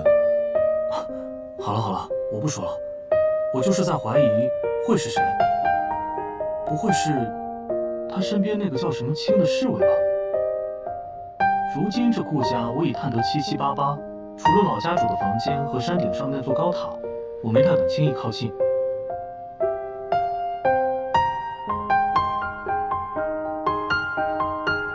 情况如何？就那样吧。顾朝生看起来和普通的商户没什么区别。顾玄机院中倒是种了很多毒草，他整日不是在房间研究这些东西，就是去醉仙楼练武。至于那个顾问霜，他更简单了，房间里干净的什么都没有，每日就是沉迷练武。哦，但他武功不低，我没太敢轻易靠近，怕打草惊蛇了。对了，那天我中了醉仙楼老板娘的毒，您把解药给了我，可您不也闻了那香？您后来怎么解的毒？继续盯着那个人。顾朝生最近在监视着扶风阁，若无要事，不必联系我。是。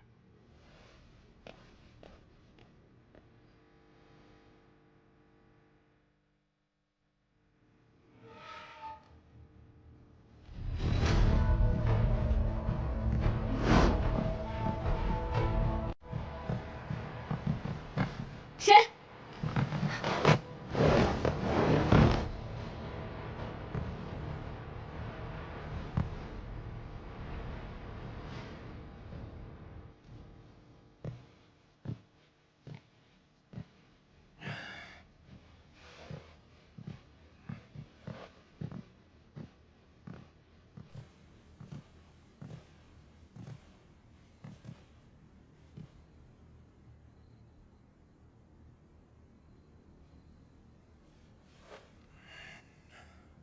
怎么喝酒了？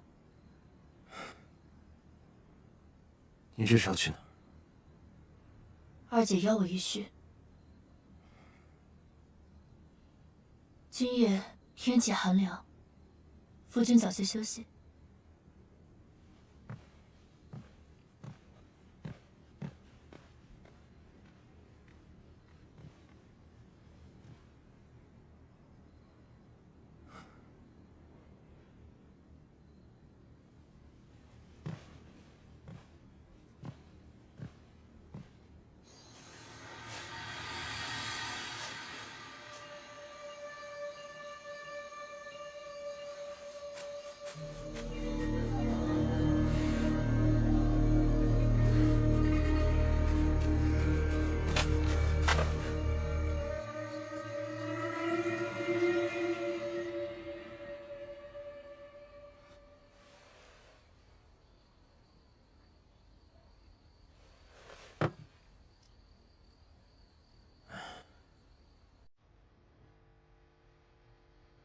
为何造化弄人？在我刚知道同胞的兄长当年原来未死时，就得知了你已身死的消息，又让我再以为自己寻到所爱之人后，才知道他原来是何故不得殿，何以为家？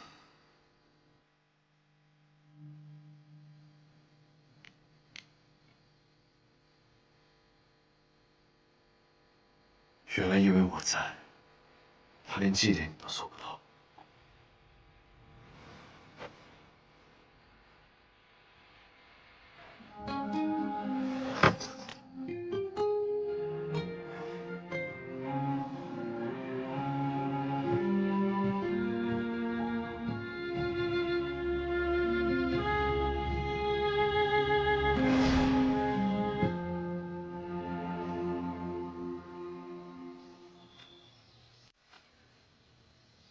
师傅，我已经没有什么可以教你，主上也不必再以师傅相称。如今的我，也不过就是个守墓人罢了。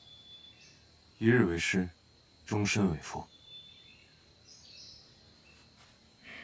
罢了，你根骨绝佳，我已将毕生所学传授于你，天机门也算后继有人了。不过，你不要怨恨你的父皇，他在那个位置上有太多的身不由己。我又怎会怨他？你有多久没有真心的笑了？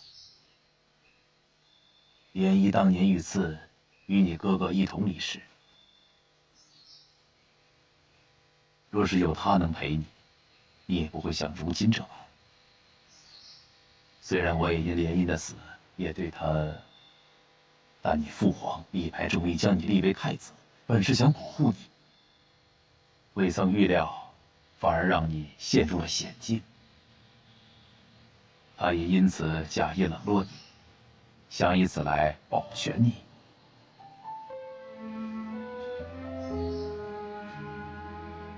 这里为何有座新坟？天机门无论嫁娶，同去同归。也不知我还能当几年这守墓之人。师父，你该走了。人这一生，何谓真假？真相与假象往往相生相依。只有你敢于相信，才能看到。莫要到了最后，追悔莫及。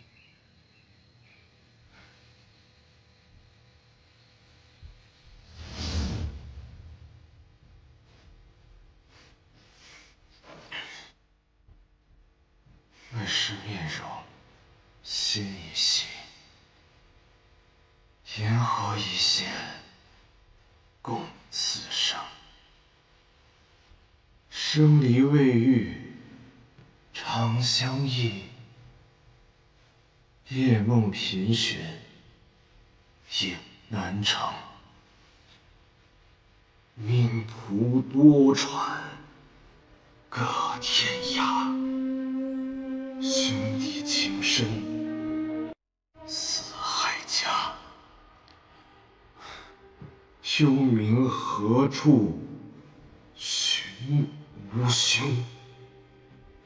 星辰闪烁，雷电降。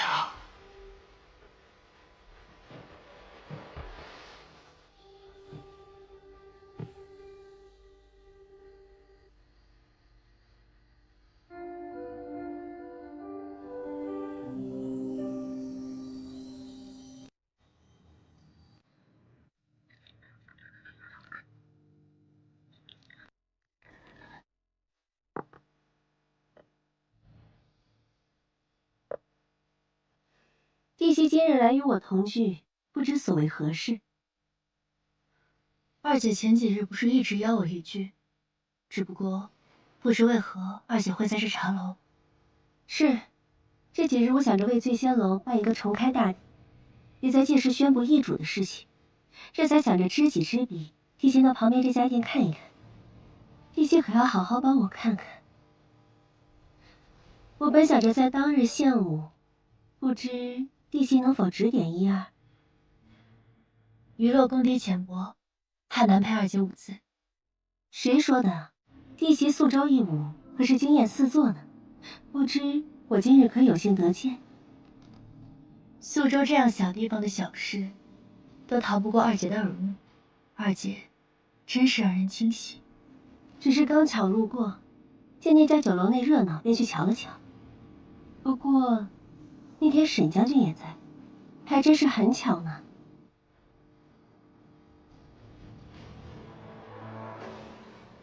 二姐此刻还在忧心于我，不如还是担心自己。我怎么了？弟媳是怕我舞姿笨拙，当众献丑？二姐的舞姿自然是极美，只不过醉仙楼临时易主，本就古怪。前老板娘离奇遇害，她遇害又与我无干系，我这可是正当买卖。那是自然，只不过如今顾家这艘船本就在颠簸摇曳，此时二姐大办开业大典，若是为了吸引有心之人，你我今日一叙便已足够。弟媳的话我记下了，只是我很诧异，你竟会愿意这般提点相告。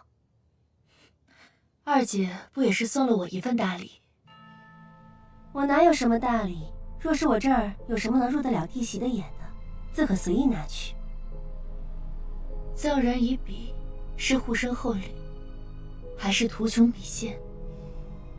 还是要看使用之人。弟媳所言的使用之人，是你，还是我？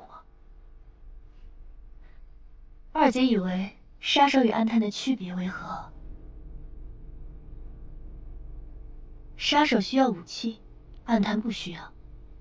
武器会让暗探暴露身份。对于暗探而言，世间万物，乃至对手的武器，皆能为我所用。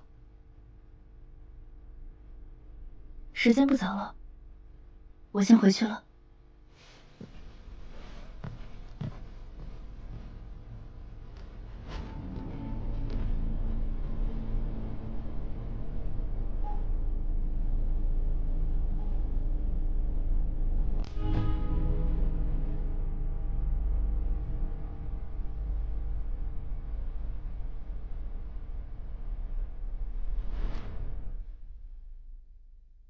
你我之间，又到底是厚礼，还是图穷匕现？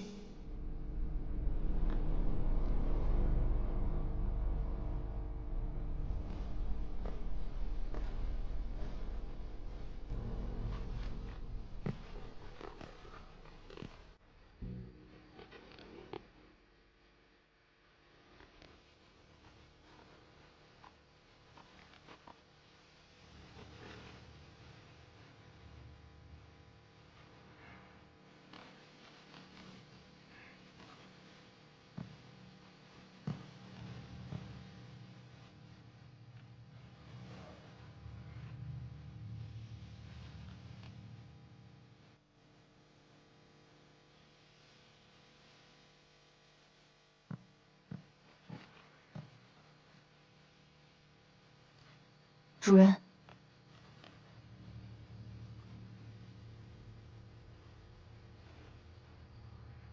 这首诗很少有人知道，是曾经一位诗人为悼念故友留下的半句话。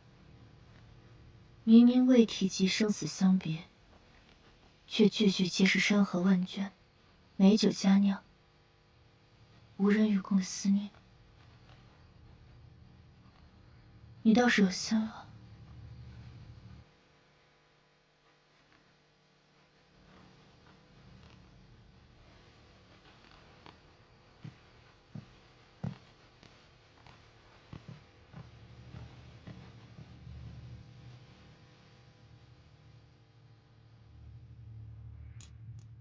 大少主院里可有差人来？未曾。他倒是比我想的要沉得住气。按照主人吩咐，这几日我暗中跟随大少主，家主将他拒至门外，他又暗中去了玄机阁，只不过顾玄无也。主人料定他今日会来，是因为香囊一事，官府已经要查到他头上。他若是想借用玄机阁之力，今日我与二姐一叙，她自有意提起，在宿州曾见过我为沈将军献舞。那日任务隐秘进行，只有你我二人知晓。主人，天子任务隐秘，我绝不会向任何人提及，更不会做出泄密之事。起来吧，我自然是信任你的。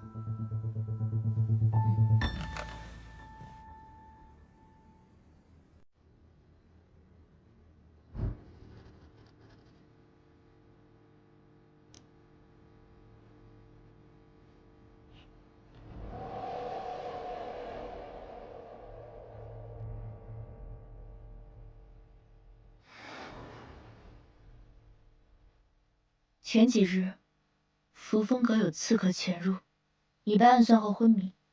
在处理刺客时，你说听见了异响。是，属下当时神思混沌，但在与刺客对峙间，似乎听到了异响，就好像是有人在暗中相助。知道了。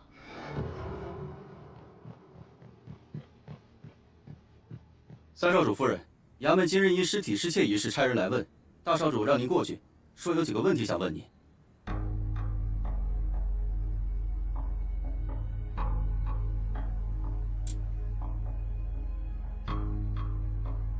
知道了。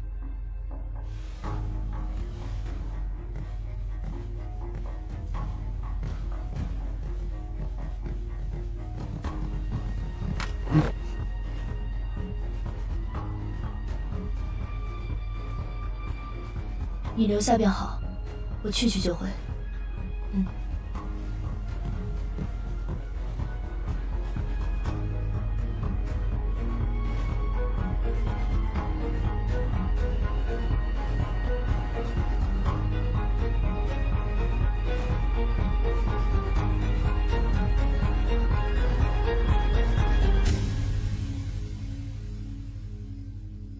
你可知罪？那便要看大哥定我何罪。衙门里那具无人认领的尸骨，现在何处？既无人认领，我又如何知晓？那我换个问题：今日你的侍卫在何处？今日，药房新进了一批药材，我便差他去做了清点。若大哥有任何不适，我明日也可以让他去准备些药材补品，为大哥送来。清点。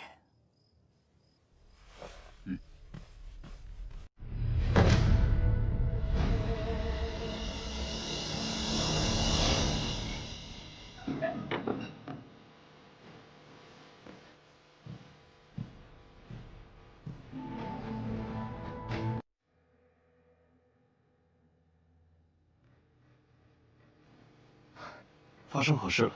雨落呢？大少主来者不善，将主人带走了，一切可能与三少主有关。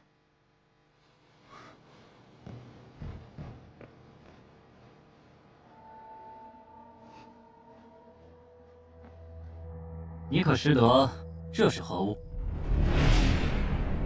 倘若这骸骨不是顾朝夕，为何要将其到处偷偷掩埋？如果顾朝夕已死，扶风阁里那位又是谁？你费尽心思进入顾家，就是为了玄机阁阁主之位？只可惜，玄机阁虽掌控情报命脉，但却始终依附于顾家。且不说顾朝夕的死是否与你有关，倘若有一日父亲知道此事，你认为他会留你？大哥希望我如何？看来弟媳倒是识趣。我本以为要与你多费一番周折。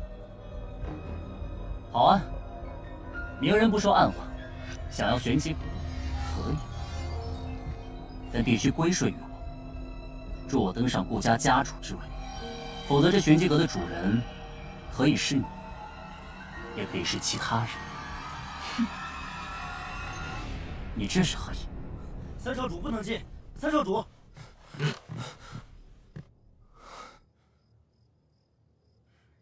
余洛只是好奇，大哥如今为何那么匆忙，唱这一出鸿门宴？你这是要反悔？如今人赃并获，这骸骨，无论是交给衙门还是父亲，骸骨。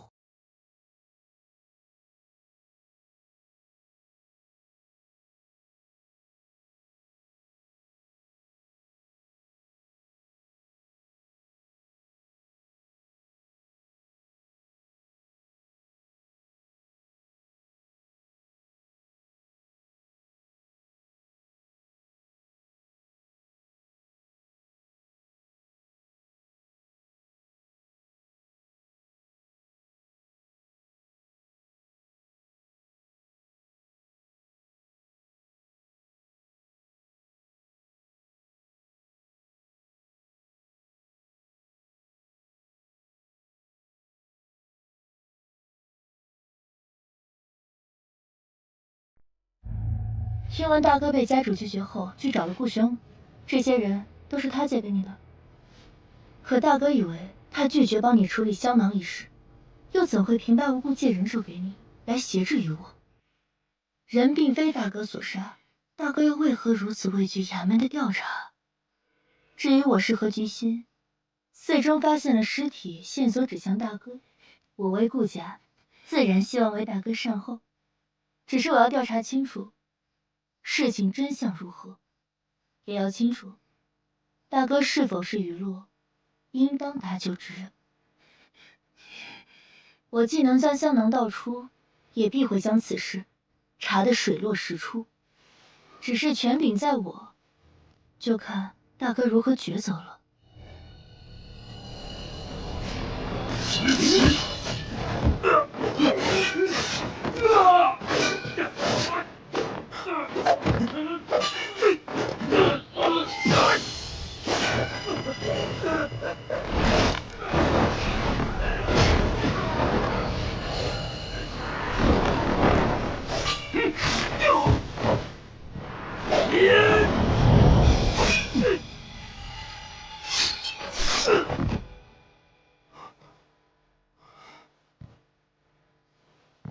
日后便希望与大哥协作愉快。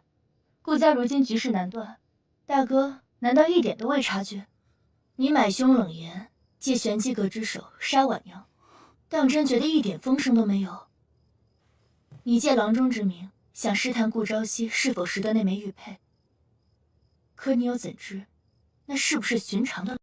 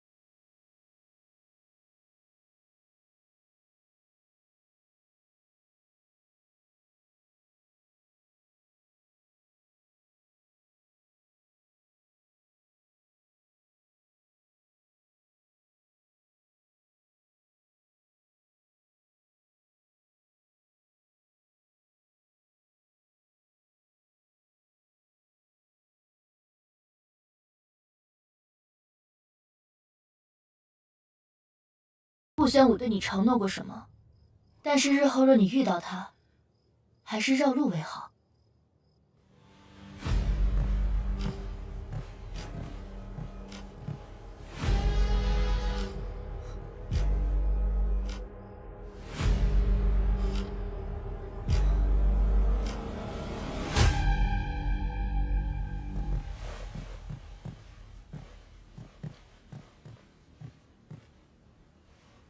夫人，侍卫并未回禀，大哥是否会有危险？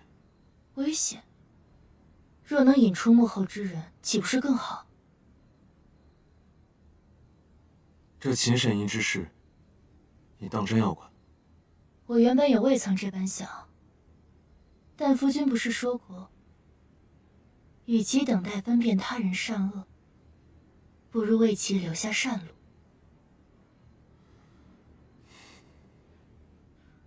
夫君如此慈悲之人，我又怎敢妄开杀戒？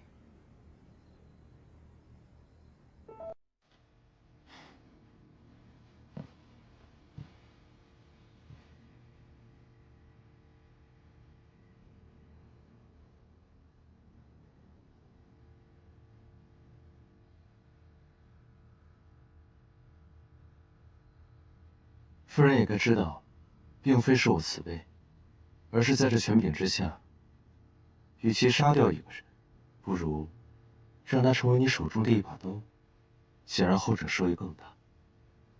只是，我始终是别人的一把刀罢了。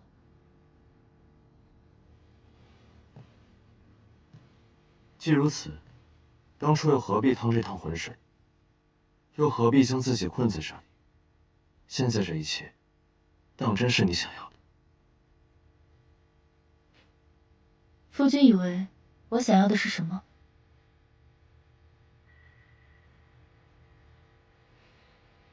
自由。自由。夫君以为何为自由？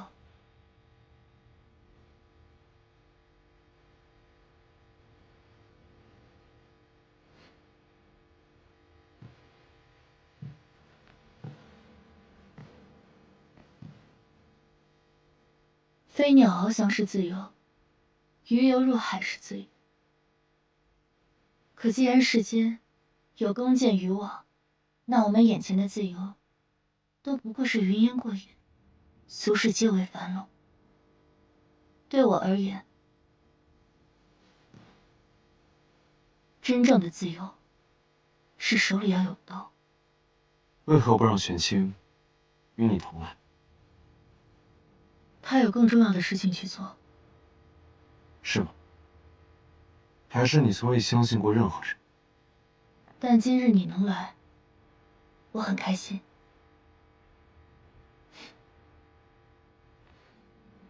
时候不早了，走吧。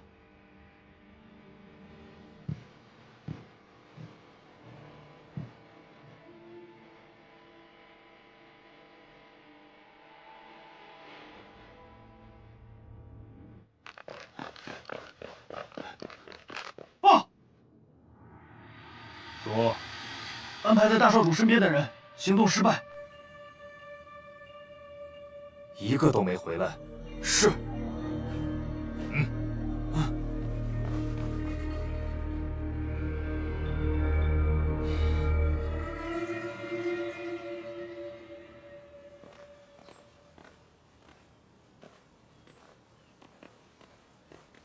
夫君，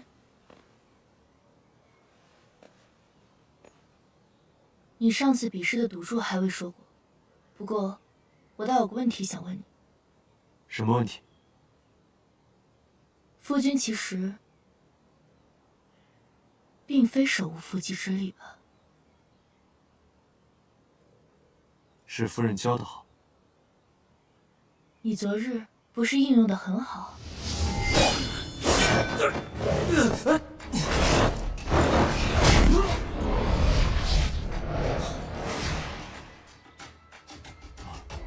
情急之下碰巧罢了。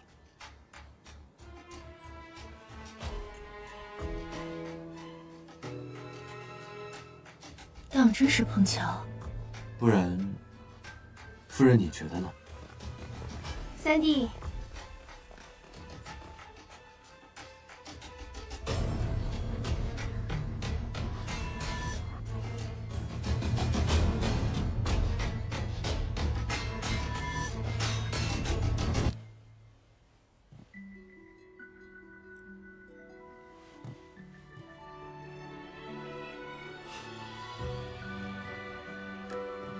三弟真是好福气，弟媳这般美人，即便我是女子，也想将你娶回家呢。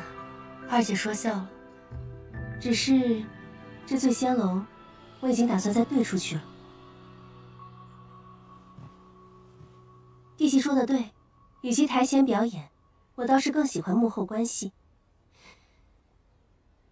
不过，我近日听闻了一桩趣事，半月前有位公子在醉仙楼买了几个护卫围堵自己。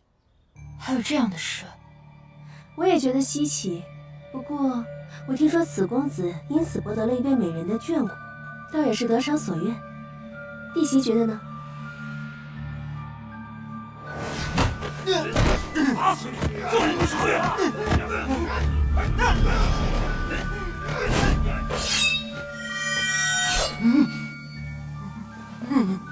别怕，我带你回家。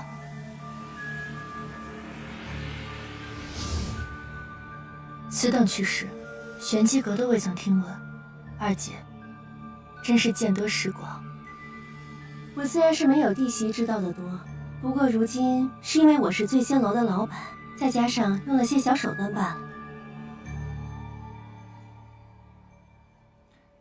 尺寸合身，二姐有心了。哎，凤冠还没试呢，应该快到了。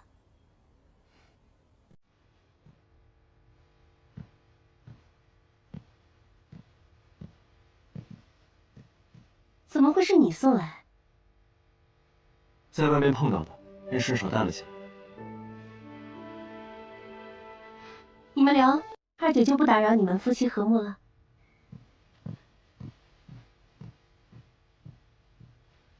婚前相见，听闻不吉利。因我成婚多日，不过是补个仪式罢了。你需要我帮你完成婚礼，那大婚之后，你有何打算？夫君呢？有何打算？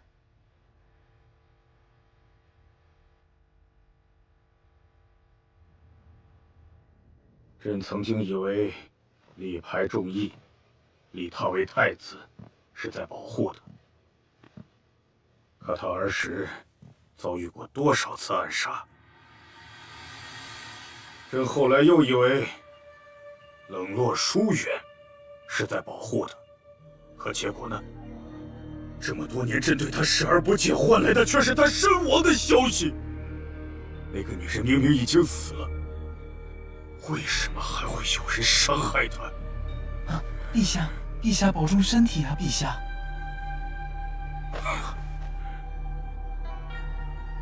单凭那群盗匪，绝对没有这么大的胆子。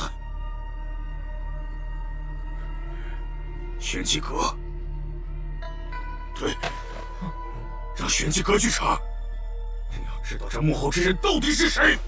是，陛下。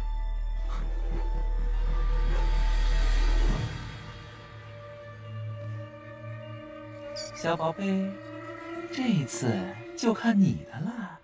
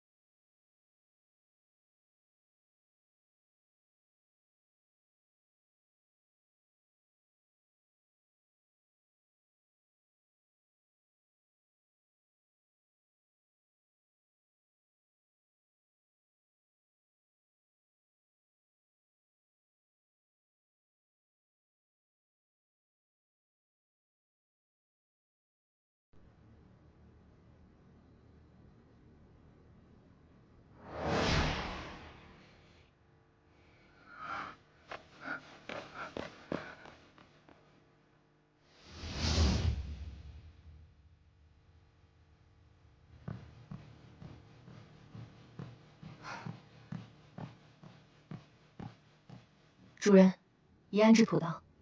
你差我趁昨夜你在大少主院中之时，将尸骨安葬。大少主院中和玄机阁都未察觉。还有何事？我遇到了另一个跟踪的人，此人武功浅薄，但轻功了得。我发现他的踪迹之后，费了些功夫才将他甩开。此人与上次的良医之人是同一人。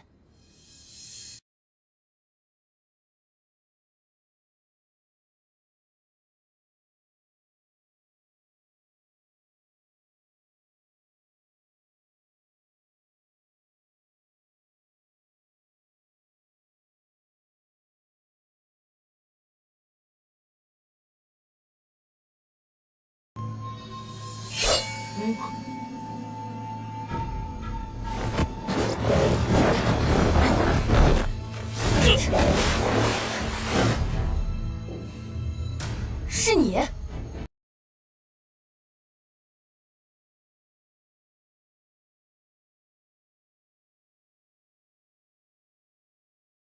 主人，大少主那边，走吧。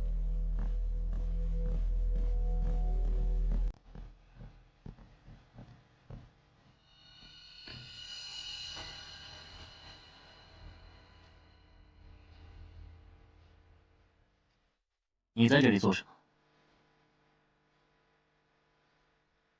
玄清无需离开，大哥有什么话可以现在和我说。都下去吧。是。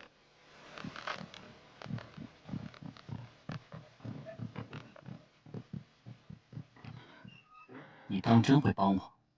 我不仅会帮大哥，日后商铺的事情也会和从前一样，不管顾家的家主是谁。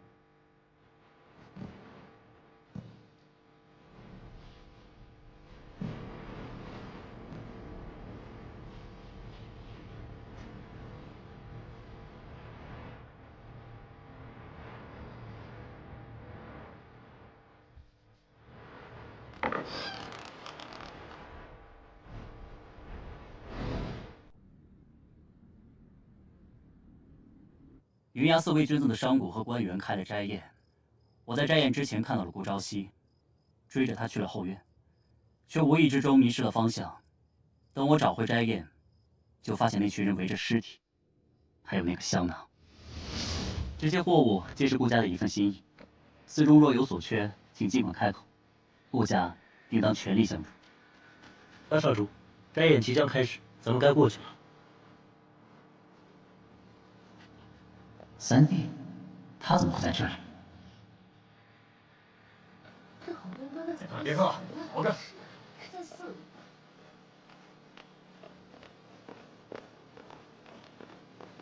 这怎么有个尸体啊？大家快来看一下！死人了！别看了，熬着。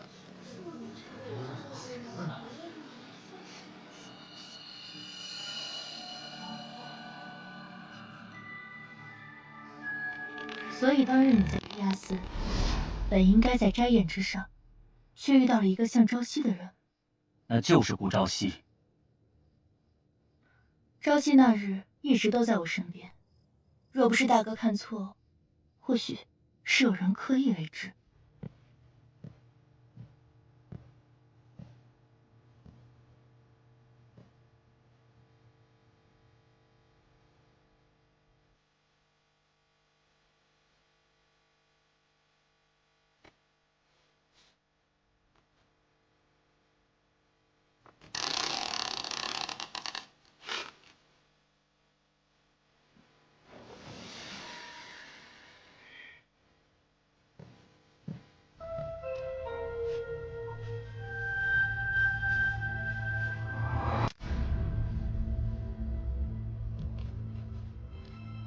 刻意为之的人，难道不是你？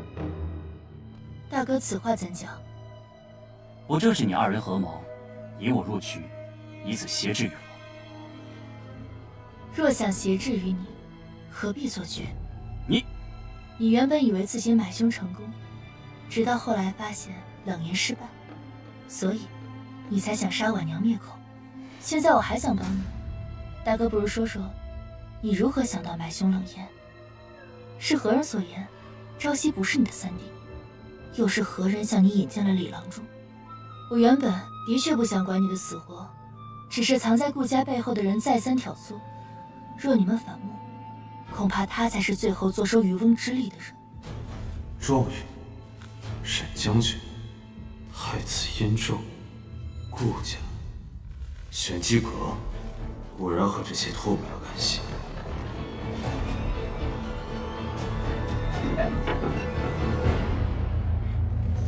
这么多年，大哥将商铺管理得井井有条，你想做顾家家主，无可厚非。但顾家本是一体，大哥所做，无异于自断手足。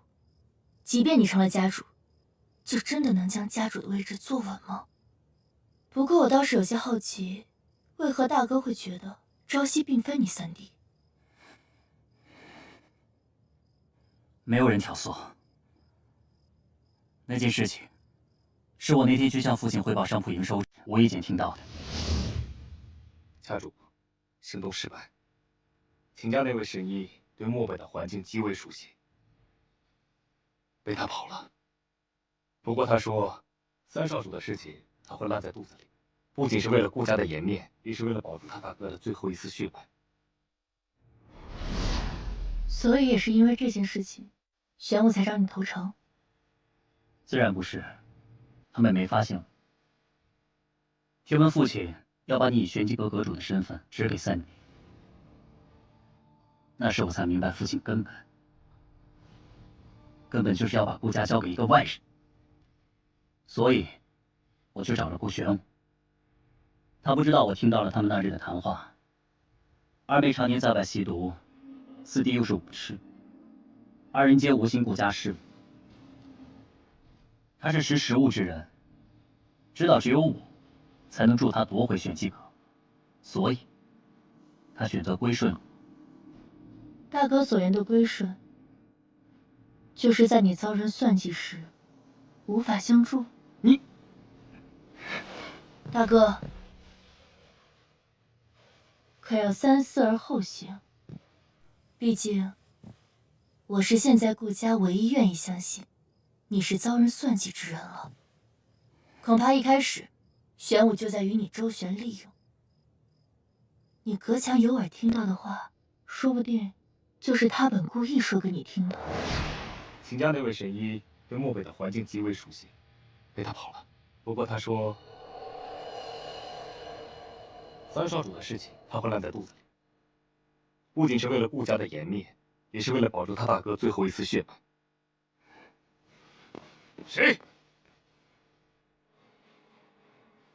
只不过是风罢了。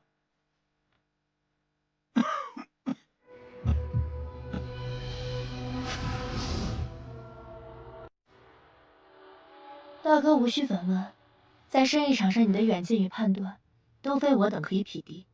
但玄机阁本就在探秘与人心，顾玄武不过是因为了解。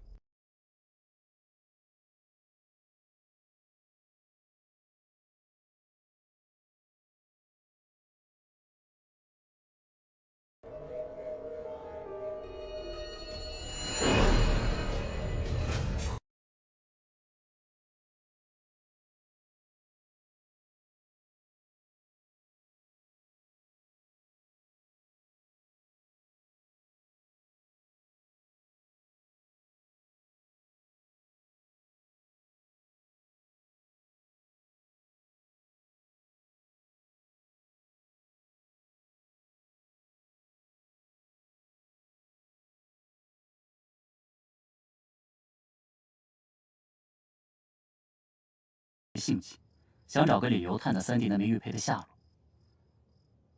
冷言是江湖上有名的杀手，我不放心将此事交给玄机阁，便私下去找了他，但既然冷言失手并未酿成后果，可冷言死了，那不是我干的。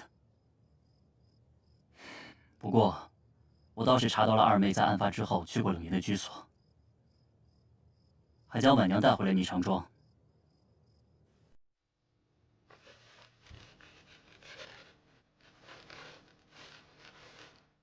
这是他的宫启，来到霓裳庄的时间就是冷言遇害后的第2日，此事定与他脱不了干系。你早就猜到了，冷言就是他杀的，对不对？是他吩咐婉娘动的手，才在事成之后将他带回霓裳庄。大哥最好有些其他发现。你派去杀婉娘的刺客是我带走的，大哥不必再试探。只是我未想到你会动用玄机阁的人，难道就不怕此事会被家主发现？今日多谢大哥坦言，如果想到其他事，可以来扶风阁找我。现在时间也不早了，大哥早些休息。等一下，既然你已经查到二妹去过冷言的居所，想必已经怀疑她了。那她1个月前曾悄悄回京见过三弟，你可知道？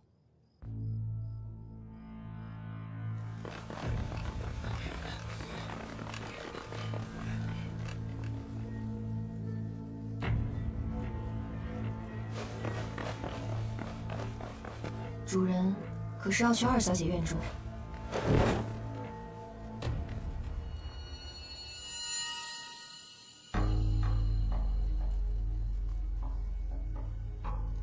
不急。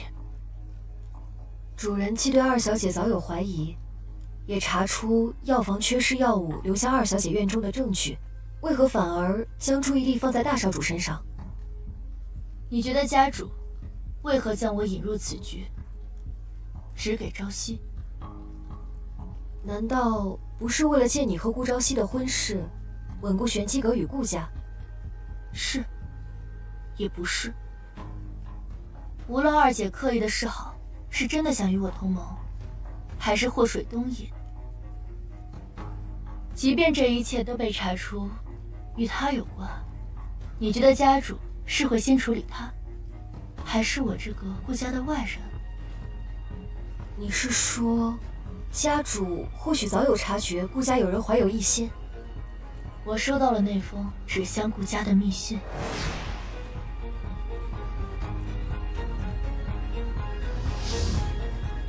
大哥也听到了有关朝夕的挑唆，问霜也是如此。可是我最初一直都不明白，就算有玄机阁的牵制，顾家那么多人，家主何必放权给我这个外人？后来，我还是要感谢我那位夫君。他曾经对我说过一句话：与其等待分辨他人善恶，不如为其留下善路。这句话我想了很久。若家主将这件事情交给他们当中的任何一个人，恐怕都难以善了。也正因为我是一个外人，才有所顾忌。家主一生杀伐，如今垂暮，这院中之事，怕是也难以单凭对错来决断。所以我首先需要的不是找到凶手，而是需要一个可以被我完全掌控的盟友。2小姐和4少主不是有意与你成为盟友？我需要的是一个可以完全掌控的盟友。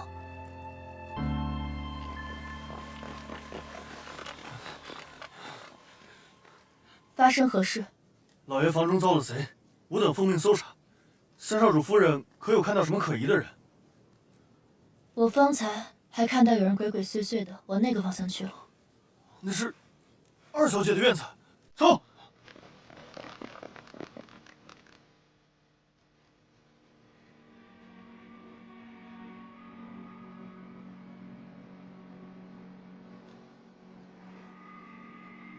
更深入住，莫要让夫君等得太久。我们先回去吧。是。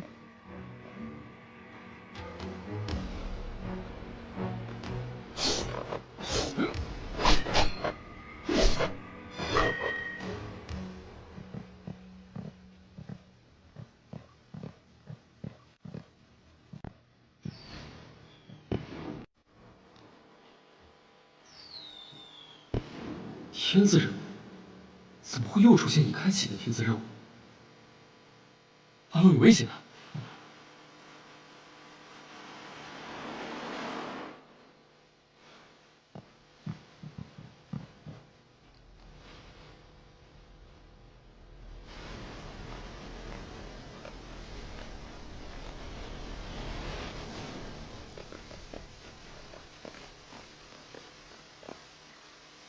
我本来以为这次的天字任务将会由你完成，没想到阁主竟然将它交给了我。那便预祝你顺利完成任务归来。你当真希望我顺利归来？可如今阁中传言，家主将重择阁主人选，你我不对，应该是说我们3个人都有机会成为下任阁主。玄清，天子任务亦为天子任务，都是为当今圣上办事，何必分你我？时间也不早了，早些休息。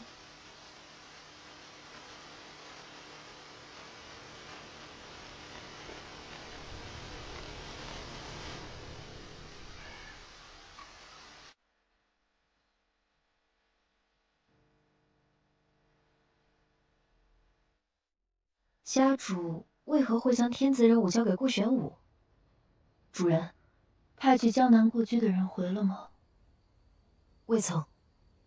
如此，你明日便启程，替我去一趟吧。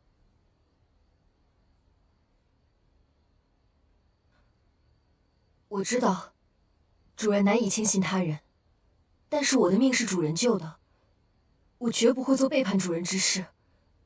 您在这个时候让我离开，所以您到底还是……你还真是……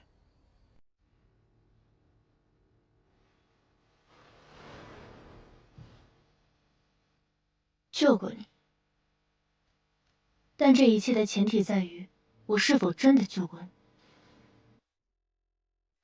那日是你进入玄子所的第一个任务，你当真以为我出现在那里，又恰好带回了奄奄一息的你是巧合？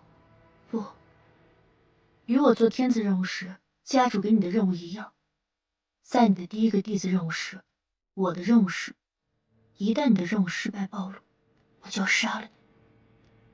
你的任务成功了，所以我将你带回。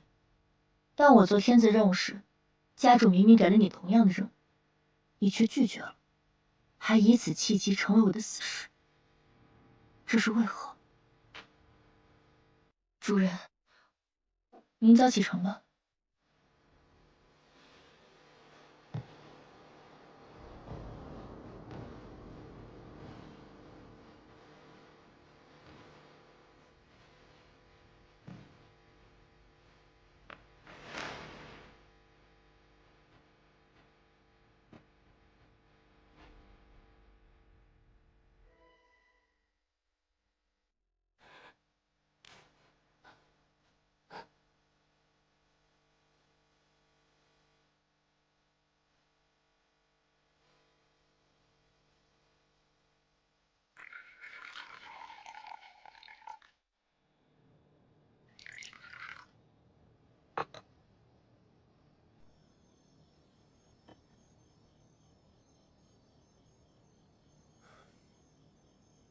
谢谢。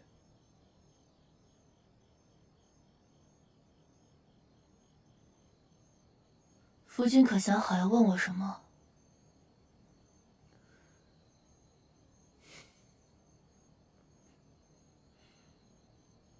看来是还未想好。不过，我有个问题想问夫君。夫人，请问。夫君何故夜探家主的斩春阁，来到顾家，又是所谓何事？难道不是夫人带我来的顾家吗？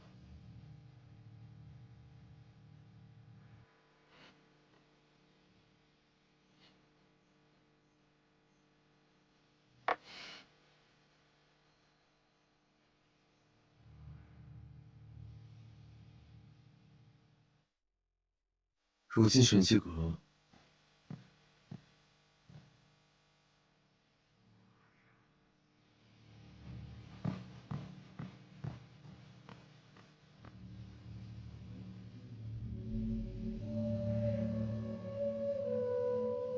他这是要去哪？这就是福君的问题。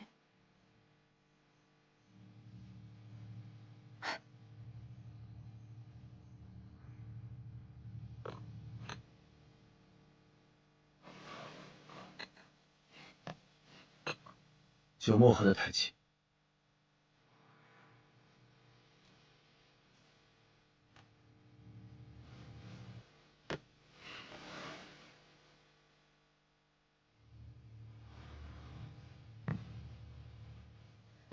玄清的根骨极佳，而性格至刚易舍，他不适合这里。他难道不是你唯一信任的人？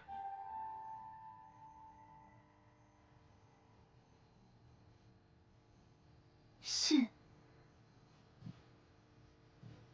从我记事起，我便一直在玄机阁。玄机阁教我们的第一件事情，就是永远不要相信任何人。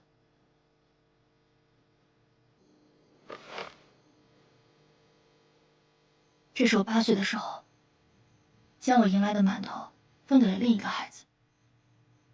他为了夺取我手中的另一半，给我留下的。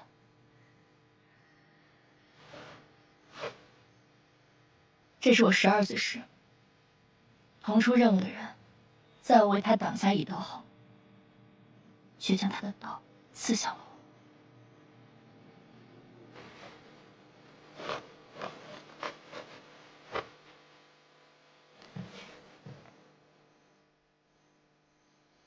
这是我越级接天子任务，要在1炷香的时间内，从弟子组的所有人中杀出重围。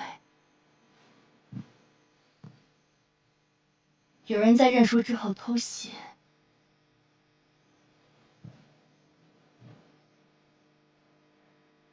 还有这里，玄机阁便是这样。我不知道自己是谁，也不知我是否有亲人在世，但若他们还在，又为何将我送到玄机阁？信得过之人，就连家人尚且如此。你觉得我应该信谁啊？又能信谁？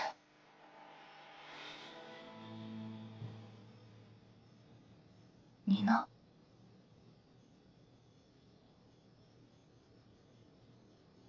可有半分真心待我？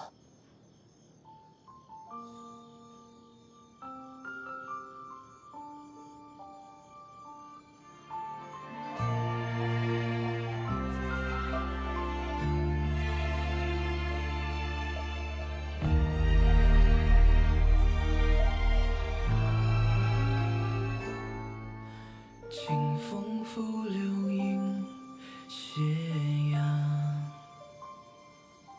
旧梦如诗韵悠长。回忆似水流年堂，往事流转心迷茫。繁华如梦中散场。故乡深深岁月藏，青石板上映沧桑。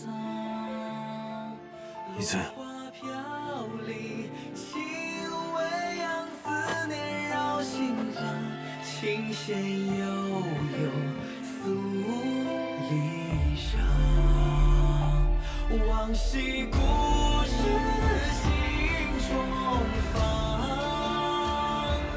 多少眷恋难相忘。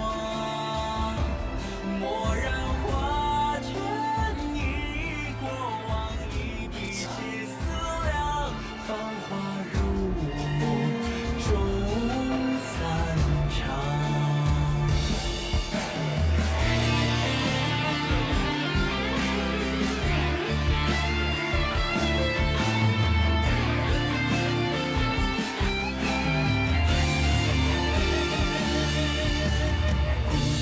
深深岁月藏，青石板上隐沧桑。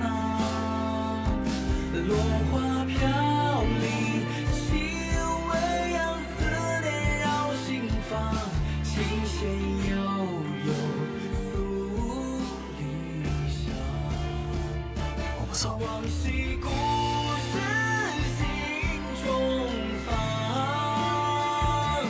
多少眷恋难相忘。蓦然化成一过往，一笔皆思量。繁华日梦中散场，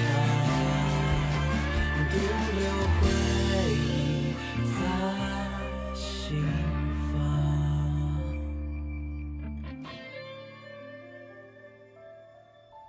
父亲，2次天字任务时间离得这样近，恐怕是没那么简单。孩儿请求同娱乐一同前往，以确保万无一失。这次的任务，谁说是要他去了？父亲，您不是说过，带他和三哥。娱乐既是阁主的候选人，这天字任务不是理应由他前往。玄机阁的阁主候选人，不是只有他一个。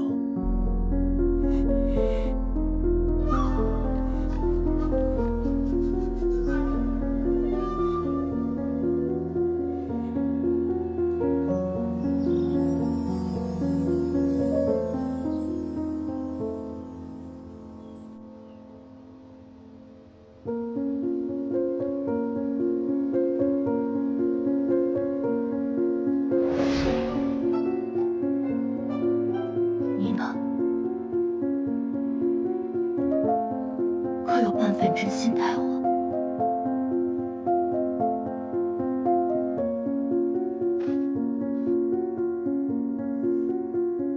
叶秋，我不走。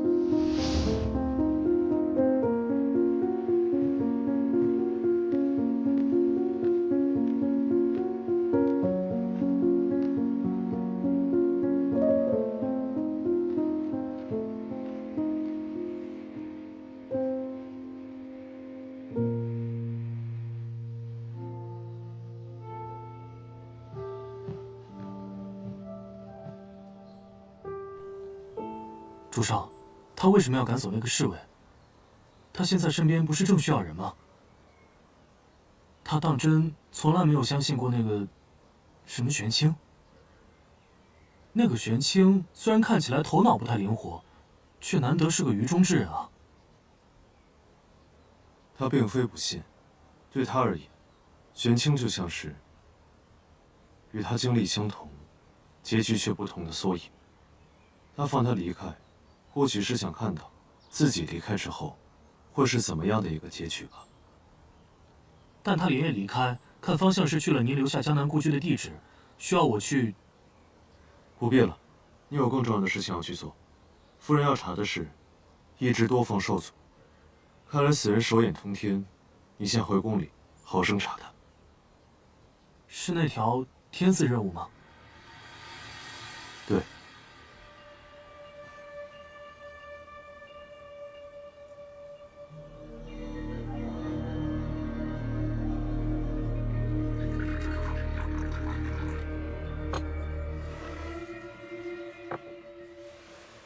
你今日怎么会来？我刚好做了些点心，我带你去。不必了，我今日确实有要紧事来找二姐的。近日我核对了一下药房的账簿，发现药房每月有部分的药品去向不明。调查后发现，这些药品流向正是二姐的院中。有趣的是，这些药品融合后含有毒性，若长期服用，足可致死。更巧的是，我将这些药品拿去请人辨识，药品融合的症状与家主极其相似。什么？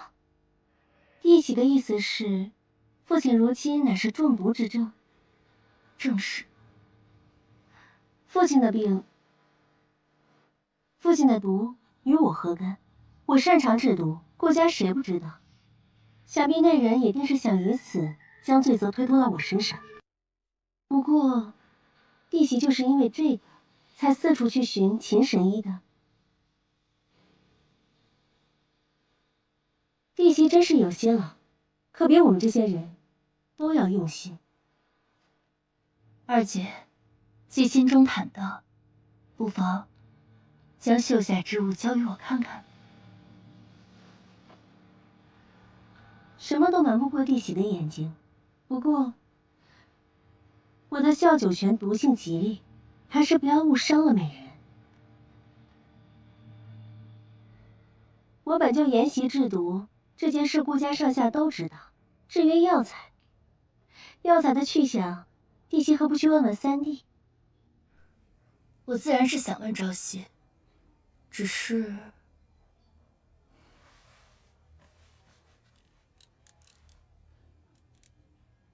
朝夕听说我曾有一条随身携带的手链，便打听了样式，差人去找相似的，却得知这手链当中有一颗琥珀，来自南疆。若我没记错，二姐那时恰好在南疆修习医毒之术。只是他没想到，那日将这琥珀送回的人是我。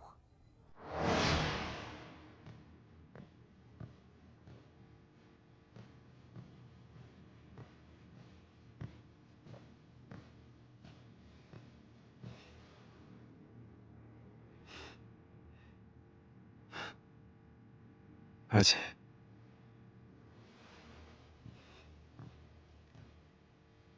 又自己下棋呢？你不是说还有2个月才能回来？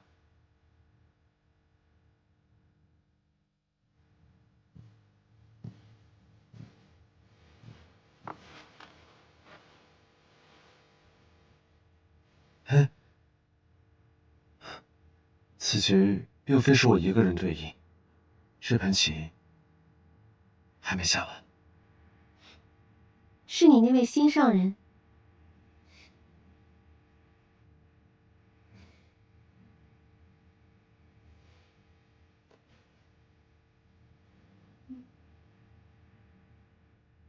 这是？你不是急着要一颗上等的琥珀吗？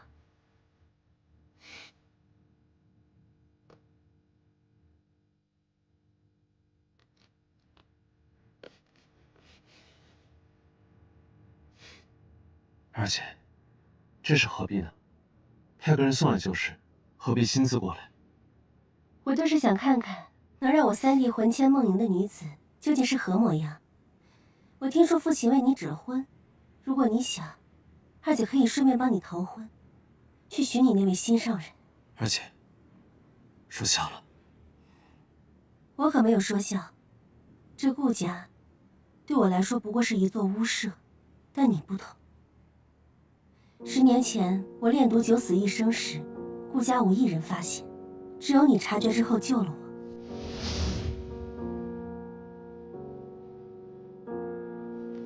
二姐，二姐，二姐，二姐，二姐，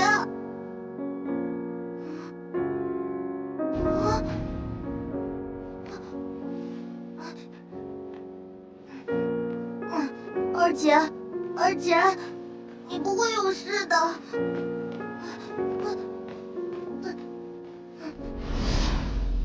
对我而言，你是我这世上唯一的亲人。若有人想伤你半分，不管那人是谁，我必定让他付出更惨痛的代价。其实父亲并非不尽人意，只是不知道该如何与我们相处。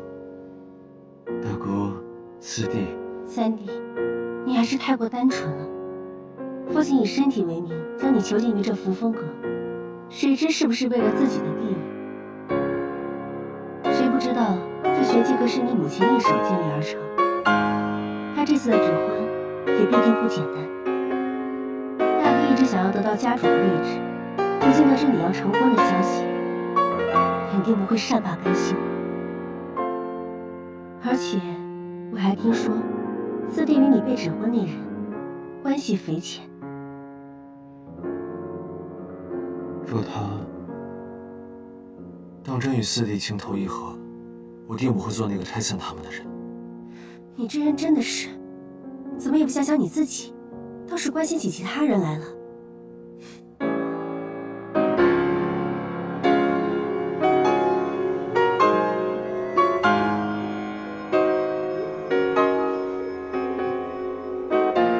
要解说的是，待他归来，我定会亲自问他。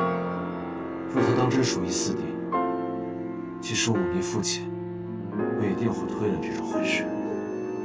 那你自己呢？你不是……无妨，我已然习惯了。既然我已身处这樊笼之中，又何必让他同受负累？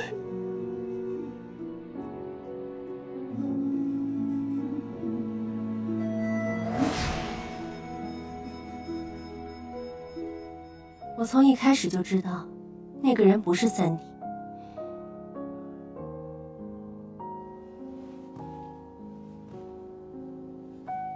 可我察觉你也在暗中探查消息后，我不也主动将查到的消息交给了你？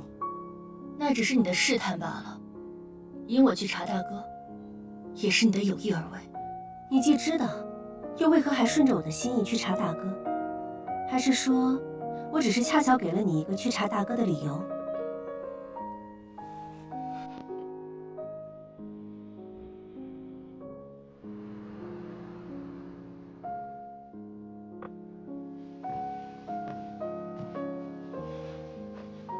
你既不愿说便算了，毕竟你没有让我失望，你也是除了我唯一一个关心三弟去向的人。不过，我原本计划盗走衙门的那具尸骨，却有人比我先行一步。盗走尸骨的人是你吧？但当真时，无论是或不是，真相总有大白之日。不过，家主中毒一事，二姐仍未洗脱嫌疑。嫌疑又如何？朝夕遇刺一事，你当真以为家主就能洗脱嫌疑？他明知顾家内乱，还将你指给朝夕，在他死后又顺理成章地将下一个天子任务交给顾玄武。恐怕他从始至终都没有想过要将玄机阁和顾家交给你二人。家主他从来没有相信过任何人。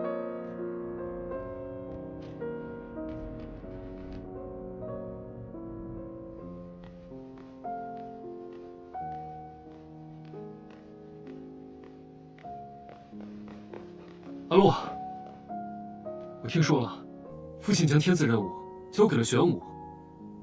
这天子任务向来都是由阁主或代理阁主完成，怎么能交给玄武呢？玄武本就是玄字组的，理应成为候选之人。可你上一次越级请接任务，父亲就承诺将阁主之位交给你。家主的决定自有他的道理。我不管什么道理，若是父亲执意将任务交给玄武，我便去杀了他。四少主，莫要意气用事。意气用事？你应该知道，我绝不是在意气用事。阿洛，你明白，若是你所想之物，我便会为你寻来；凡是阻碍你之人，我便会为你肃清。三哥能给你的，我一样能给你；他做不到的，我可以替他完成。夫人。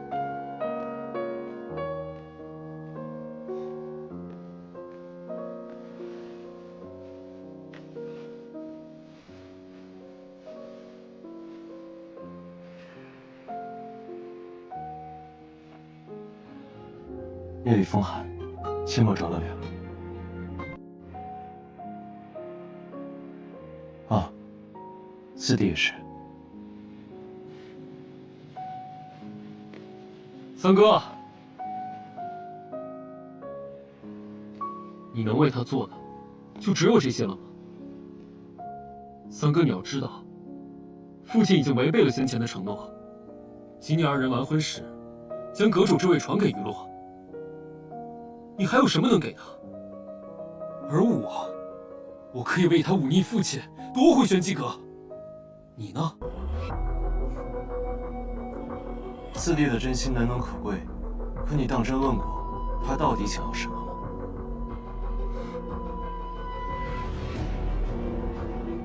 今日之事，我便当从未发生，四弟也莫要再提了。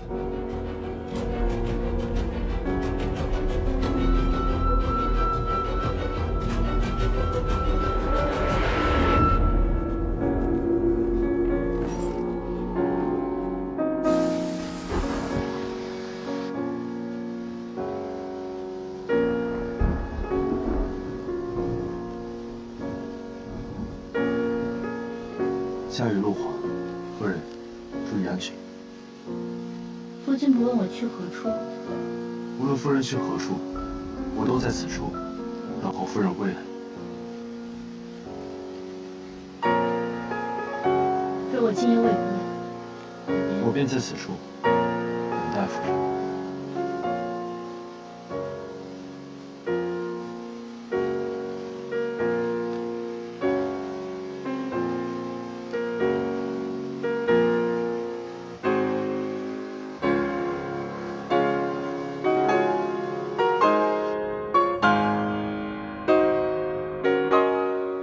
去哪儿啊？父亲，您既未收回命令，我留在这里又有什么意义呢？你这是在以什么身份请我收回命令？你该知道，她是你的三嫂，难道今日你三哥的提醒还不够吗？那又如何？你知不知道自己到底在干什么？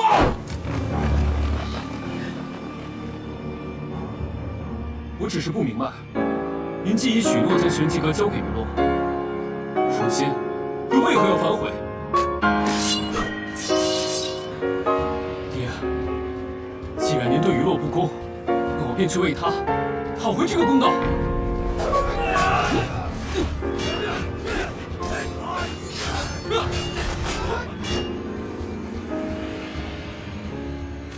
根据玄武这几日的动向，他要探查消息的对象竟也是沈将军，为何2次天字任务的目标相同？管不了那么多了，今日我只要打乱玄武的计划，阻止。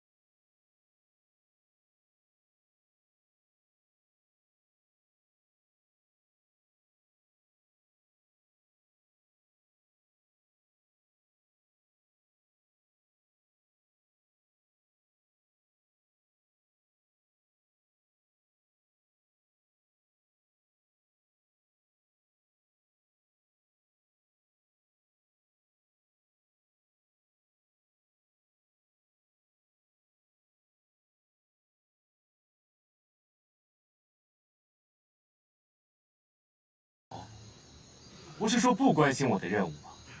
为上级办事不分你我，如今深夜前来阻挠，又是为何？玄机阁任务，何来杀人一说？哼，你接的任务还少，自然不懂。一派胡言！玄机阁只认阁主令和任务卷轴，是不是真的？你可以去问家主。不过，也看你有没有那个命去问了。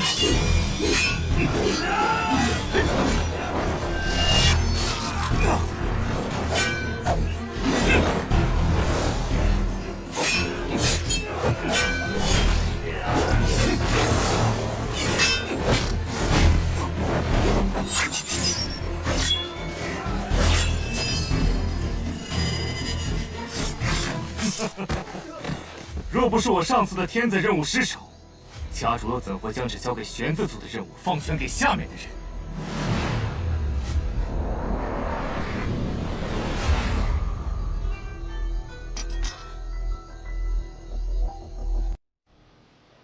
有毒！是你，小姑娘，你快走！你中了毒，不是他们的对手，不要为了我枉送了性命。有没有毒又何妨？你不过是越级接下天子任务，还真当自己配成为阁主？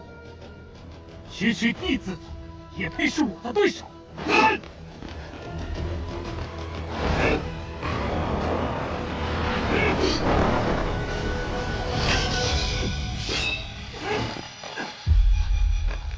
主人，给我杀！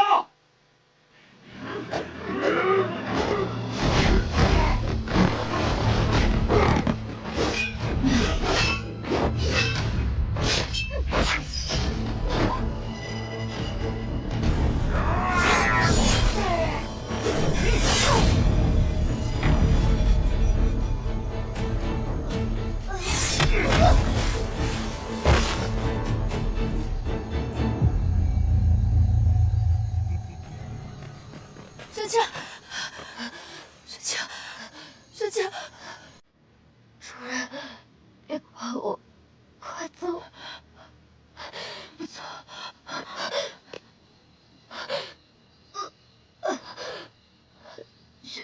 雪清还是抗命了。江南无惧无人，小心有诈。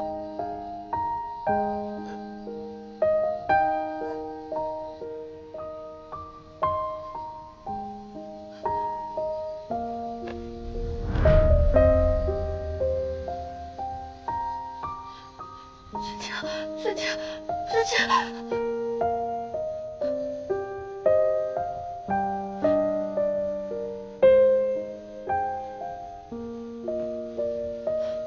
雪清，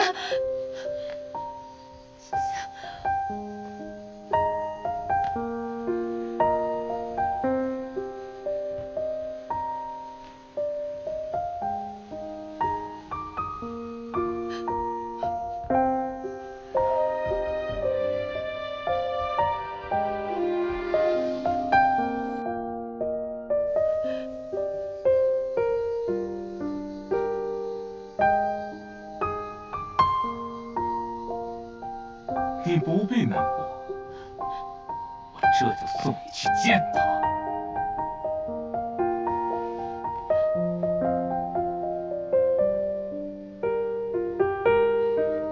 兄弟们，上！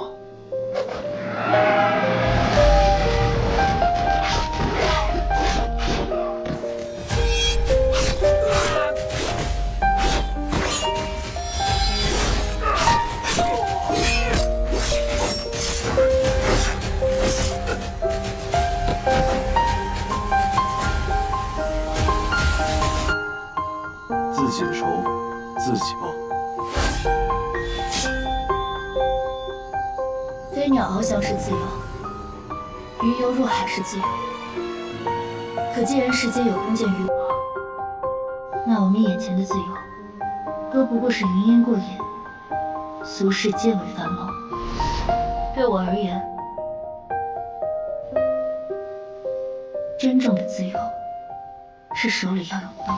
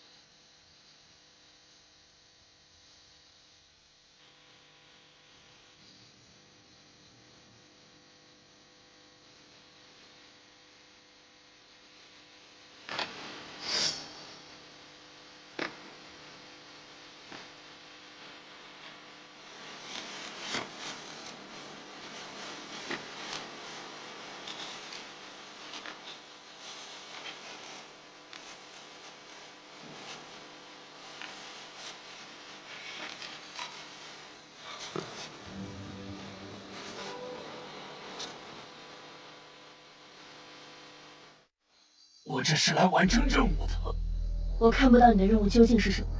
最近有官员离奇死亡，我从前不知，今日看到你这般行事，恐怕正是你暗度陈仓。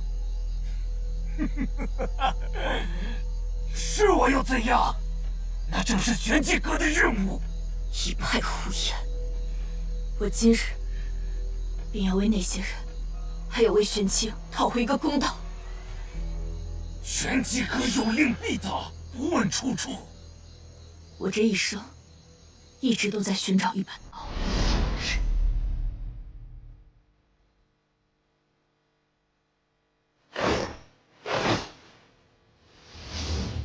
直到后来，我才渐渐明白。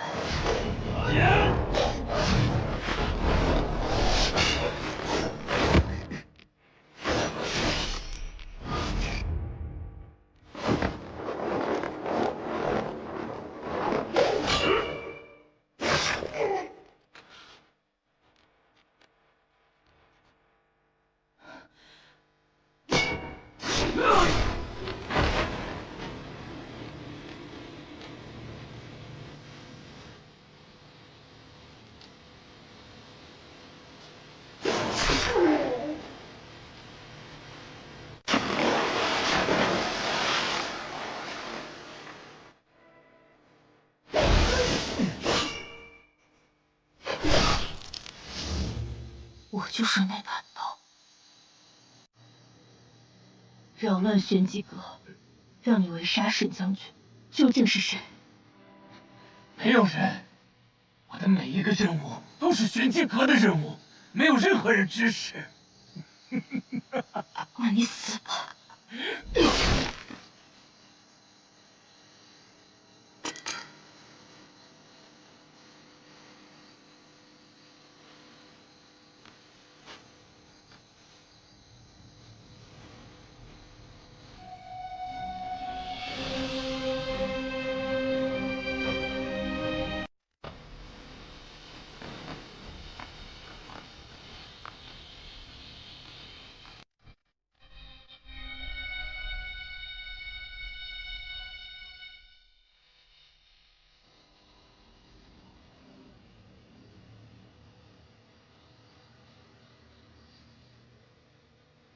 现在就连你也不在了，你本可以无拘无束，远离这些是非。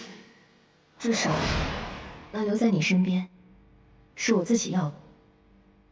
我与他不同，是因为我的忠义都系于一人身上。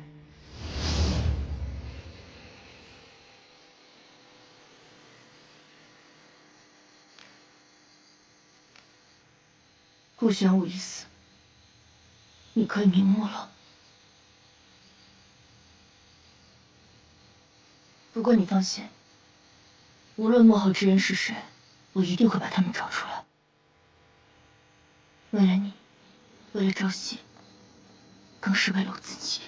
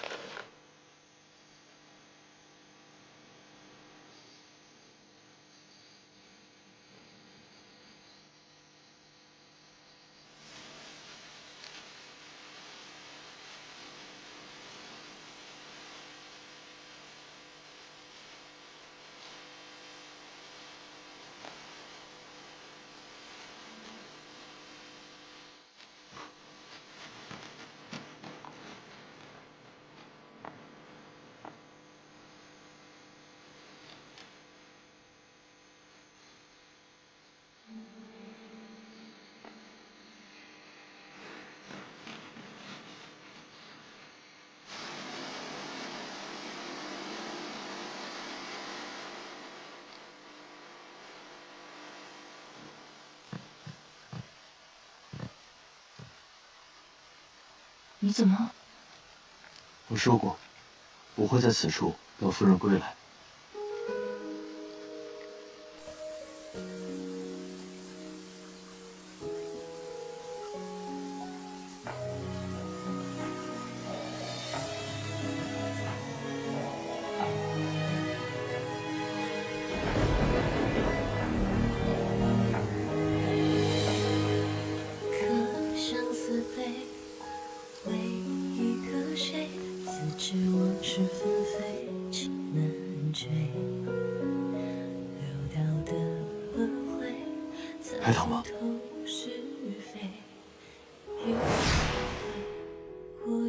从前我受伤的时候，他也是这般哄我的。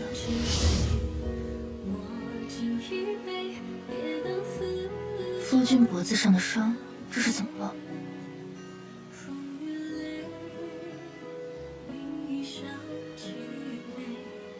不知道什么时候划伤的。夫君不问我今夜去哪儿了吗？夫人想说之时，自会告诉我。夫人难道没有什么想问我的吗？本来是有的，现在不需要了。谢谢。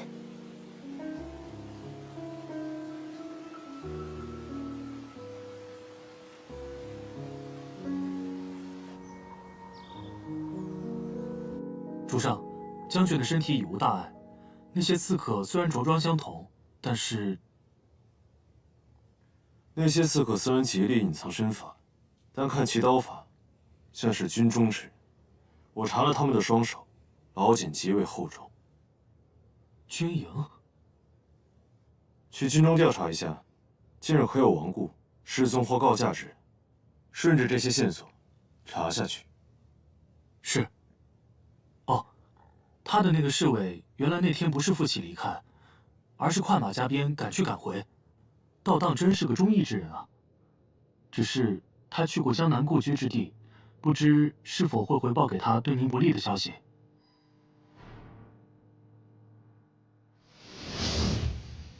你假死离开，不肯回宫，就是为了那个女人。我在苏州见过她，她是玄机阁的人。如果是这样，断不能让她离开。无妨。那日遇刺之后，我顺着线索查到顾家，便留下来探查。若当真玄机阁有鬼，如今的玄机阁反而是最安全的地方。只是因为这样。顾家新丧的三少主顾朝夕，与我的面容极为相似，经过探查，他便是当年我们都以为死去的皇兄殷慈。怎么可能？新丧，他已经……难道当年的刺客真的是顾江？当年到底发生了何事？顾江、云穗，还有你的母妃莲漪，本就是同门。玄机阁更是你母妃和云穗共同创立。只是他们都爱上了不该爱上的人。莲漪嫁入宫中，你父皇当时并无实权。莲漪便利用玄机阁，为你父皇巩固地位。只是好景不长，你父皇为了地位，还是娶了右相之女。后来，莲漪回天机门祭拜，途中不幸遇刺。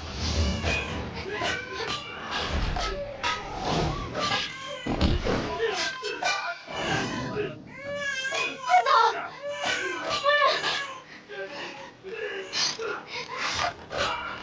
夫人！站住！别跑！三妹，别往了。阿紫，你来和阿紫的那边，快去救救他。好。三妹。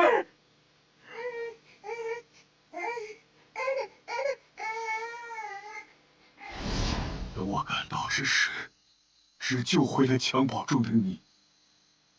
我当时不停地寻找，始终都没有找到。我没有保护好你的母亲，更辜负了她的嘱托。玄机阁只认阁主令牌，自从顾江接手之后，如今的玄机阁早就不是当年那个了。有人欲刺杀你，这么短的时间，如果死去的那人真的是殷慈的话，那他的死并不简单。刚才那个女人牵扯其间，也脱不了干系。你且记得，莫要让顾家任何人知道了你的身份。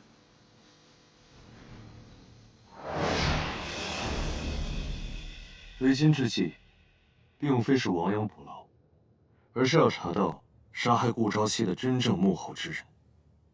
只是我们的人在顾府守了这么久，这次天字任务前，连一只苍蝇都没飞进顾府。他们到底是如何接收任务消息的？我让你盯着的那人，查得如何了？还没有线索。有了今日的线索，想必你很快就会查到。去吧。是。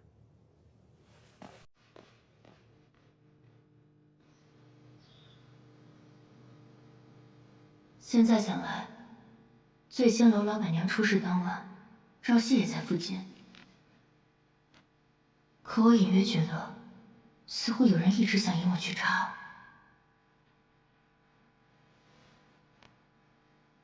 如果这几起意外当真是玄机阁所为，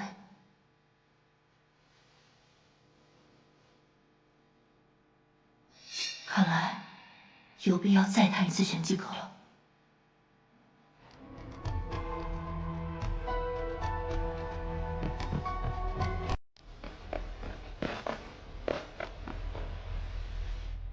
哎，今天怎么不见玄武大人？出任务去了，现在还叫玄武大人，等他回来，说不定得改口叫阁主了。哦，对。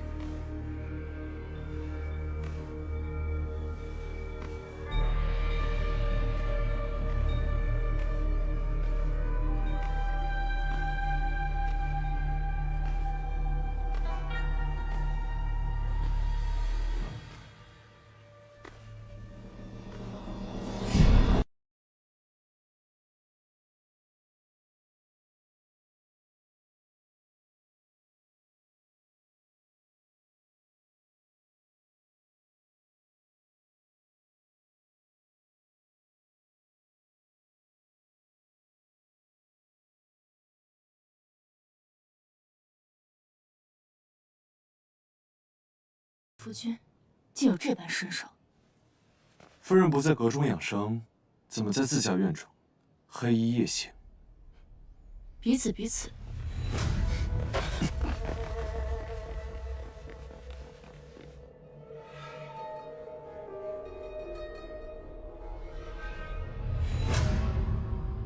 夫君这般不避讳，就不怕我叫人来吗？夫人若是不怕人来，恐怕也不会穿这身行装。况且，我想夫人应该不舍得我被抓走吧？那也得看谁先拿到了。如果没有猜错的话，那日在玄机阁的人是你。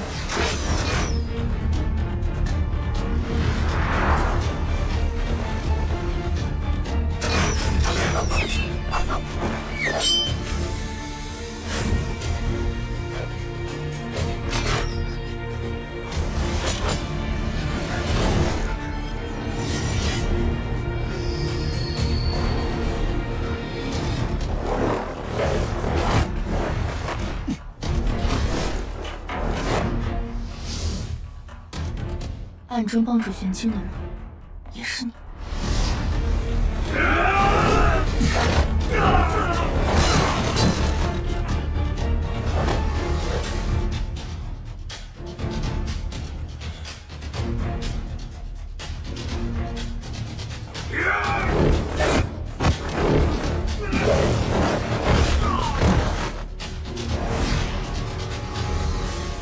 既然夫人已经知晓，往后我们一起行动，可好？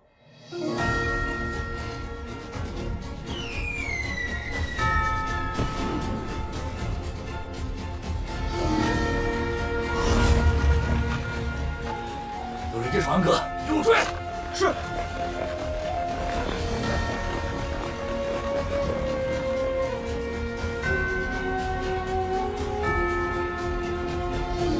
夫人可别信我。夫君以何身份问我？我知夫君不愿相告，但我亦不希望无辜之人牵扯其中。若你是赵熙，是我当初带回投奔远近的书生，我便断不会将他交给你。但我探查过沈将军过往，沈将军一片赤胆忠心。若说朝中有人可解此局，我只信他。你若是以沈将军幕僚身份前来，便是我要问你，我可以信你吗？诸位夫人，问死不辞。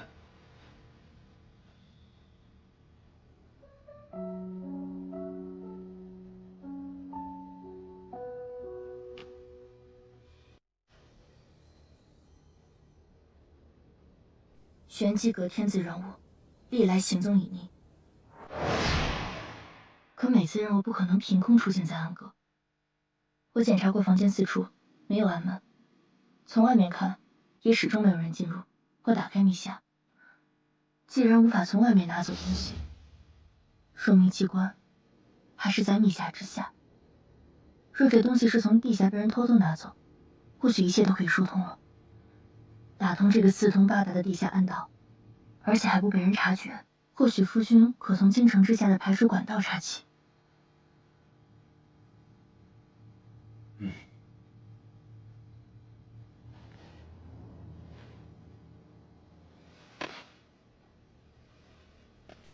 早去。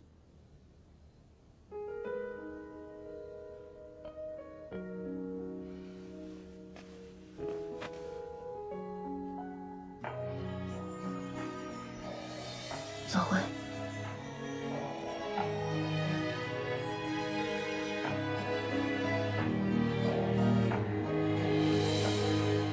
可相思悲，为一个谁？自知往事纷飞，情难追。流荡的轮回，参不透是非。与你错对，我有愧。若能沉睡，我敬一杯，别当此场相陪。风月泪，你一笑凄美，痛入刀割我心扉。问我两世美，生而何罪？笑是佛显微，已无悔。此间悲，三千泪，为你醉。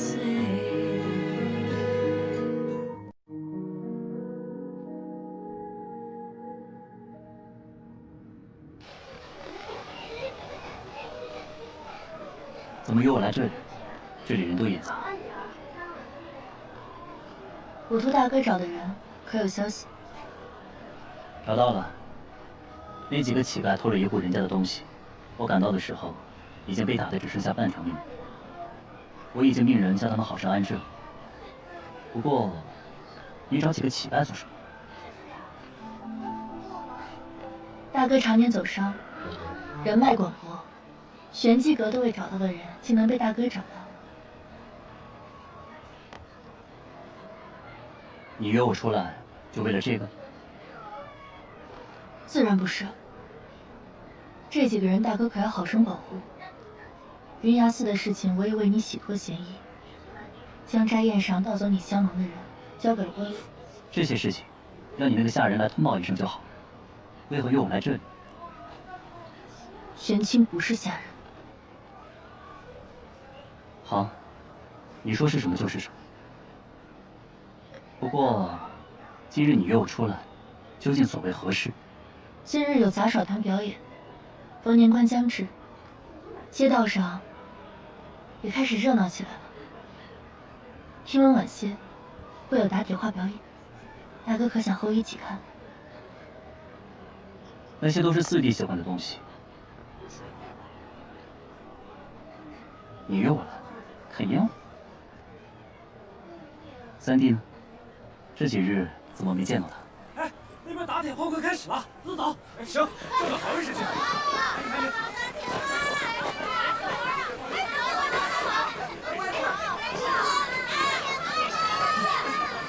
大少主，这里人太多了，我们先回去吧。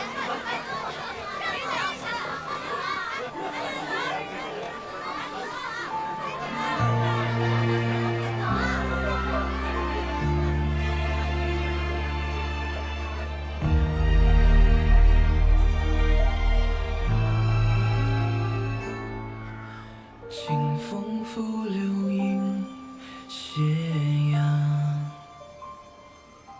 旧梦如诗云悠长。回忆似水流年堂，往事流转心迷茫，繁华如梦中。夫人，大婚前夕需与别人同饮，莫不是以为我不再回来，已经开始另寻他人？我哪知道你还会不会回来？自然要做其他安排。夫人在此，我定当回来。若再远行，定告知归期。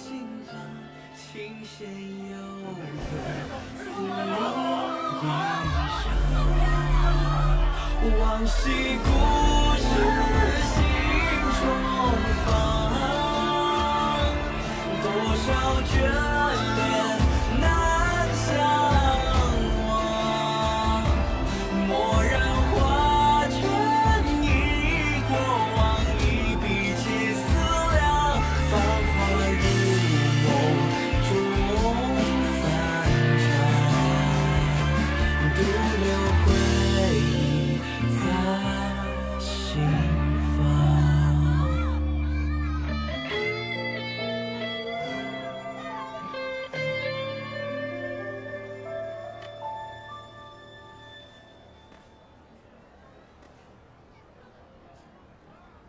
他在看。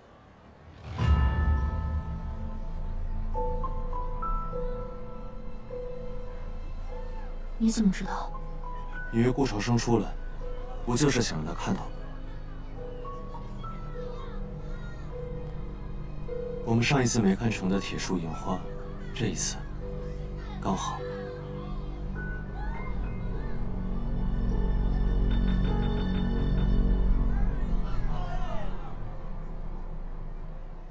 我可以吻你吗，夫人？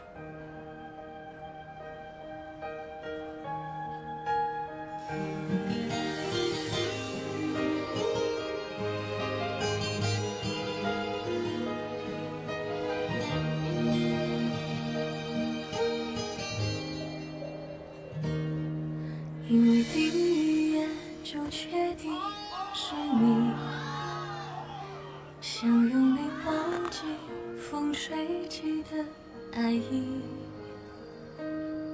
哪怕只是虚的欢喜，可以做往后思念的回忆。如果走到半途不再是你，也愿做另一场彻骨的大雨，只怪偷来的片刻相遇，无法等这段缘开尽美丽。谁不是过客，又是谁的唯一？谁让谁伤了心，却还在。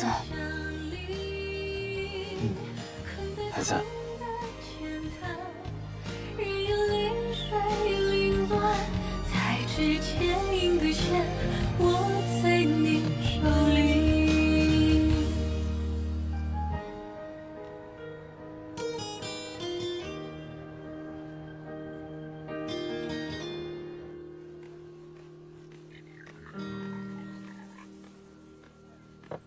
夫君此行可还顺利？我已将东西送到沈将军手中，相信不日内便会有好消息传回。夫君对幕后之人可有猜测？不急，夫人可以先收我，毕竟卷轴牵使出来的幕后之人，恐怕也并非主谋。哦，我离开的这几日，夫人过得可好？怎么我刚一回来，便看到这么一幕？夫君不是早已经猜到了吗？至于戏好不好，还不是得看夫君。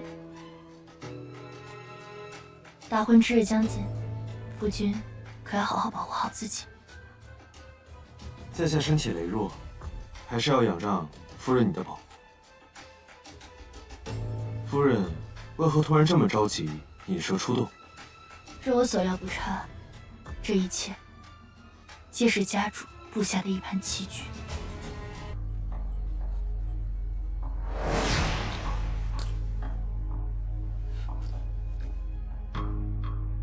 家主，这么晚，你去哪儿了？云崖寺的尸体牵扯到大少主，我去处理善后。哦，那你处理的怎么样了？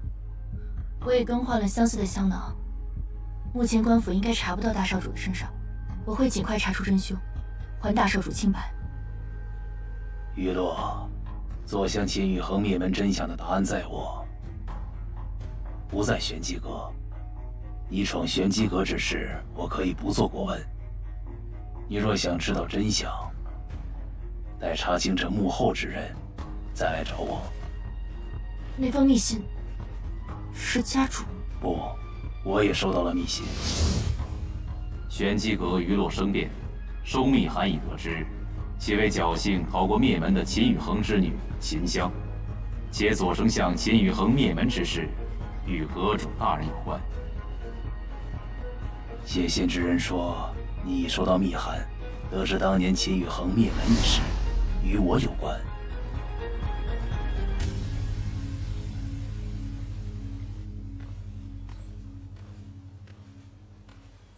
昨夜我被人群冲散，后来一直未曾寻到你。多谢你为我洗清了罪名。无妨。大哥还有何事？你这是要去哪里？奉阁主命，去调查玄武失踪一事。昨夜我已明白你的意思，若你想看大体化，待你调查玄武失踪一事回来好。夫人。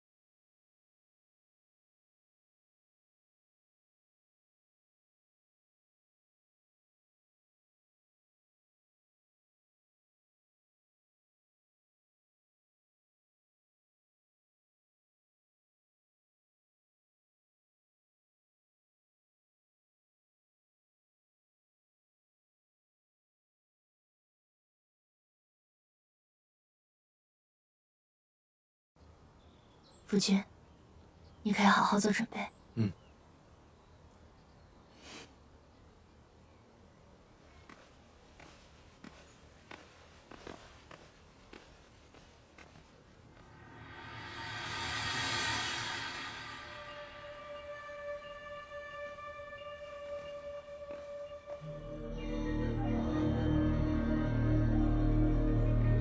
若想清楚背后栽赃陷害、愚辱之人，可于今夜前往扶风阁，便可一知其中诸多缘由及真相，皆可解开。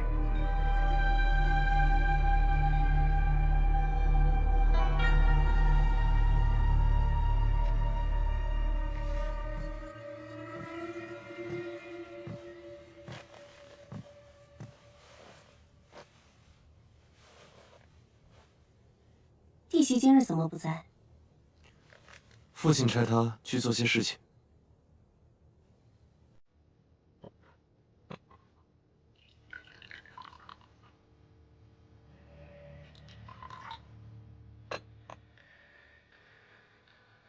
去寻玄武了。本来还想和他商量下大婚的细节，父亲怎么这个时候差他去办事？无妨，等他回来以后，我会告诉他，而且来找过他。三弟也真是沉得住气。如果玄武当真完成了任务，必定会动摇于若准阁主的地位。难道三弟就不想为他做点什么？二姐，觉得我该如何？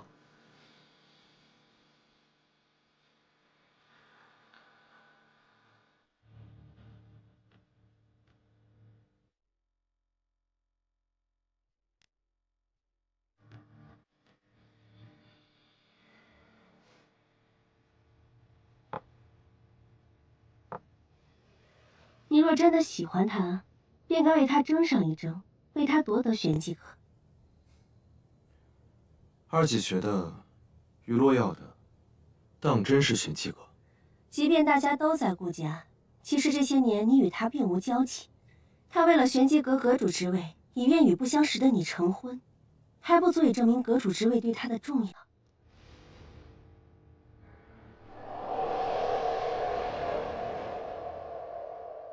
而你，明明什么都没有做，又凭什么只因父亲的一句话就可以对一切唾手可得？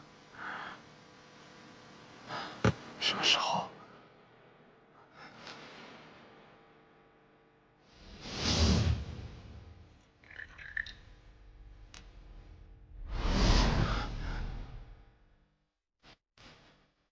只是想求确认。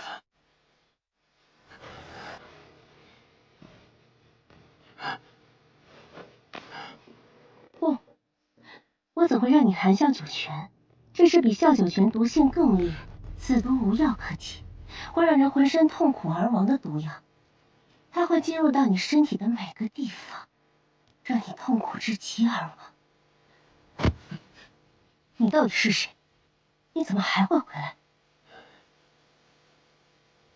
不管你活过来多少次，我能杀得了你一次，就能杀得了第二次。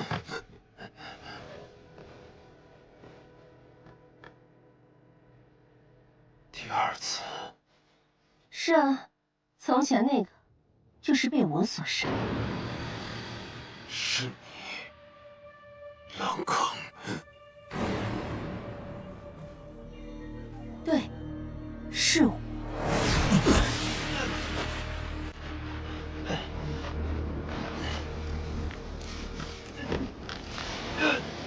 这是什么东西？之前这是给夫人的。啊！夫人，你也配？来人，把他给我丢下狼坑！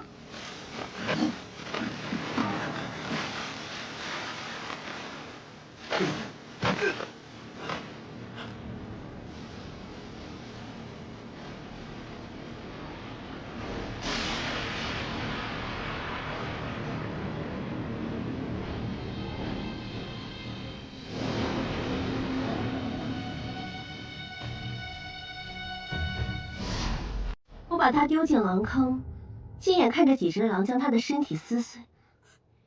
无论你和他谁是真的，无论还有几个顾朝夕，我都会把他们一个一个处理干净。同是手足，何必这般赶尽杀绝？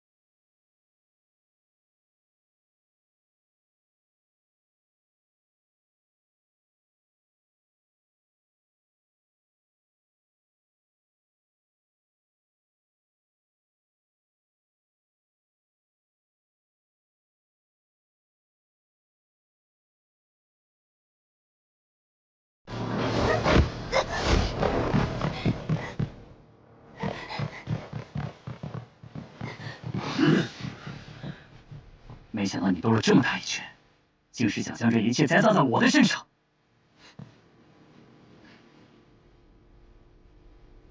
上！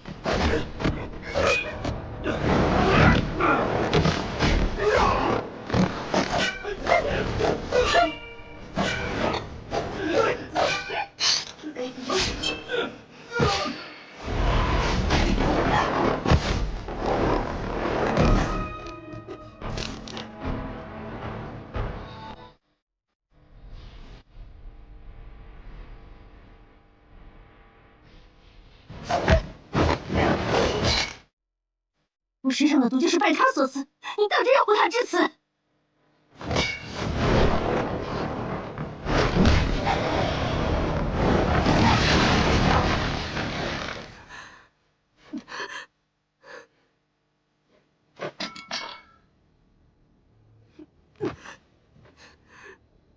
事到如今，你还不愿回头吗，文霜？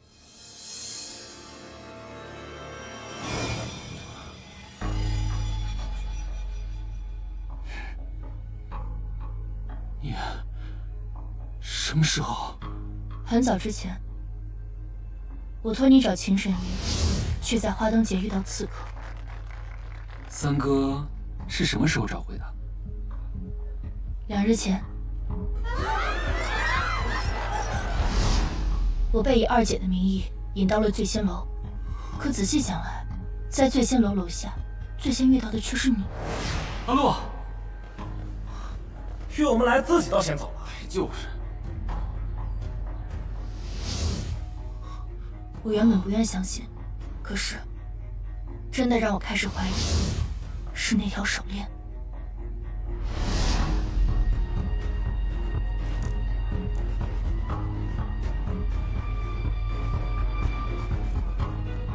去查一下三少主遇刺当日，顾问霜身在何处？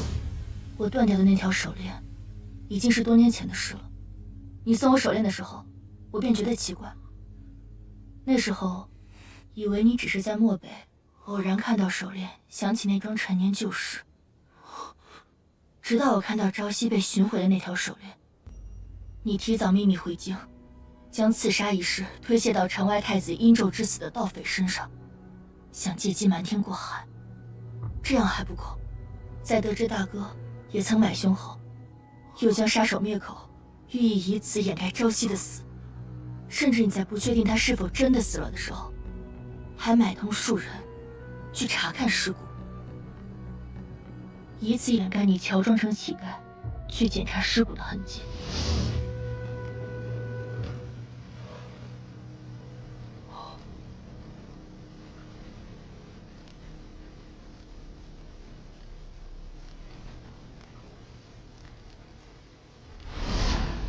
为此，你不惜想杀那些人灭口。可你不知道的是，正是因为你的自作聪明，才让自己暴露。今日怎么会有这么多人来？哦，对了，杀死冷言的毒药，你用的也是二姐的笑九圈，对家主投毒，如今还易容成二姐的模样，再次对朝夕出手。你到底为什么会变成这般模样？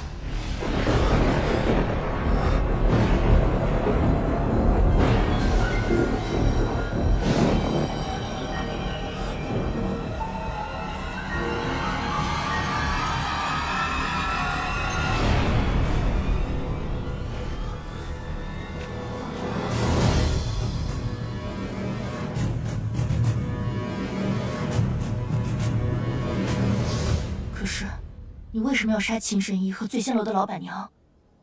仅仅只是因为我说，希望秦神医医治朝夕的病。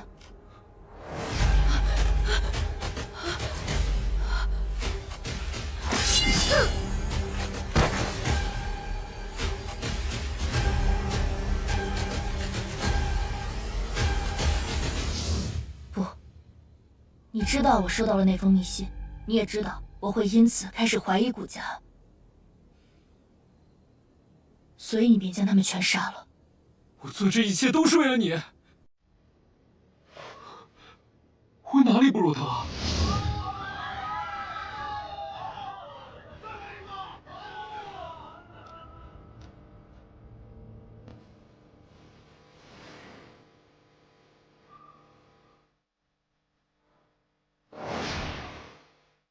你沉迷练武，我便自幼陪你练武。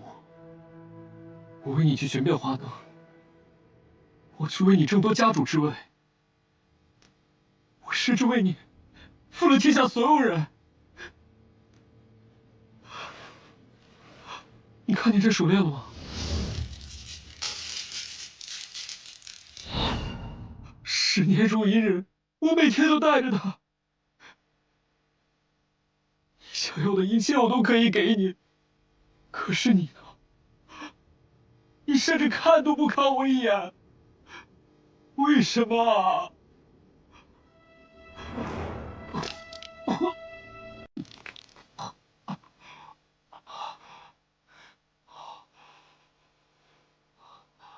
我要的从来都不是这些。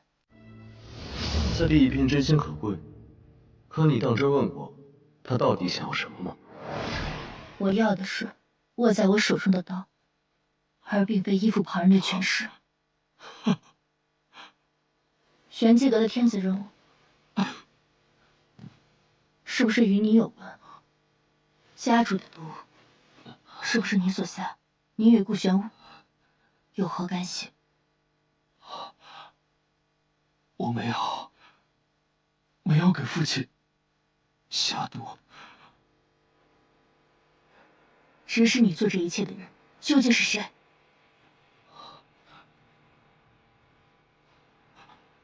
我如果不说，是不是就可以永远忘不了我？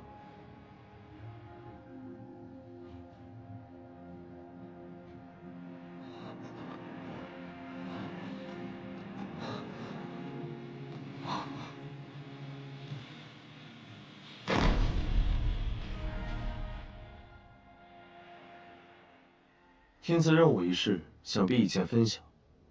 那个幕后之人，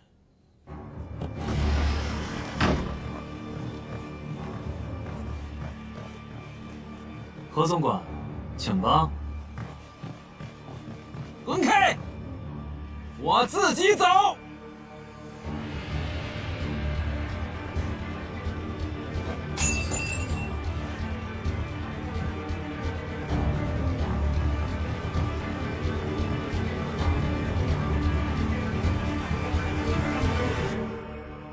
你怎么会进入玄机阁的？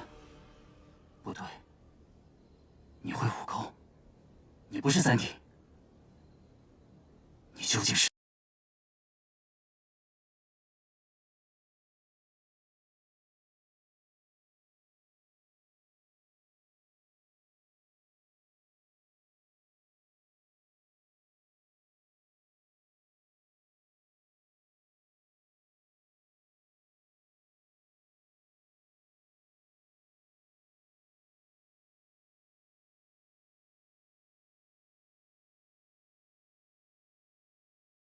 昨日锦衣金不淡，一朝风月梦云飞。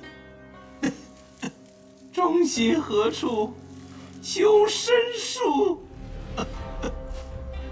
冷眼旁观命已废，铁帘寒光孤照影。斜阳窗下映余晖，炎凉世事知几许？天意征途未可为。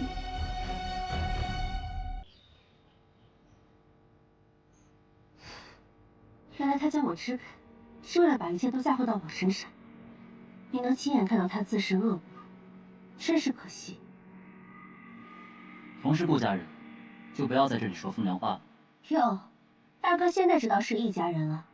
你买轩要刺杀三弟的时候，怎么就没有想过我们是一家人？你好了，没想到一个宦官就如此大胆，屡次假传天子卷轴，陷害忠良。如今他揽罪自缢，幕后之人恐怕很难再浮出水面了。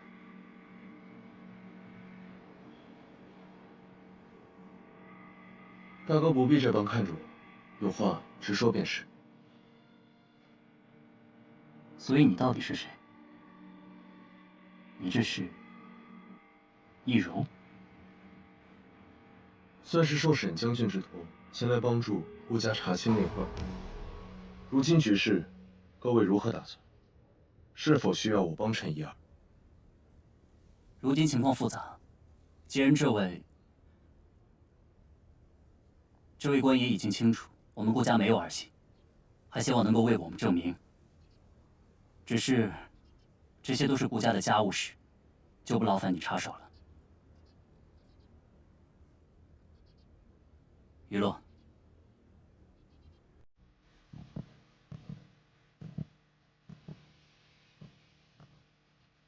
昨夜过后，我想了很久。从前，我总是把精力放在如何得到父亲的认可，却忽略了顾家这宅内的亲情。我原本以为，几个弟妹之中，温霜算是与我最为亲近之人，没想到却……你说的对，如今顾家已成了众矢之的，父亲的身体每况愈下，三弟和四弟都……从前是我太过狭隘，经历了这些，如今我只想将家产散去，多留江南的部分，带着大家远离这些是非。大哥觉得事已至此，即便牵制江南，顾家还能全身而退。可如今四弟和何总管都死了，我们如何找到幕后之人？若一日找不到幕后之人，那我们所有人岂不都陷入了危险之中？大哥可否还记得云崖寺下的那些猎户？云崖寺因大雨坍塌，众多商户前去募捐，但那场大雨同样祸及山脚的猎户。很多人清楚，也有很多人不清楚，但为其送去粮食、帮忙修缮房屋的人，却只有你。云崖寺的善是善，猎户村的善也是善，但区别在于，前者的善有利可图，后者的善自有心者。那也是我对大哥印象改观的开始。我对顾家来说，仅是外人，但大哥是聪明人，应当知道，顾家既在风波中，便再难全身而退。一旦顾家退，那真相将再难浮出水面。未来会有更多人因此受难，那又怎是大哥希望看到的？但既然那人千方百计想夺取顾家与玄机阁，那我们便可请君入瓮，将一切终止在这里。我现在竟然觉得，顾家，不，即便是玄机阁，对你来说都并非成就，而是埋没。从前我一直以为你的名字该是取意沉鱼落雁，如今看来，该是西风林叶吹鱼落，飞过前滩看水流。你的谋略和才智都让我感叹，金鳞岂是池中物啊！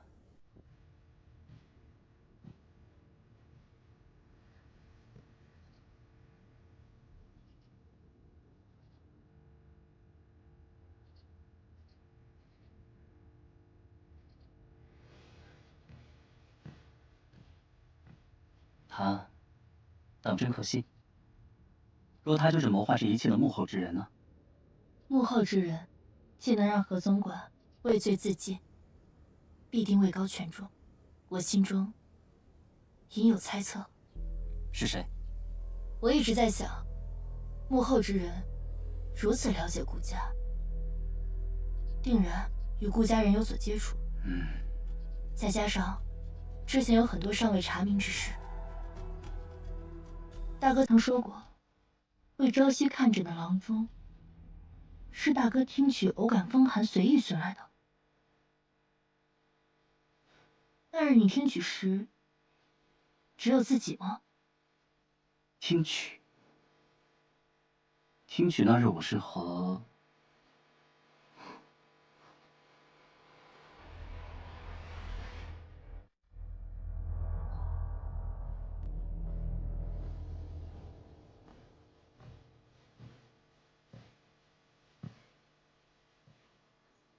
看来，夫人对这幕后之人也有怀疑。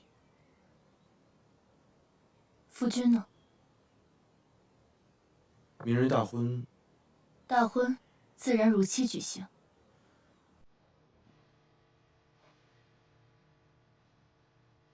夫人难道从未怀疑过，我就是那幕后之人？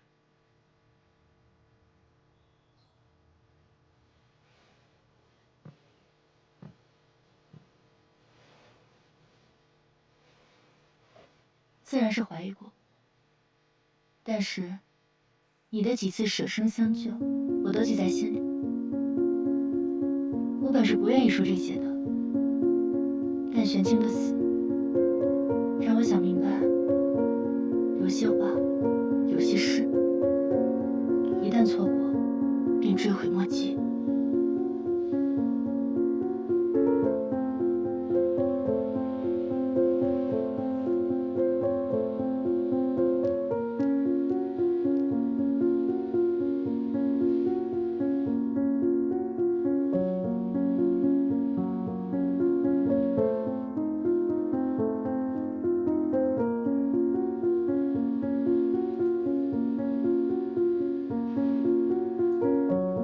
从前我便想着，等到三弟娶妻，定要为他与他的娘子量做喜服。只是可惜，三弟没能穿上，即便是你，也未能与心爱之人同穿。这件喜服很美，你喜欢便好。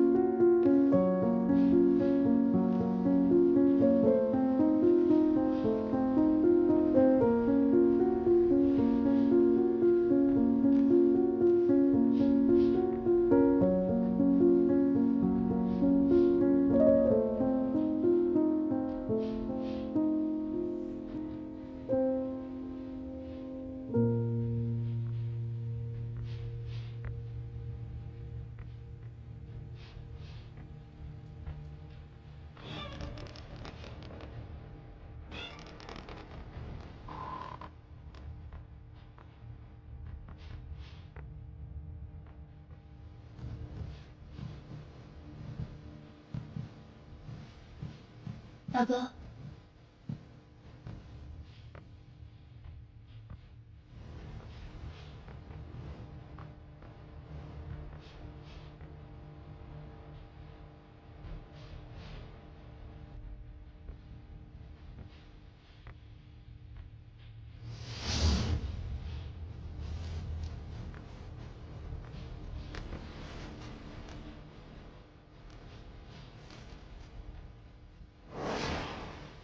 可想好了，出了这道门，便再无回头之路了。大哥与顾家上下，皆为天下百姓忧虑，放弃了全身而退的机会，余洛何敢推荐？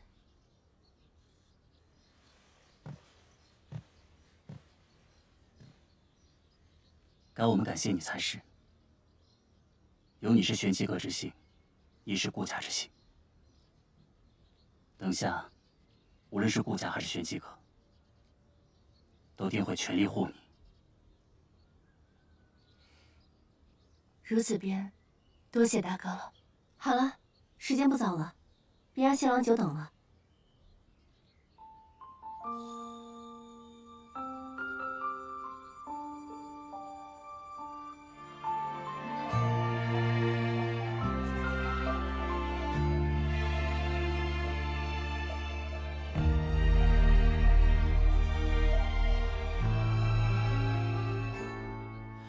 清风拂柳映斜阳，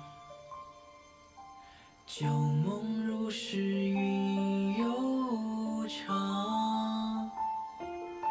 回忆似水流年堂，往事流转心迷茫。繁华如梦中散场。故乡深深岁月藏。石板上影苍苍，落花飘零，轻微扬思念绕心房，琴弦悠悠诉离殇，往昔故事心中放，多少眷恋难相忘，蓦然画卷忆过往，一笔皆思量，繁华如梦中散场。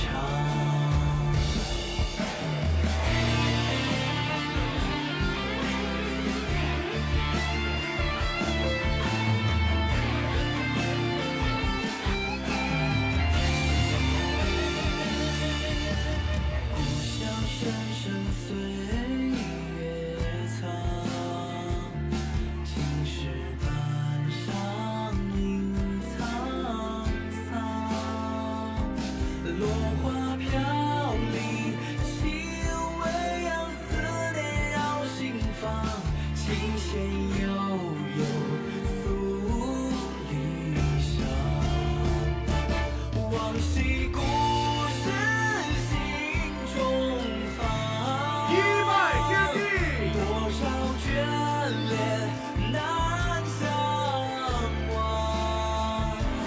蓦然画卷忆过往，一笔皆思量，繁华如梦中散场。二外高堂，独留回忆在心房。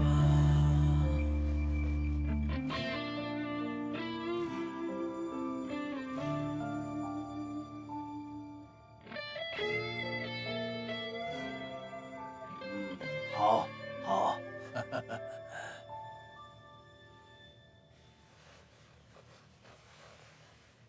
夫妻对拜。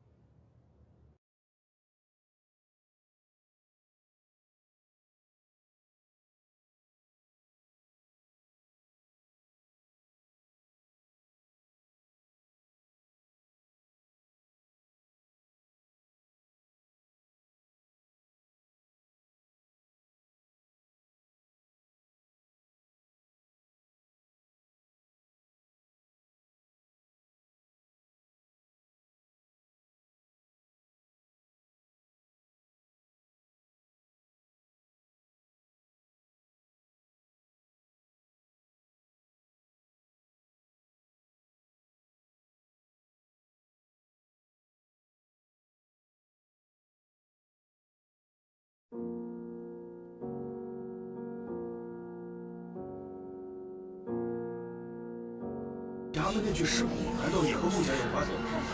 他是怎么逃下来的？真是，我三弟就站在这儿，将这个恶意扰乱大会的人带下去。且慢，大哥，为何不让我把话说完？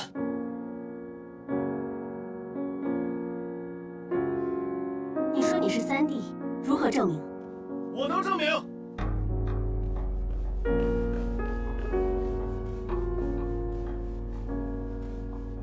那日我与三少主原本在等准三少主夫人回来，谁知三少主突然收到一封密信，竟不听劝阻出了城。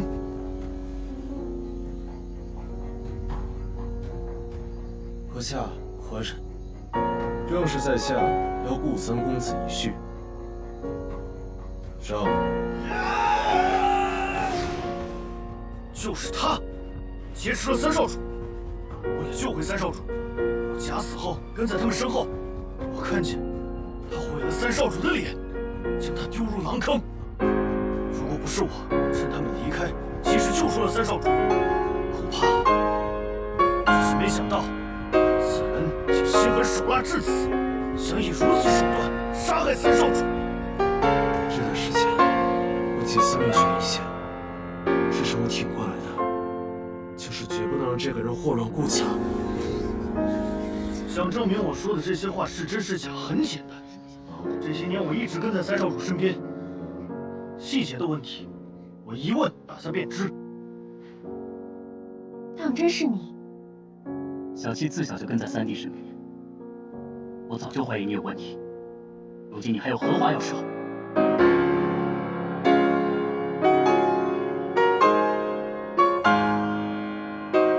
可惜只差一步，未能和夫人离场。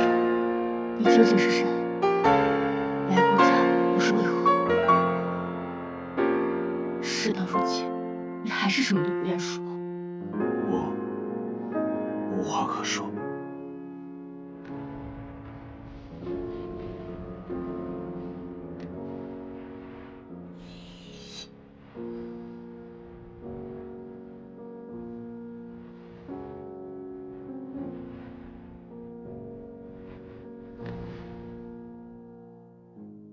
你从一开始就一直在骗我，从醉仙楼开始，你刻意的接近我，我给了你无数次解释的机会，可是你还是不愿意说。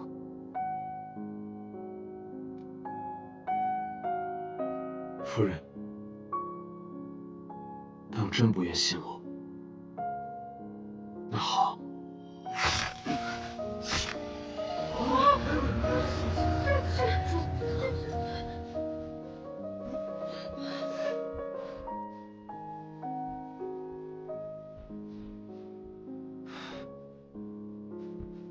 殿下，跪下！传我口谕，任何人不许对他，对顾家人有任何的追责。殿下，听到没有？是。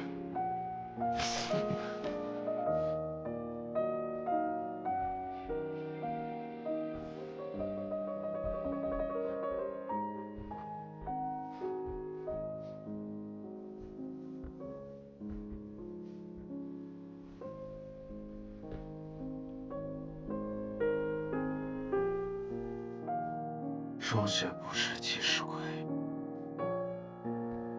但愿相见会会时。殿下，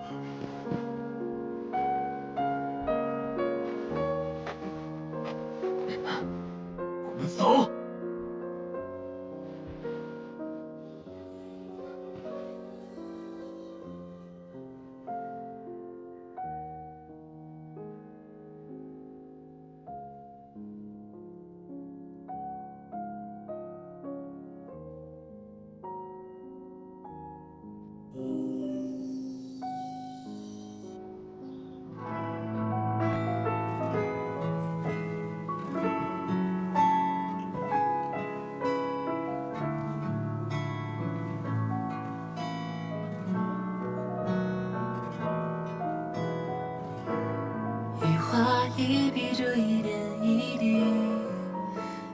别怕，我带你回家。若公子无处可去，不如随我回去某一份差事。什么差事？我的夫君，你既与他有8、9分相似，我便可以助你10分相似。怎么是你？夜里风凉，于是我便来送医了。我发现你不说话的时候更讨人喜欢。夫君，不如小声夫人来听听。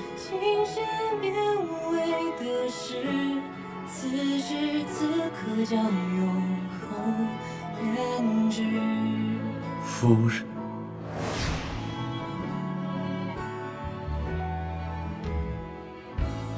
一个男人哪怕性格再温和，若是连自己的夫人都护不住，夫人这是打算用完就把我丢掉吗？夫君，还要如何？这样够吗？每个人都有自己的秘密，无论目的是否相同，既然同路，夫君还是莫问的太过清楚。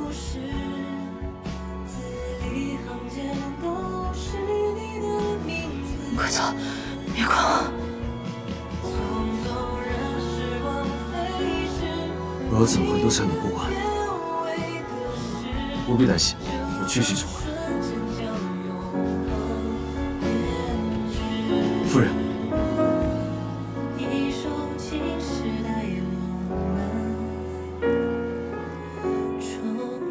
可是我下手太重了。啊，没有，我眼里进东西了。我帮你吹吹。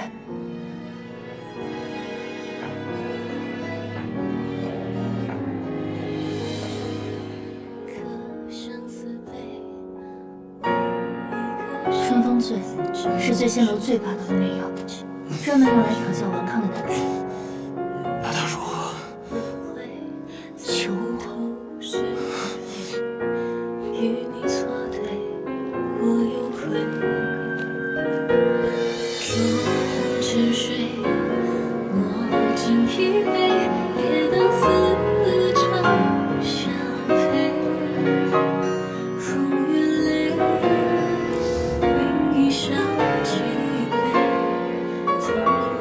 夫人也该知道，并非是我自卑，而是在这情景之下，与其杀掉一个人，不如让他成为你手里的一把刀，显然后者受益更大。只是我始终是别人的一把刀罢了。你呢？可有半分真心待我？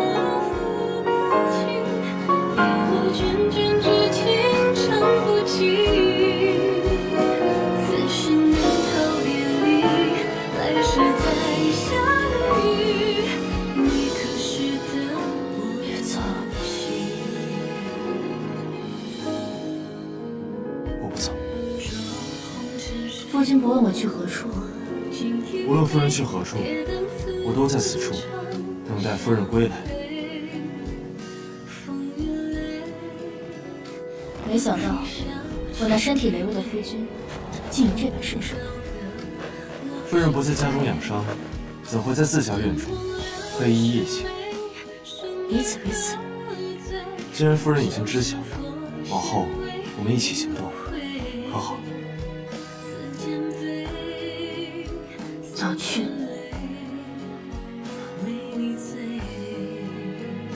早回。我可以吻你吗，夫人？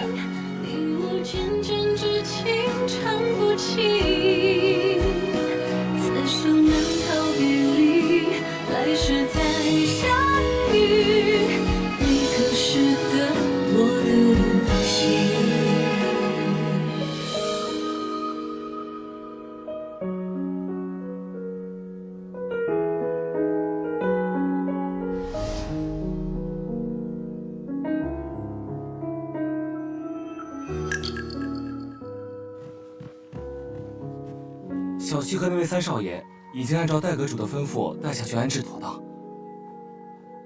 知道了。戴阁主可还有吩咐？下去吧。这扶风阁内大婚的物品可要清理。不，你帮我看看下个吉时是什么时候。是。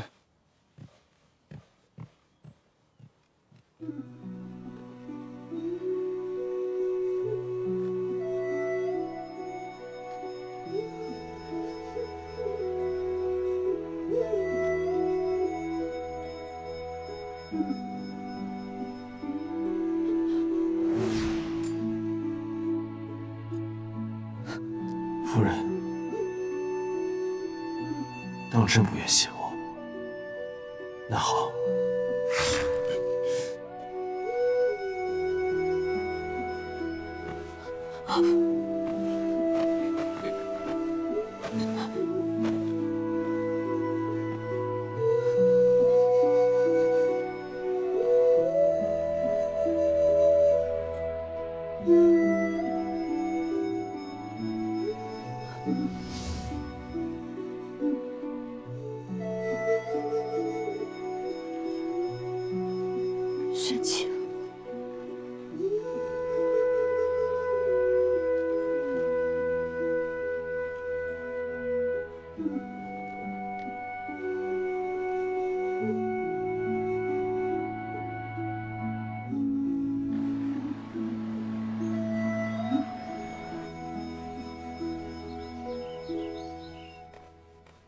夫人，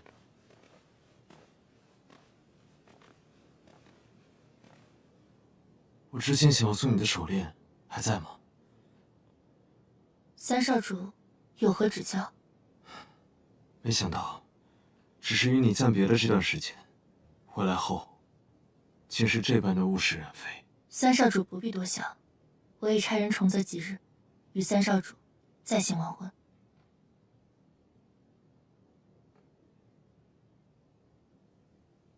我如今变成这番模样，你还愿意与我成婚吗？自然。难道三少主不愿与娱乐成婚？不是，我只是……三少主莫要担心，你且回去安心养伤，待到重定吉日，便是你我完婚之时。戴阁主大人，你可曾见过玄武大人？未曾。是未曾，还是不愿意提起啊？戴阁主为了阁主之位，越级从众兄弟们中杀出，竟然连新婚夫婿都可以杀害，当真会放过与你同为对手的玄武大人？戴阁主果然不择手段啊，为达目的罔顾同阁之谊啊！为达到目的不择手段，难道不是玄机阁教我们的？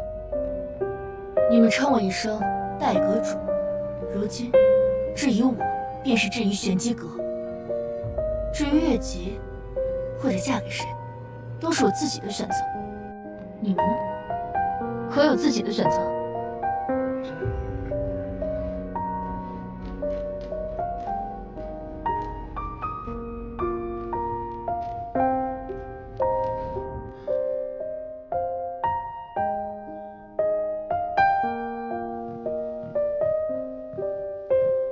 哎，你听说了吗？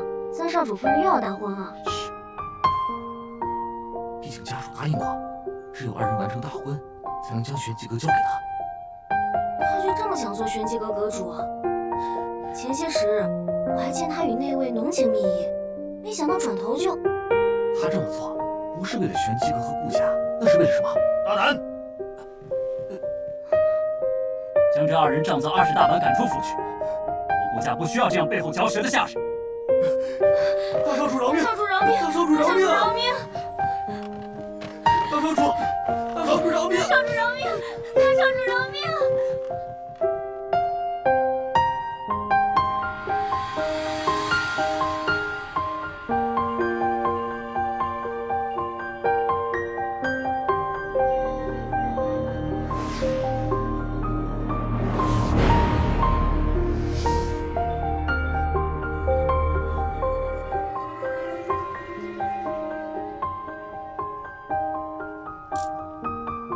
听说你在看下个吉时，你当真要与那人？我本就是被家主指给三少主，如今他归来，婚事自然是要继续。可是下个吉日在半月后，你可以……已经过去了3日，我等不了这么久，在3日之后吧。为何这般着急？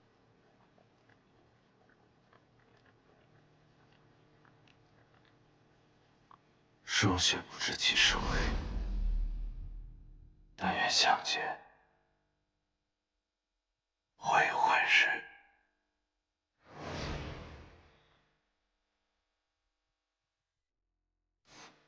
3日的时间，重新量制喜服都不够。无需重置。可你那喜服染了血迹，随便采买一套便好。你倒真想好了。自然。三弟，我是说，与你拜堂的那位，他……我不知道。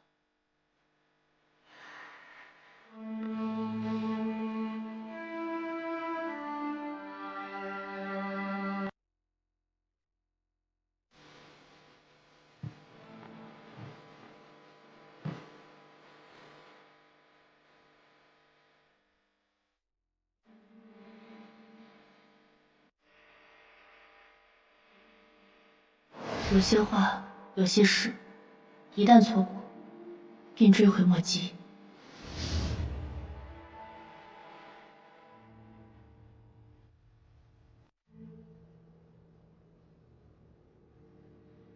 你当真考虑好了？是。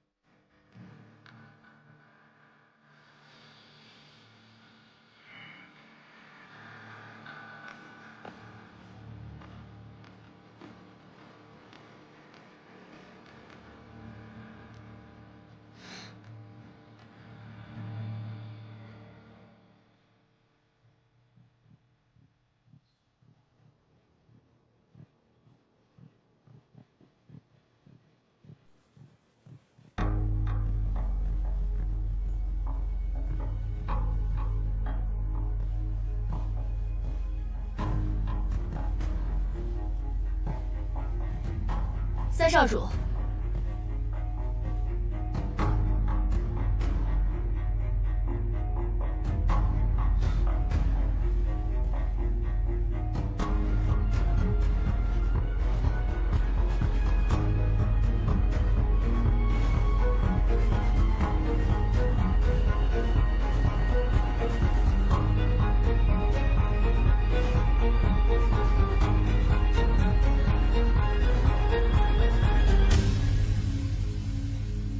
你这是要去哪儿？夫人怎会在此？三少主，三少主夫人，你们怎么都出来了？大喜之日，莫要误了吉时。我把二姐送的珠钗赖在房间了。只是珠钗而已，莫要误了吉时。我也只发现你忘了带珠钗。夫人先行过去，我这就去取。如此，便有劳三少主。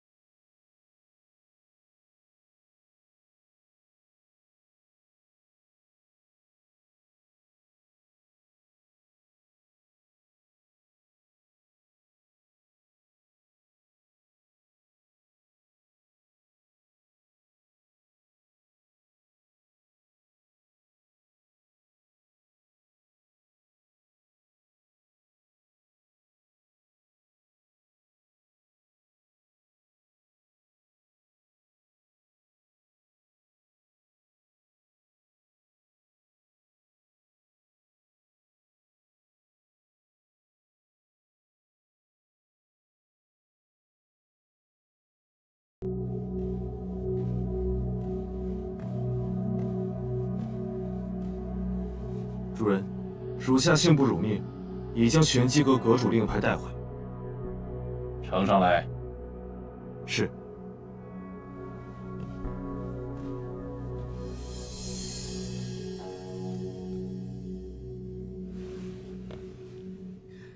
人呢？都去哪儿了？小的这就去看看。啊！报告主任，戴阁主，三少主不见了，房间被翻得一团乱，暗格也被打开，里面的东西都不见了。下去吧。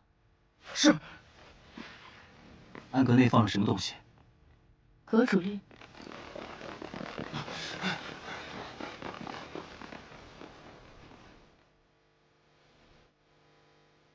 玄机阁只认阁主令，不认人。你们好好想想，阁主令现在在哪儿？今天谁敢拦我，三少主回来必杀之。之前怕破坏大家的计划，我并未点名。回来的是不是三少主我不清楚，和你绝对不是小七。小七曾因院中月凤顶撞过我，那是我本想施以鞭刑，却无意在他耳后留下了一道伤疤。可那日我无意中发现，你的耳后什么都没有。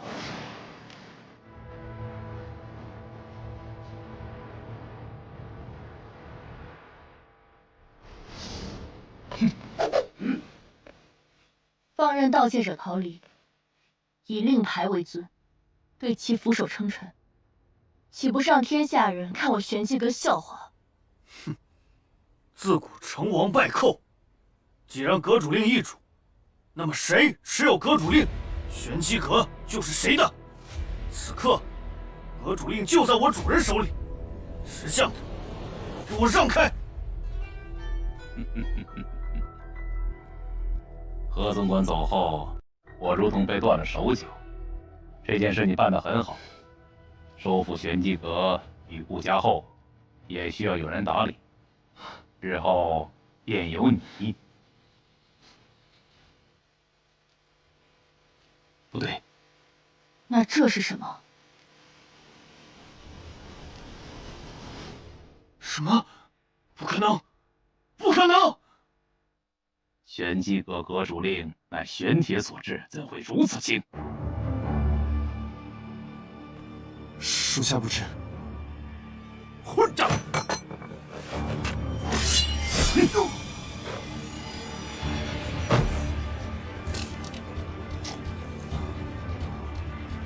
皇兄，别来无恙。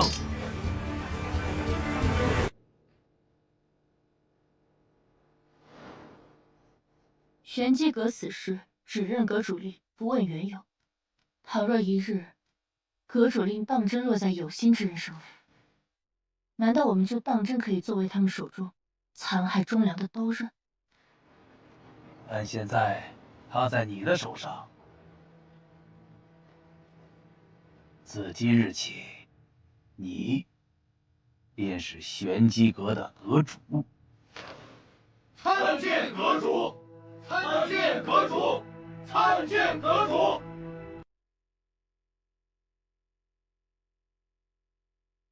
我和你们都一样，自小在玄机阁。我不知道自己是谁，也不知道每个任务调查的原因是什么，也不知明日又会在哪儿。我们都只是阁中按照轨迹旋转的齿轮，是任何人手中的一把刀罢了。我曾问过自己无数次，究竟要的是什么？是自由？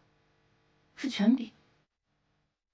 不，都不是。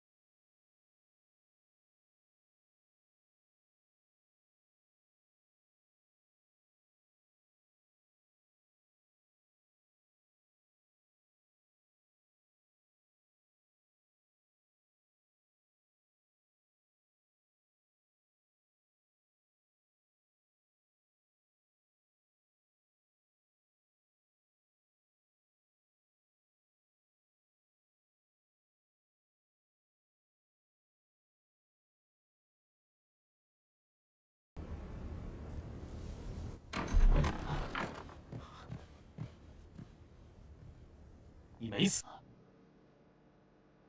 皇兄是觉得我该死于城外的竹林，亦或是前几日的大婚？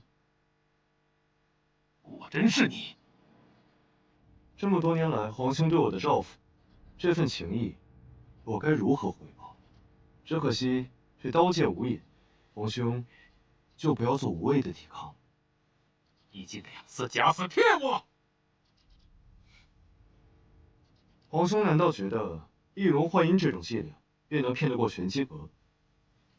你为了瞒天过海，不惜将那个人毁容？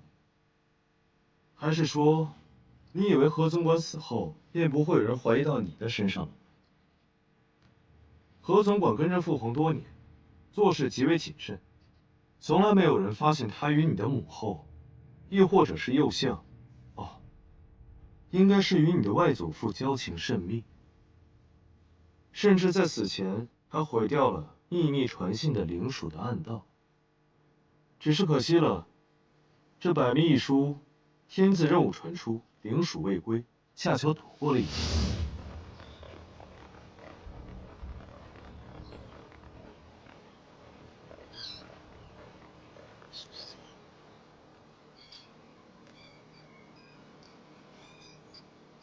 不过是一只老鼠罢了。玄机阁天字任务历来行踪隐匿，可每次任务不可能凭空出现在暗口，或许夫君可从京城之下的排水管道查起。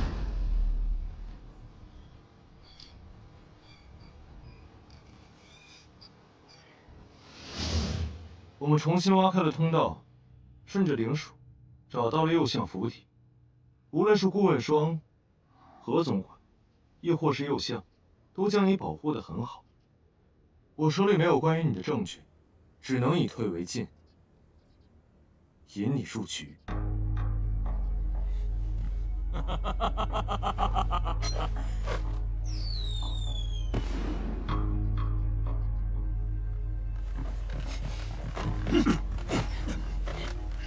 哈哈！最后的赢家还是我。没用的，我的人随时潜伏在他身边，烟火为令。如果你还在意他的性命，现在就放了我！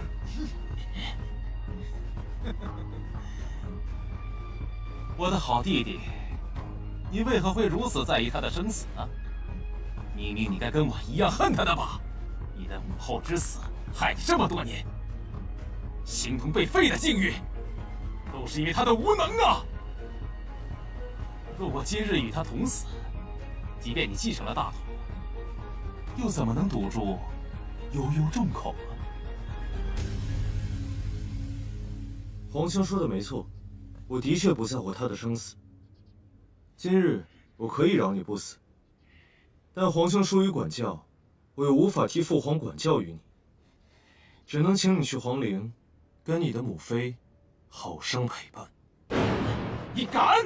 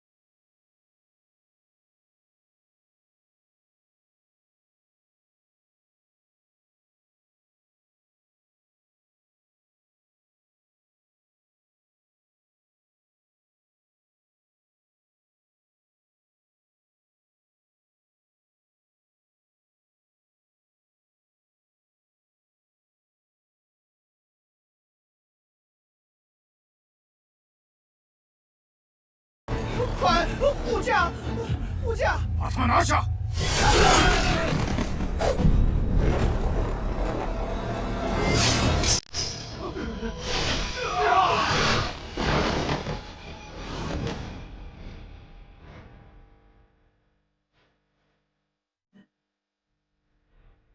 小心！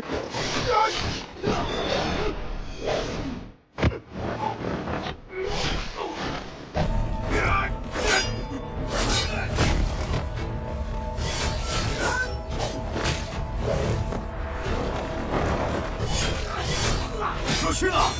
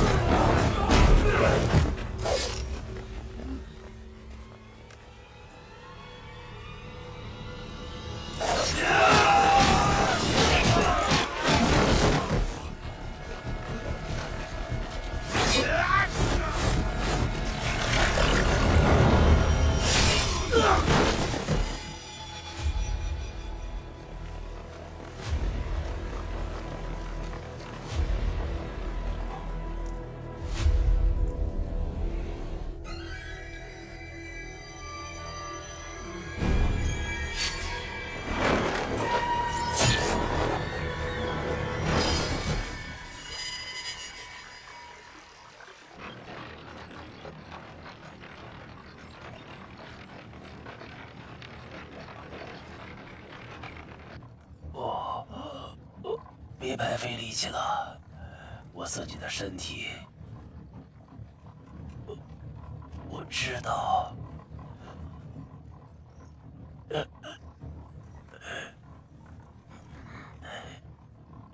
之前体内的余毒未清，如今又中了暗器上的毒，我是不行了。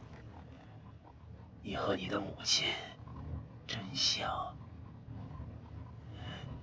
你的母亲云穗是这世间最好的女子，她一手创立了玄机阁，拜见阁主。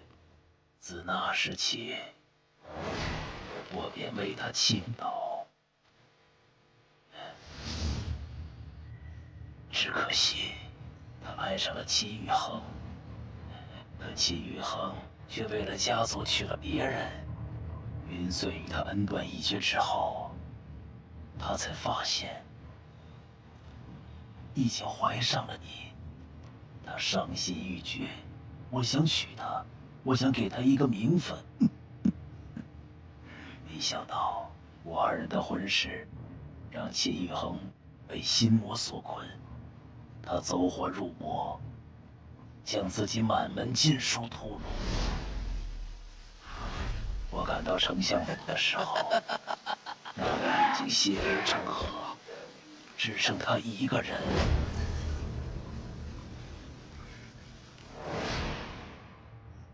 是我杀了他，的确是我杀了你的父亲。后来入宫的涟漪出事，我没能救下他，只在刺客手中夺回了被带走的孩子。那个孩子便是顾朝夕。那时候，云穗刚生下你，我们知道宫中生变，为了保全涟漪的孩子，他忍痛将你留在了玄机阁。将涟漪的孩子以自己孩子的名义带回了顾家。我们不是没想过要秘密探查，但因为玄机阁自身传信的隐秘，再加上宫中封锁消息，前去探查的云穗，他最终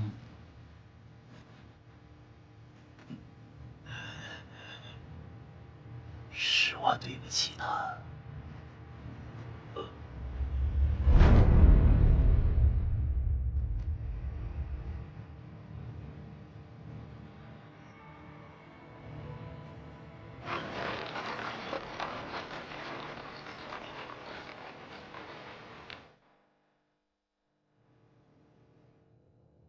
昨日之事，就当是对这些年的一个了结吧。玄机阁护驾有功，追封顾江为永安侯，顾家长子，可世代袭承爵位。谢陛下。没想到殷焕竟多年以来处心积虑，如今更是罔顾父子之情而战，就当从来没有过这个儿子。将他与右相一起交给律审司处置。是，陛下。周儿，你可想要什么赏赐？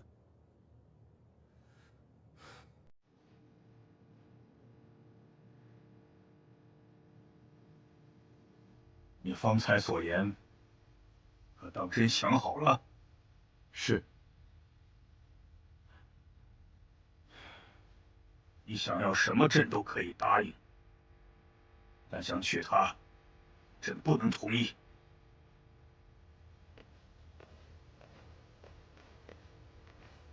你这是要去哪里？此间之事已告一段落，刚好玄机阁在江南的布局有变，我去看看。有没有随我们入宫的一生？是不是已经猜到了那个人的身份？后来入宫的涟漪出事，我没能救下他，只在刺客的手中夺回了被带走的孩子。那个孩子就是顾朝夕。既然已经知道朝夕是谁，那他的身份也不难猜了。果然什么都瞒不过你。大婚那天，便是你们二人合谋，你早就知道他没死，还是说，因为他隐瞒身份欺骗了你，所以？那日事发突然，我想着将计就计，用阴阳两生匕首让他假死。可是那匕首只会伸缩，若刺入后不流血液，那必定会暴露。所以我想划破自己的手掌，混淆视听。但他……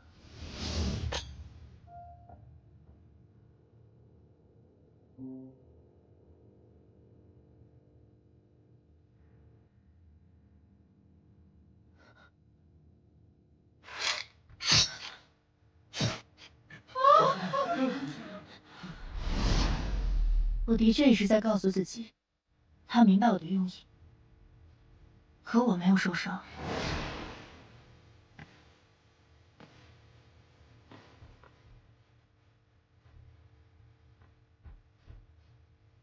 我也不确定，他有没有将匕首上的宝石按下。可能这就是关心则乱吧。现在一切回到正轨了，也好。父皇，为何非要阻止这门婚事？当年你与母妃不也是力排众议才走到一起，还立他的兄长为将军？可我到最后也没能护得住他。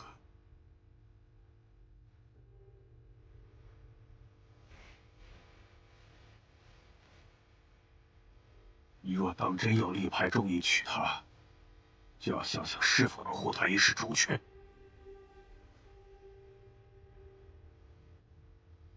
可你们二人不是已经败不逃？大哥慎言，那不过是权宜之计罢了。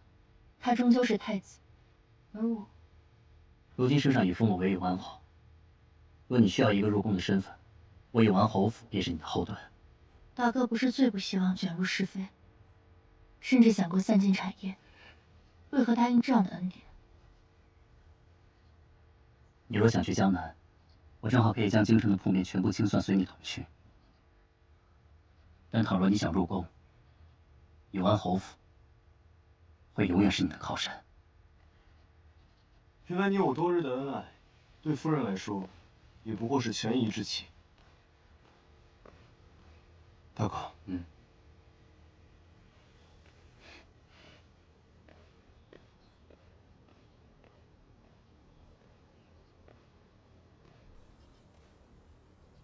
在下不才，也算是帮衬过夫人。夫人之前承诺过，若是我有想问的或是想做之事，尽可跟夫人说。是。为夫家中有些棘手之事，不知夫人可否帮衬一二？何事？我有位心上人，可是他却诓骗我，与我的大哥相知相恋，此事让我甚是烦恼，甚至夜不能寐。是大哥告诉你的。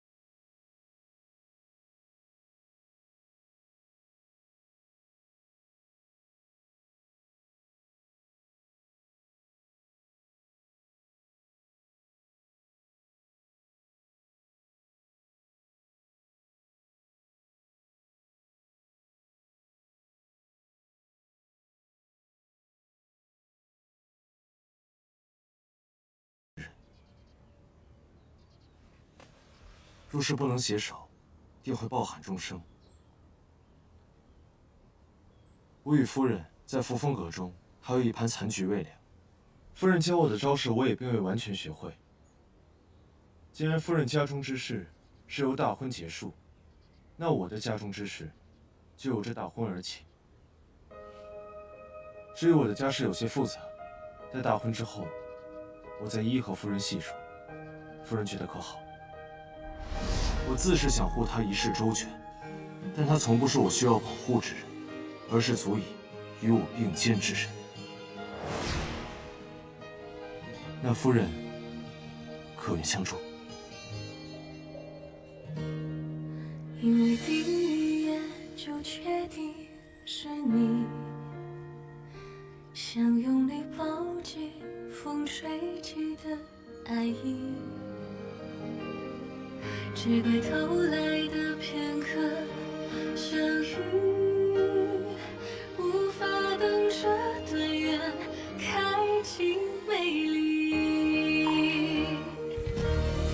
谁不是过客，又是谁的唯一？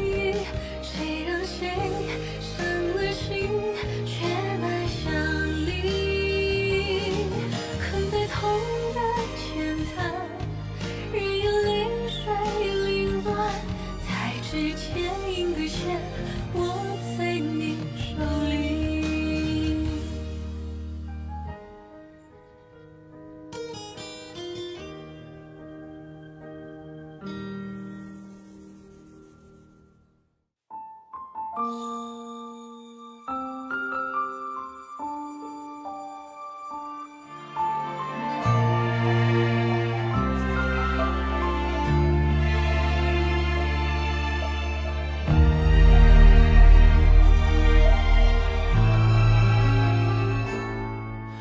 清风拂流萤斜阳，故乡深深岁月藏。青石板上影沧桑，落花飘零，轻微扬，思念绕心房，琴弦悠悠诉离殇。往昔故事心中放，